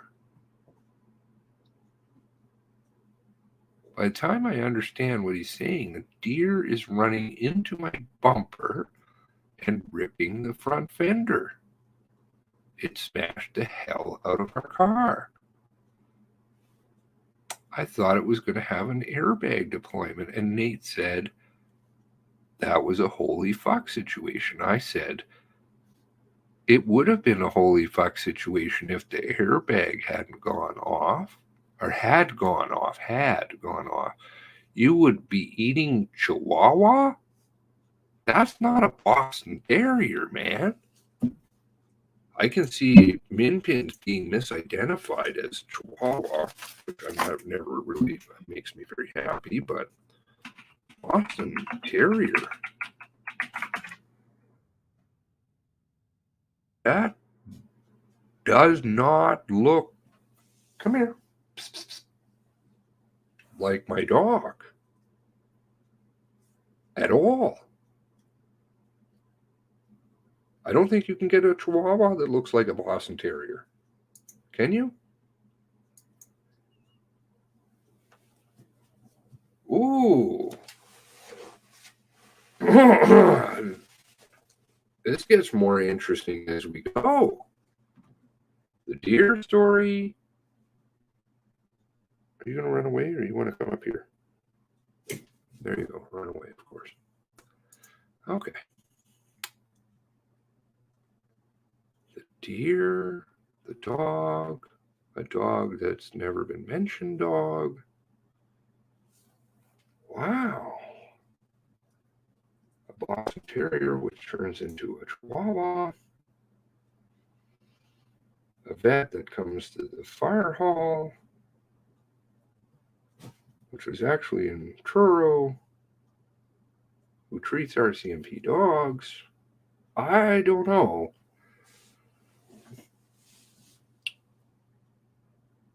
Look like a Chihuahua? Yeah. Well, it's a Min Pin. But I know people do misidentify Min Pins and Chihuahuas. I know. Right? I like Min Pins. 2 constable and the dog survived the collision with the deer, and the dog was ultimately treated by the vet and returned to the children.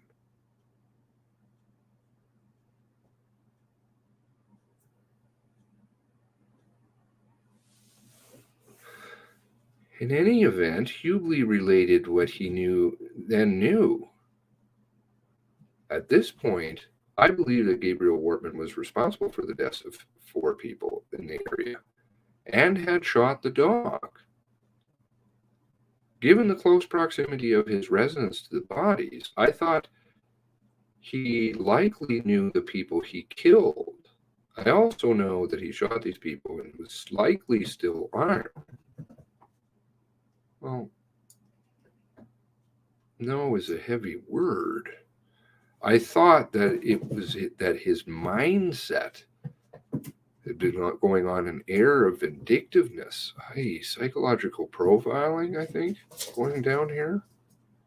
Given that he shot the family pet to which he would feed pets. Lisa McCauley's dog. Given that he shot the family pet, that he couldn't have been a threat to him given his size. It seemed that he was trying to kill everyone and everything at that residence. Well, the cat was running around, killing these people and their pet, burning their house. And burning a house suggested to me that GW was causing much more death and destruction as possible. I knew that GW was an extreme danger to everyone he encountered. He was mobile and his direction of travel was unknown. Hubley handed the injured dog over to Forrest McDonald, who was standing on Portapique Beach Road when a 9:45 call came in about Lillian Campbell's murder in Wentworth.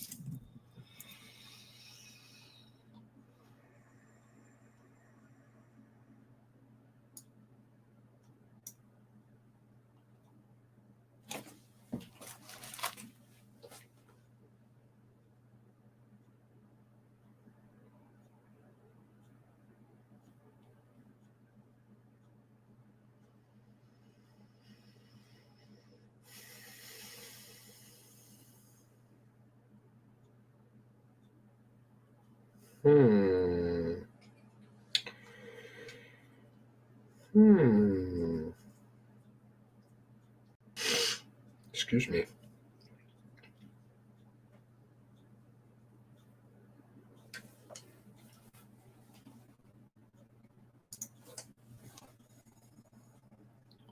Why? Why is Brenna Counter the first officer on the scene saying struck by a vehicle?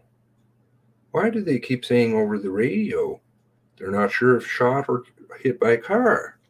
Why does the lady say, I think she may have been hit by a car?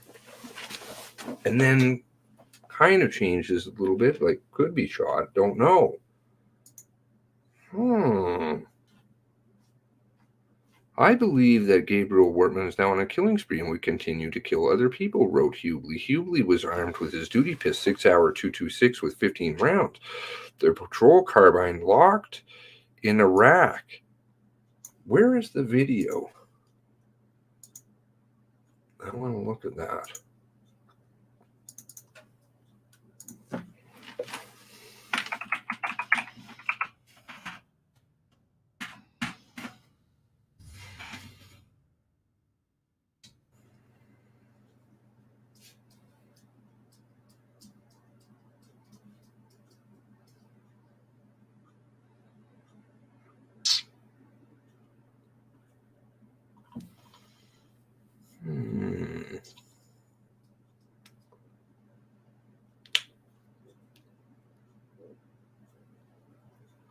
Where did I put that?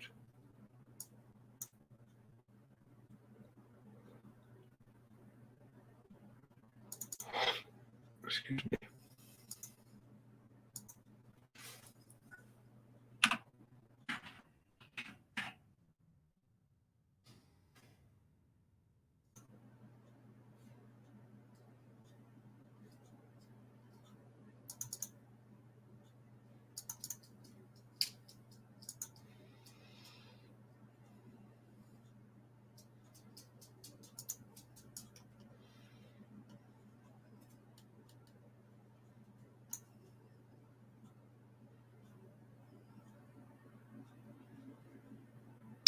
Ooh, that's not keeping pace with what he said. No, he jumped out. There was no business about filming. And in the background,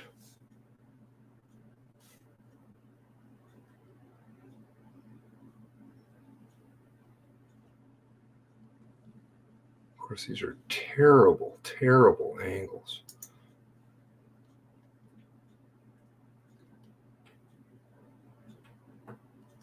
Shadows. Carbine or 2 handguns? Oh, that's one person.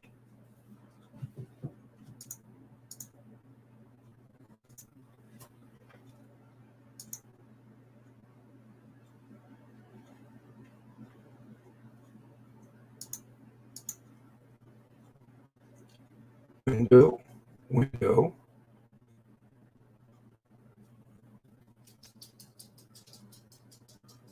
Window. Still up. Okay, there we go. So I was wrong. I'm incorrect. Huh.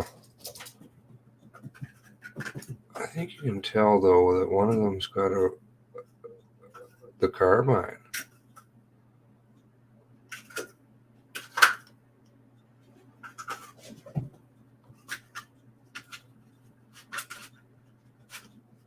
Huh.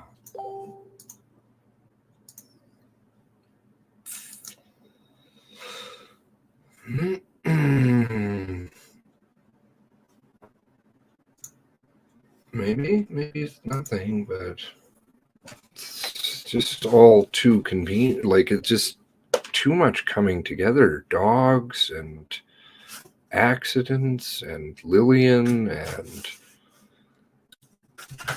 needed half a tank of gas. And I was getting out, and then I realized that I could see him because I was wandering around. No, that's not what the video says. But it wasn't accessible from the driver's seat. In order to retrieve his rifle, he'd have to get out of the vehicle, open the back hatch, unlock the rack. They drove to the command post at Grand Village, saw Addie McCallum park in the lot. McCallum got in the passenger seat so he could you please stop tearing that apart? Please. So he could act as cover for Hubley. Hubley did not go into the fire hall to receive instructions. As, quote, as a dog handler, I have autonomy on my own, which is true to an extent. In tactical situation, but he's falling underneath the command chain, I think, at this point. I have to double check. I will double check. In tactical situations, I have independence and freedom of movements to deploy my PSD dog in the most effective manner. That's true. He does, I believe, but he does fall underneath the chain. This is why I didn't seek direction from the command post. While driving to Wentworth, the Truro Operations Control Center radioed Gabriel Wortman was at the Fisher's house in Glenholm. Hubley heard that Gabriel Wortman was driving the fake police car with the call letters 28B11. And the Fishers knew him. I thought he was targeting specific people, wrote Hubley. And when Hubley got to the staging area near the highway Fisher's house, McCallum jumped out, started commanding other officers, the other arriving police officers. The house sits off the road, down a long driveway, offered no protection, so they all waited for her to arrive, tactical armored vehicle. When it did, Hubley got in the TAV with ducks, and they slowly made their way down to the house, towards the house. When they got to the house, there was no fake police car. While sitting in the TAV, Hubley heard over the radio that a woman had been shot on Plains Road. He immediately understood that.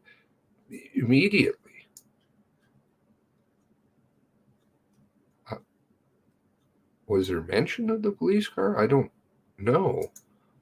Or is he just killing more people? The TAV is heavy, slow-moving vehicle, so Hubley ran back to the faster Suburban, got ERT member Ben McLeod to cover him, and they joined on Plains Road. Plains Road, Hubley saw two police officers from MCU. Their faces were ashen. They both had a look of shock. Hubley saw Kristen Beaton. I mean, why wouldn't you just identify them? But I don't get that. Okay. Saw Kristen Beaton slumped in the front seat of her SUV. He got his first aid kit. Officers helped to remove Kristen from the SUV. Okay. There's nothing I could do, wrote Hubley.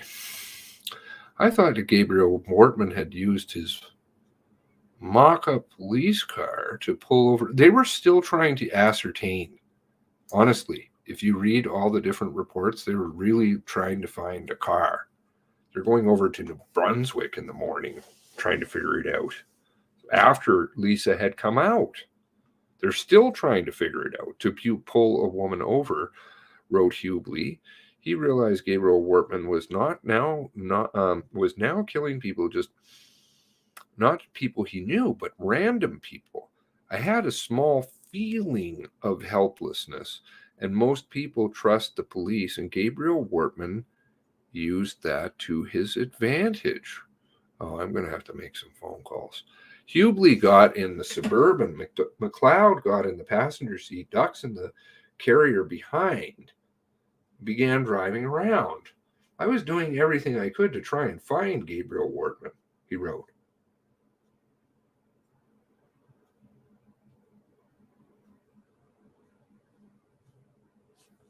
So you go down to the big stop, then leave, then come back. Go to the 104. DeBert met up with a group of RCMP officers. While there, he heard Constable Dave Gannon shouting on the radio that he was being fired on at the Onslow Fire Hall. Hubley started driving on to the highway ramp.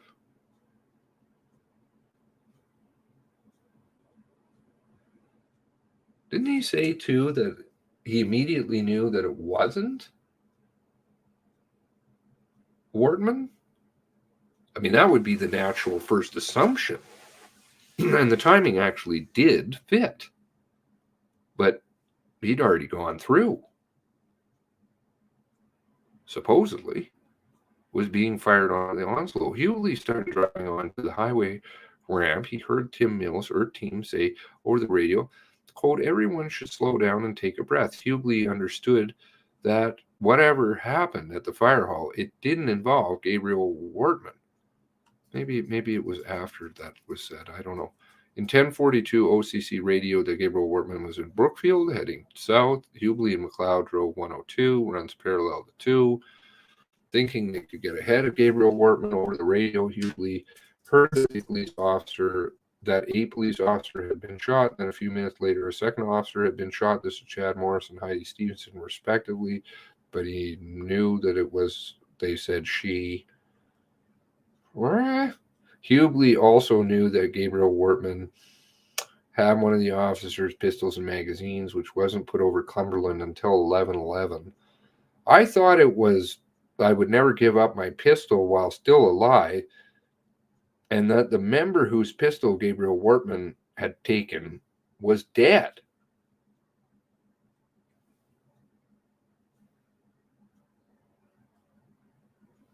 He thought she was dead? They didn't say, so I guess he's just making more conclusions. I knew that if Gabriel Wortman was able to shoot a police officer, he would be able to shoot to see that a police officer was shooting, he was shooting at.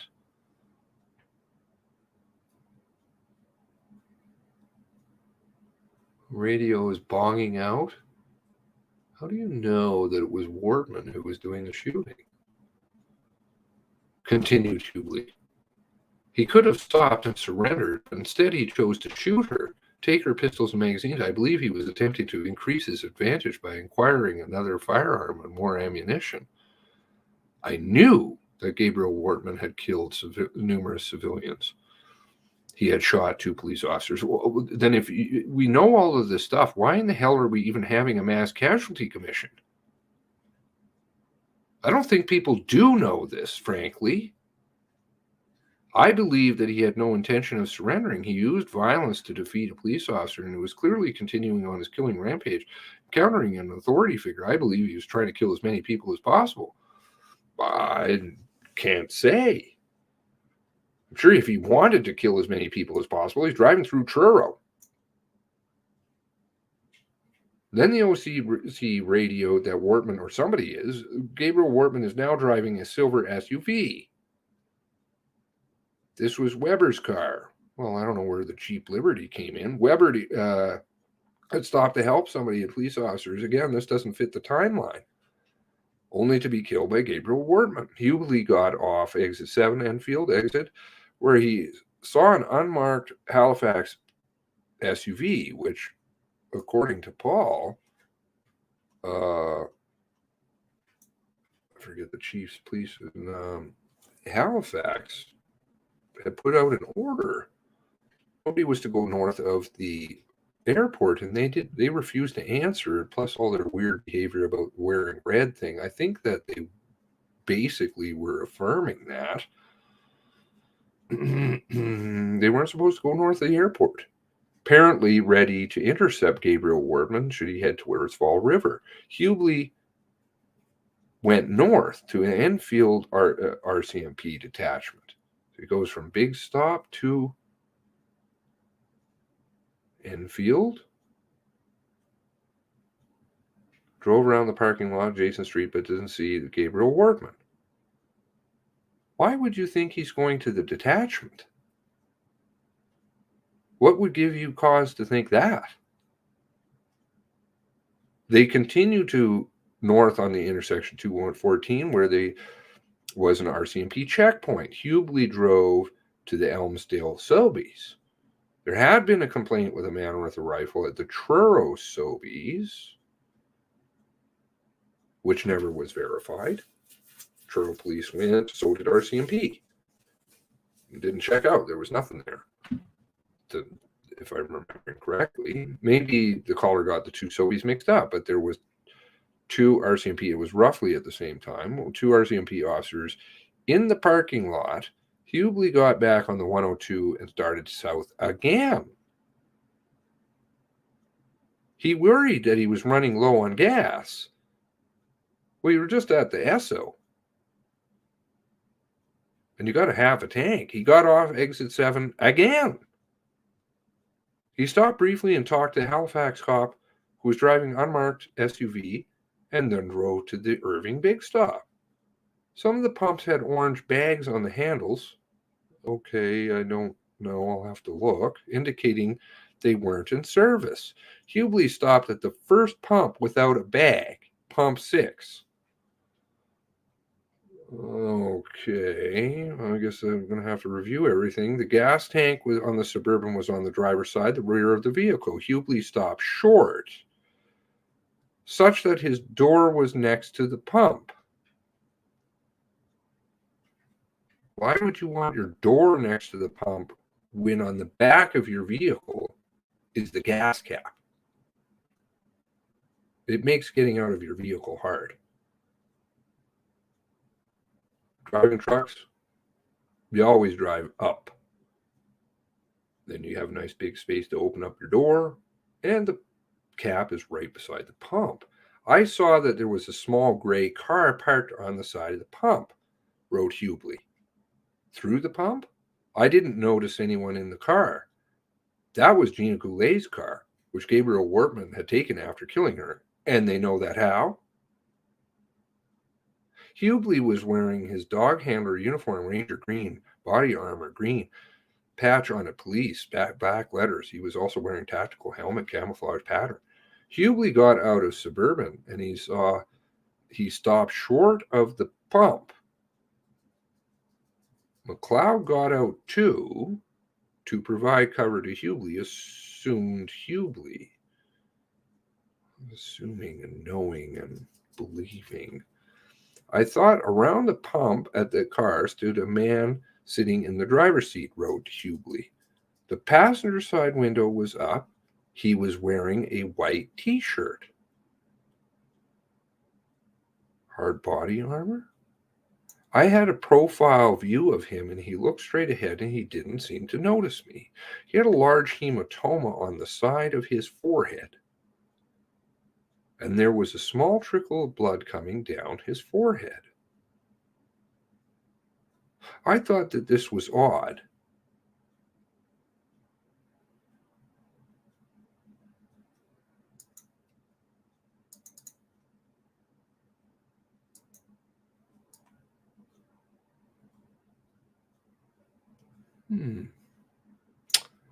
I don't know. That seems very purposeful. Very, very purposeful. It didn't seem like he did a lot of thinking and stuff. It seemed like he do a lot of drawing. Just get out, pull the gun. Because you know, of course, what vehicle he's driving. Nobody else does. Not sure how that's working. Maybe it's just me. I had a profile view of him. He looks right ahead. He didn't seem to notice me. A large hematoma. I thought it odd that this person wouldn't address the wound, stop the bleeding. Very fast thinking. Where's my cigarettes? The look on his face was one of someone who had been in a fight. He was breathing heavy, with his mouth open. Wow, very observant. He's a cop. He worked. Oh. His appearance, injury, and demeanor. That outside, I wouldn't expect a person at a gas station. This caused me to pay closer attention. I recognized him from the pictures at the command post. I recognized it was Gabriel Wortman and was certain it was him. Was he wearing a ball cap? Hematoma on his head? We don't know how Gabriel Wortman had been injured. Perhaps he had cut himself and he rammed his police car into a police car Heidi Stevenson was driving.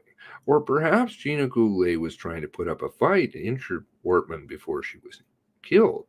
Either way, the injury drew Hubley's attention.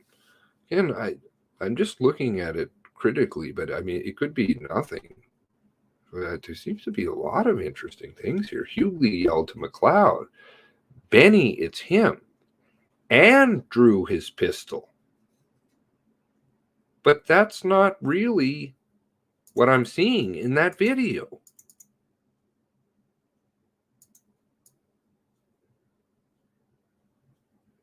It's like fast. Pistol out. Bang.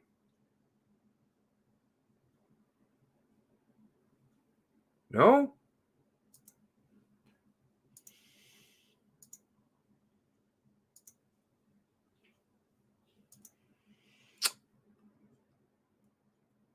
Gabriel Wortman heard me call out Constable McLeod. The video is very fucked, by the way. He continued jerking back while seated and immediately raised a silver-colored pistol, which is not in the photos.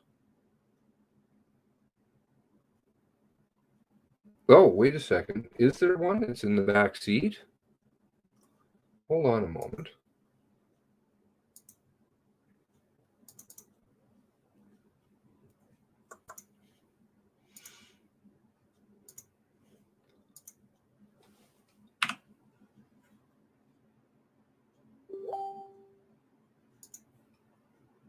Somebody sending me messages. I don't know what beeping is. Oh, that's Faceberg's or something, isn't it?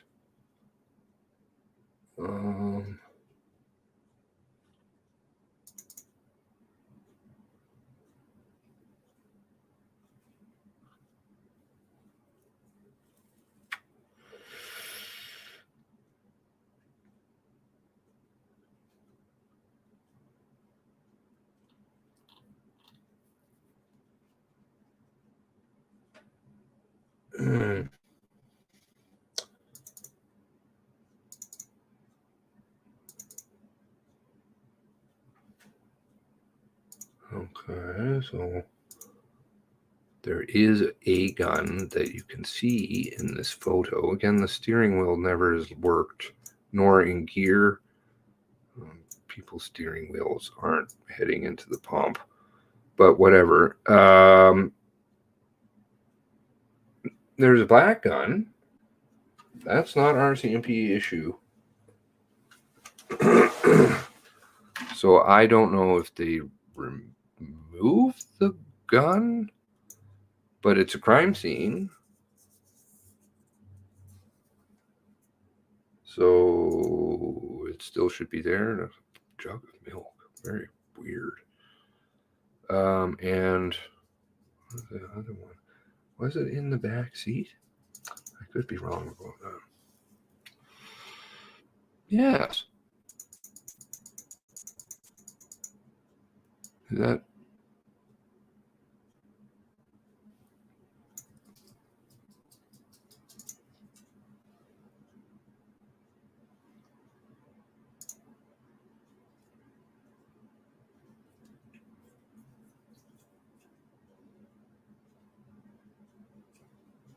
No?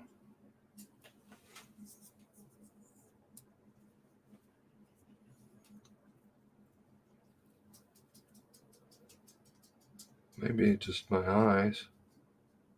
This Rcmp, I can't quite remember what that P, I forget the model number. 9mm.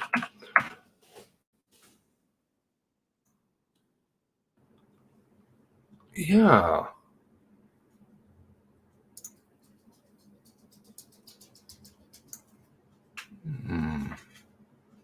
Black grip. Steel.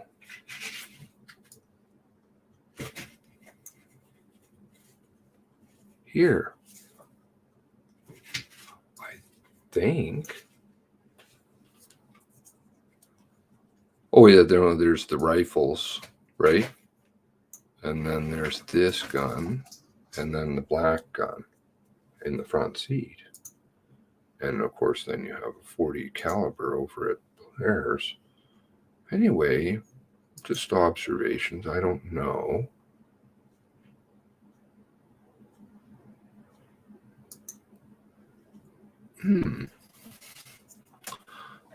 Okay.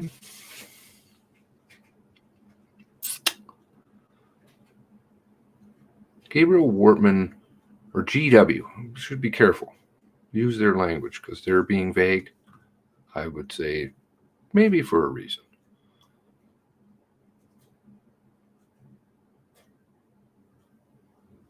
Hubley railed back, Benny, it's him, and drew his pistol.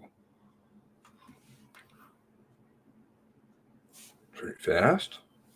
Gabriel Wortman, or GW, heard me call out to Constable McLeod, continued Hubley. He reacted by jerking back in his seat, immediately raised a silver-colored pistol in my direction. He was looking at me when he did this. There was no doubt in my mind he was trying to kill me. He was in the process of killing me, obviously. Well, that would be fucking scary. Hubley shot first. I shot GW through the passenger side window while he was seated, wrote Hubley. I don't remember hearing my shots, but I remember hearing Constable McLeod shooting. I knew that he was armed with an carbine rifle. How does that happen? It's locked up. Wasn't the rifle locked up?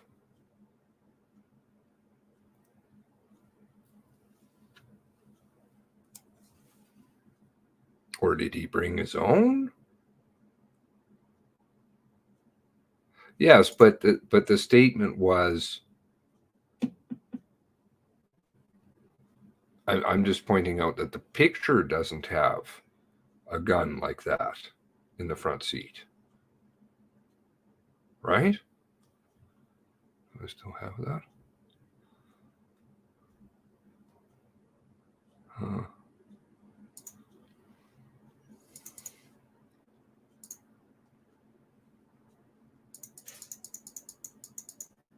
I was never able to find a nickel plated gun. Just the black one. Which you totally, if you were shot and pulled it on somebody, that could be potentially where it drops. You go back to this murder suicide business too. I don't know. I knew he was armed with an ERT carbine rifle. I guess he brought his own when he hopped in up at the Fishers. While I was shooting Gabriel Wortman, he was moving and jerking in the seat. I saw bullets impacting him. I continued shooting GW until I was sure he wouldn't be able to shoot back. Hubley stopped shooting, saw McLeod positioned in the Suburban, bullet holes in the windshield. Car was driving. I think there was one. So Hubley knew McLeod had shot Gabriel Wortman as well, which was always, up until now, they were always maintaining it was one person. I'm like, no, there were two. He said he was down there with another guy. This is prior to the video. From the documents so far released, we don't know whether GW was ultimately killed by bullets from fire from Hubley's weapon or McLeod's weapon or both. Because there's been no autopsy released. Paul Wortman said he couldn't see the body. Move to me, yelled McLeod, and Hubley went to the passenger side of the Suburban. Both men kept their weapons aimed at GW. Hubley could see GW was still moving. Show me your hands. GW did not show his hands.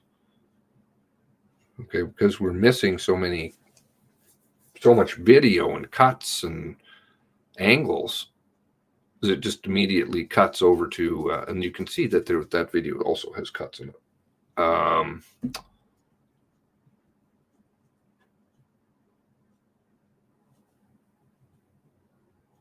don't see him using the radio, I believe. ERT team, Kilo 5, shots away, big field, bump, sauce, pump 6.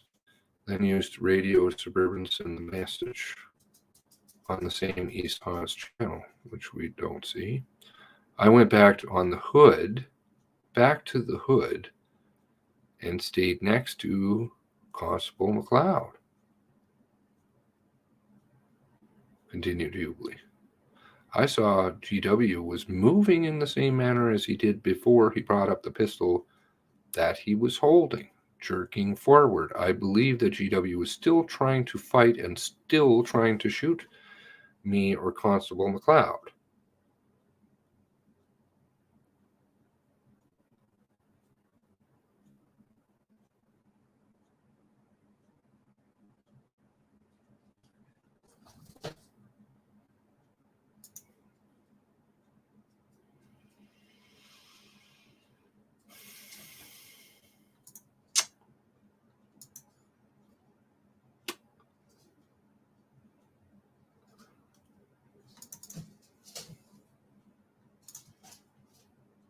So the press just happened to get there still at the same time, almost.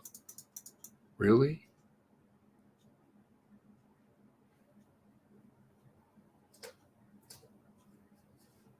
And there were multiple.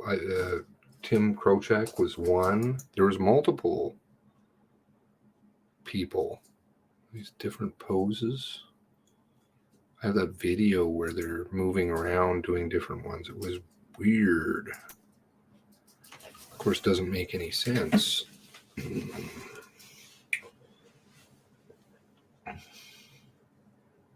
Especially if he's lying on the ground cuffed. Right? No shoelace, though. Constable McLeod, Hubley stated the Suburban ERT members arrived. Andrew Ryan came alongside, opened the Suburban passenger door by stepping on the floor.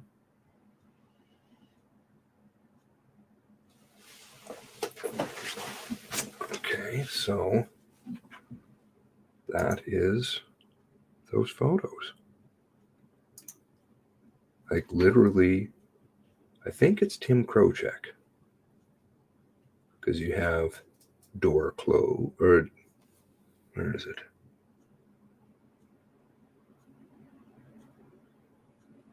It's all ERT members. Then in comes Halifax running in, right? Like this. He comes running in. So Krochek is here when all this is happening, amongst others. And then you get, no door, but then you do get door. And they watched all that go down too, all these people in the press. Where's that one? Standing on the door. Where is that? I have that too. It's in that effing video. There's a video literally of this stuff. And I was like, wow. Associated Press put it out.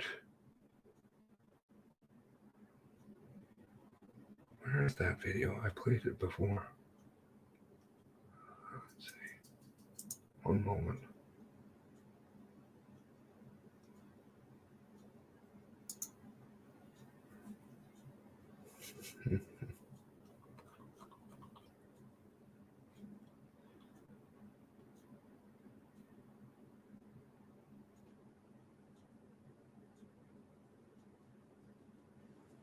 Shoot, I'm going to have to find it.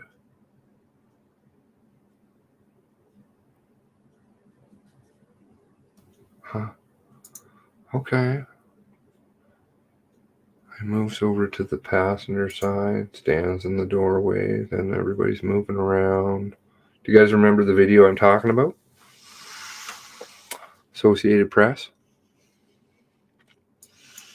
Very strange. Very strange indeed. Okay.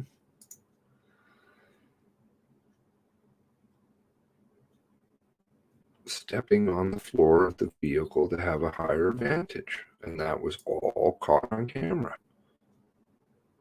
He, GW, has a gun in his hand, said Ryan. Halifax, that's the blue guy.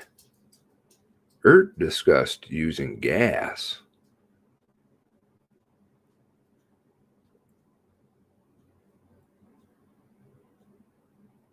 With the officers to cover each other, pulled GW from the car. Nobody has video of that, of course, even though they're all there.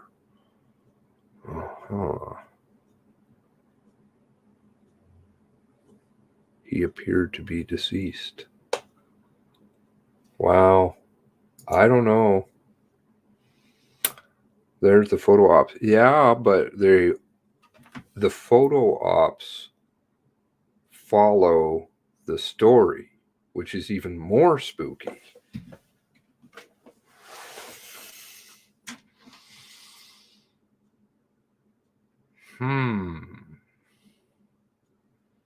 Cuffed with a shoelace. Yeah.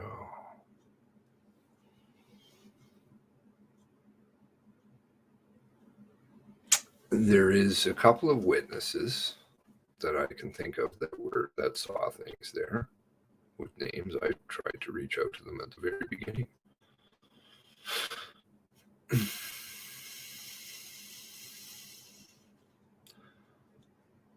I don't know how they did. I guess because Lisa has rights and legally, right? He didn't want to necessarily. I can't remember how that all went down. That's in the Frank stuff. I wonder if they waited a couple hours to announce that he was dead. Well, they did wait quite some time. It wasn't until 3 or 4 o'clock in the afternoon that they finally said that he was dead, after tweeting that he was in custody. What is this garbage? Gabriel shot himself in the head at Big Stop. Yeah. A lot of disinfo floating around. No hesitation, just shot. Any word on the red Mazda yet? No, that disappeared on the 22nd of April. Then it, that was after. What the hell is this? Suddenly became just a Mazda at that point. Car mix-ups, mix-up cars, colors cars, mixed up, so weird. They can't figure it. Yeah. Cars, what is he driving? I did see the jug of milk. Not sure why there's a jug of milk. Maybe whoever that was got thirsty. The ammo box doesn't seem to be sitting there either. SW, okay. There we go. 9906. 5906. Yeah, that's it. Huh. Well,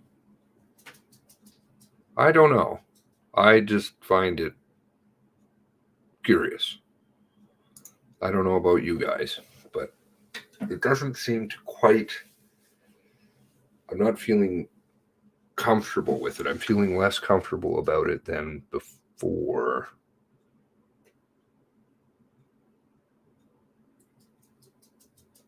But I guess we will learn more. So, and maybe then I'll just be like, oh, God, silly me.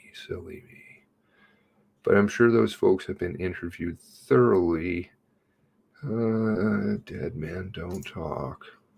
No, they do not. Evidence in the foundational documents, none that I have come across, but like I said, I'm aware of a couple of witnesses, supposedly.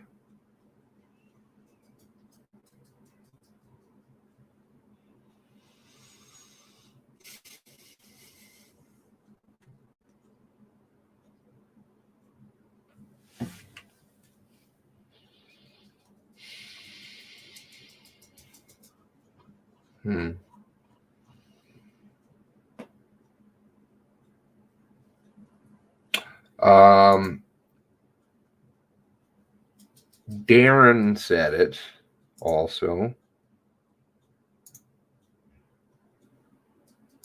I believe he mistakenly uttered it in the press conference too.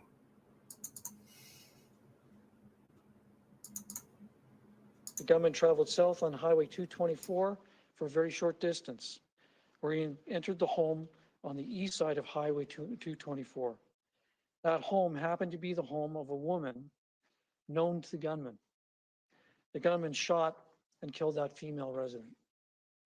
The gunman then removed the police clothing that he was wearing at the time and transferred his weapons to the female victim's vehicle, which was a red Mazda 3. Now, of course, that doesn't make any sense.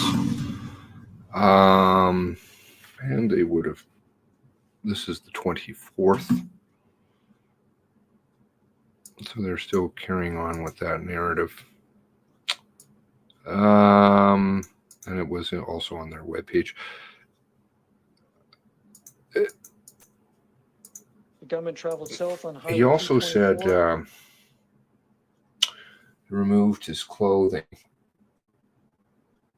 which doesn't add up logically either, because the pictures that they show you is that there's some clothes on the ground, and then in the reports it says the pants were located in the car. So A, where does he get the spare clothes from? B, in order to take off his pants, it can only be one of two things. You take off the pants in the car over top of boots, which would be difficult, and then leave the pants and then take the shirt and stuff off as you're going on or coming out of the house, but you're not wearing pants. Or you take the shirt and stuff off and then for some reason open up a vehicle that you aren't going to drive and put the pants into the vehicle with the shirt and stuff on the ground. No, nobody does that. Not if you're being chased. Illogical. But of course, they didn't show you the crime scene photo saying that the pants were in the car, but the forensic report seems to indicate that. It says clothes or shirt and jacket, corrections jacket, maroon colored, I think, on the ground with the vest, and then pants in the car, but they showed people pressed pants back at the headquarters on the floor. That makes sense, because there would be no crime photos, of course. Just like there's no crime photos of Joey's car, which I'm sure that they will float, but there's just observations once again.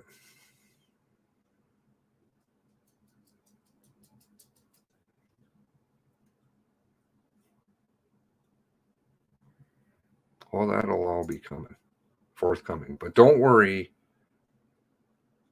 the tape at the RCMP weigh scale is wrong also.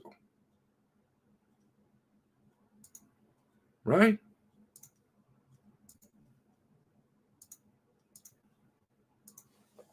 Even Darren couldn't get that one right, too.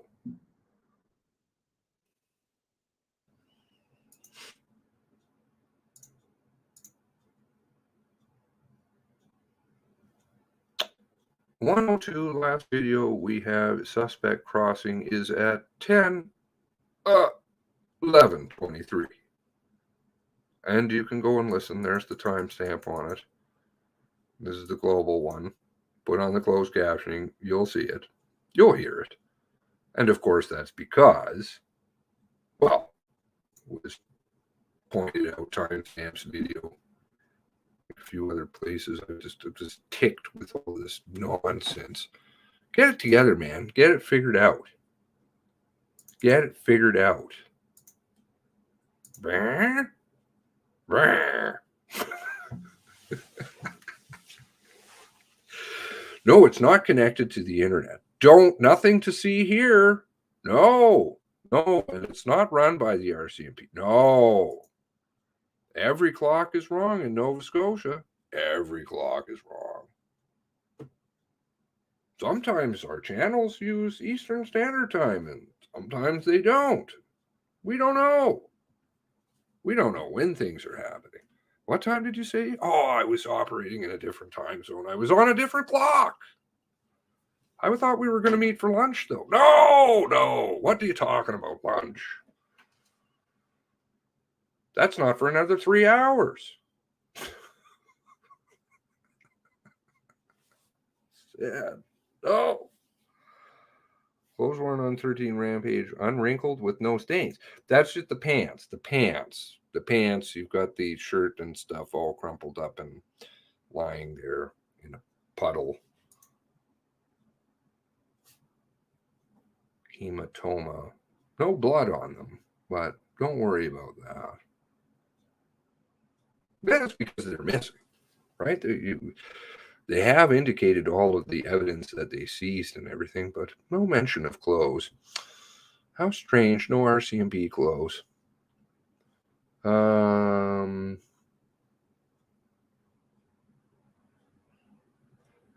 don't think they are there, but they just oversee it. It's, they then they can give out the tickets for it and stuff.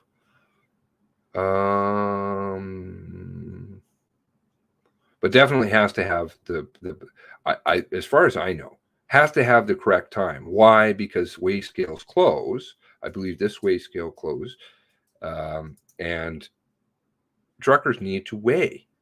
So then they have to keep a logbook, and you have to be able to put that in your logbook, and then they go back and they verify that, and they will actually use video to do that. So it's not very good if the clock is off.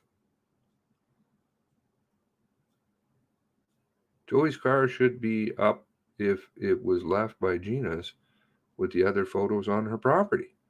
Missing. Don't know. And there was somebody through there first I got contacted by somebody who was through there almost right after it happened, and they didn't see it. And then there is also a small snippet in a CBC report where they show they're at the scene, and you can actually time out what time they're there, and I can't remember when it is. So the car had to leave like right away. Joey's car. Every clock is wrong. No wonder I'm always late for work. Well, that's good as long as you're not your kids, right? Late for school. Nova Scotia is bad for wrong clocks. Is this a persistent problem? Is that where maybe I'm just wrong? Maybe it is just that it's a Nova Scotia issue, and the rest of us don't know these things about Nova Scotia, that clocks don't work down there. They never have. I don't know. Late for every day for work. All right. Well, that's 5 hours of stuff. There is a hell of a lot more there. I did give you some clues on some places to look, and happy hunting. Anybody that wants to do splitting up things, I'm sure there'll be some people who want to read certain things over other things on the Discord. That would be good if somebody wants to organize that. I think it should be at least 2, so then that way you get verification. Somebody's not missing something or other, and they can kind of compare. The clocks work just fine in the scales, says Robert. Okay. I don't know. I guess just not this one. Right. Okay. Do have a fantastic day. God bless you all. And, of course, God bless the 23. Oh, by the way, there was some good news. So stay tuned. Stay tuned. It's probably something for a later date. Well, I know it is. There's still some more to come. So, but there is some good news. Maybe coming. The light is shining somewhat. So just keep praying. Just pray for good news. Be general. I know I'm being very vague, but just pray for good news. How's that? Okay. God bless you. God bless 23.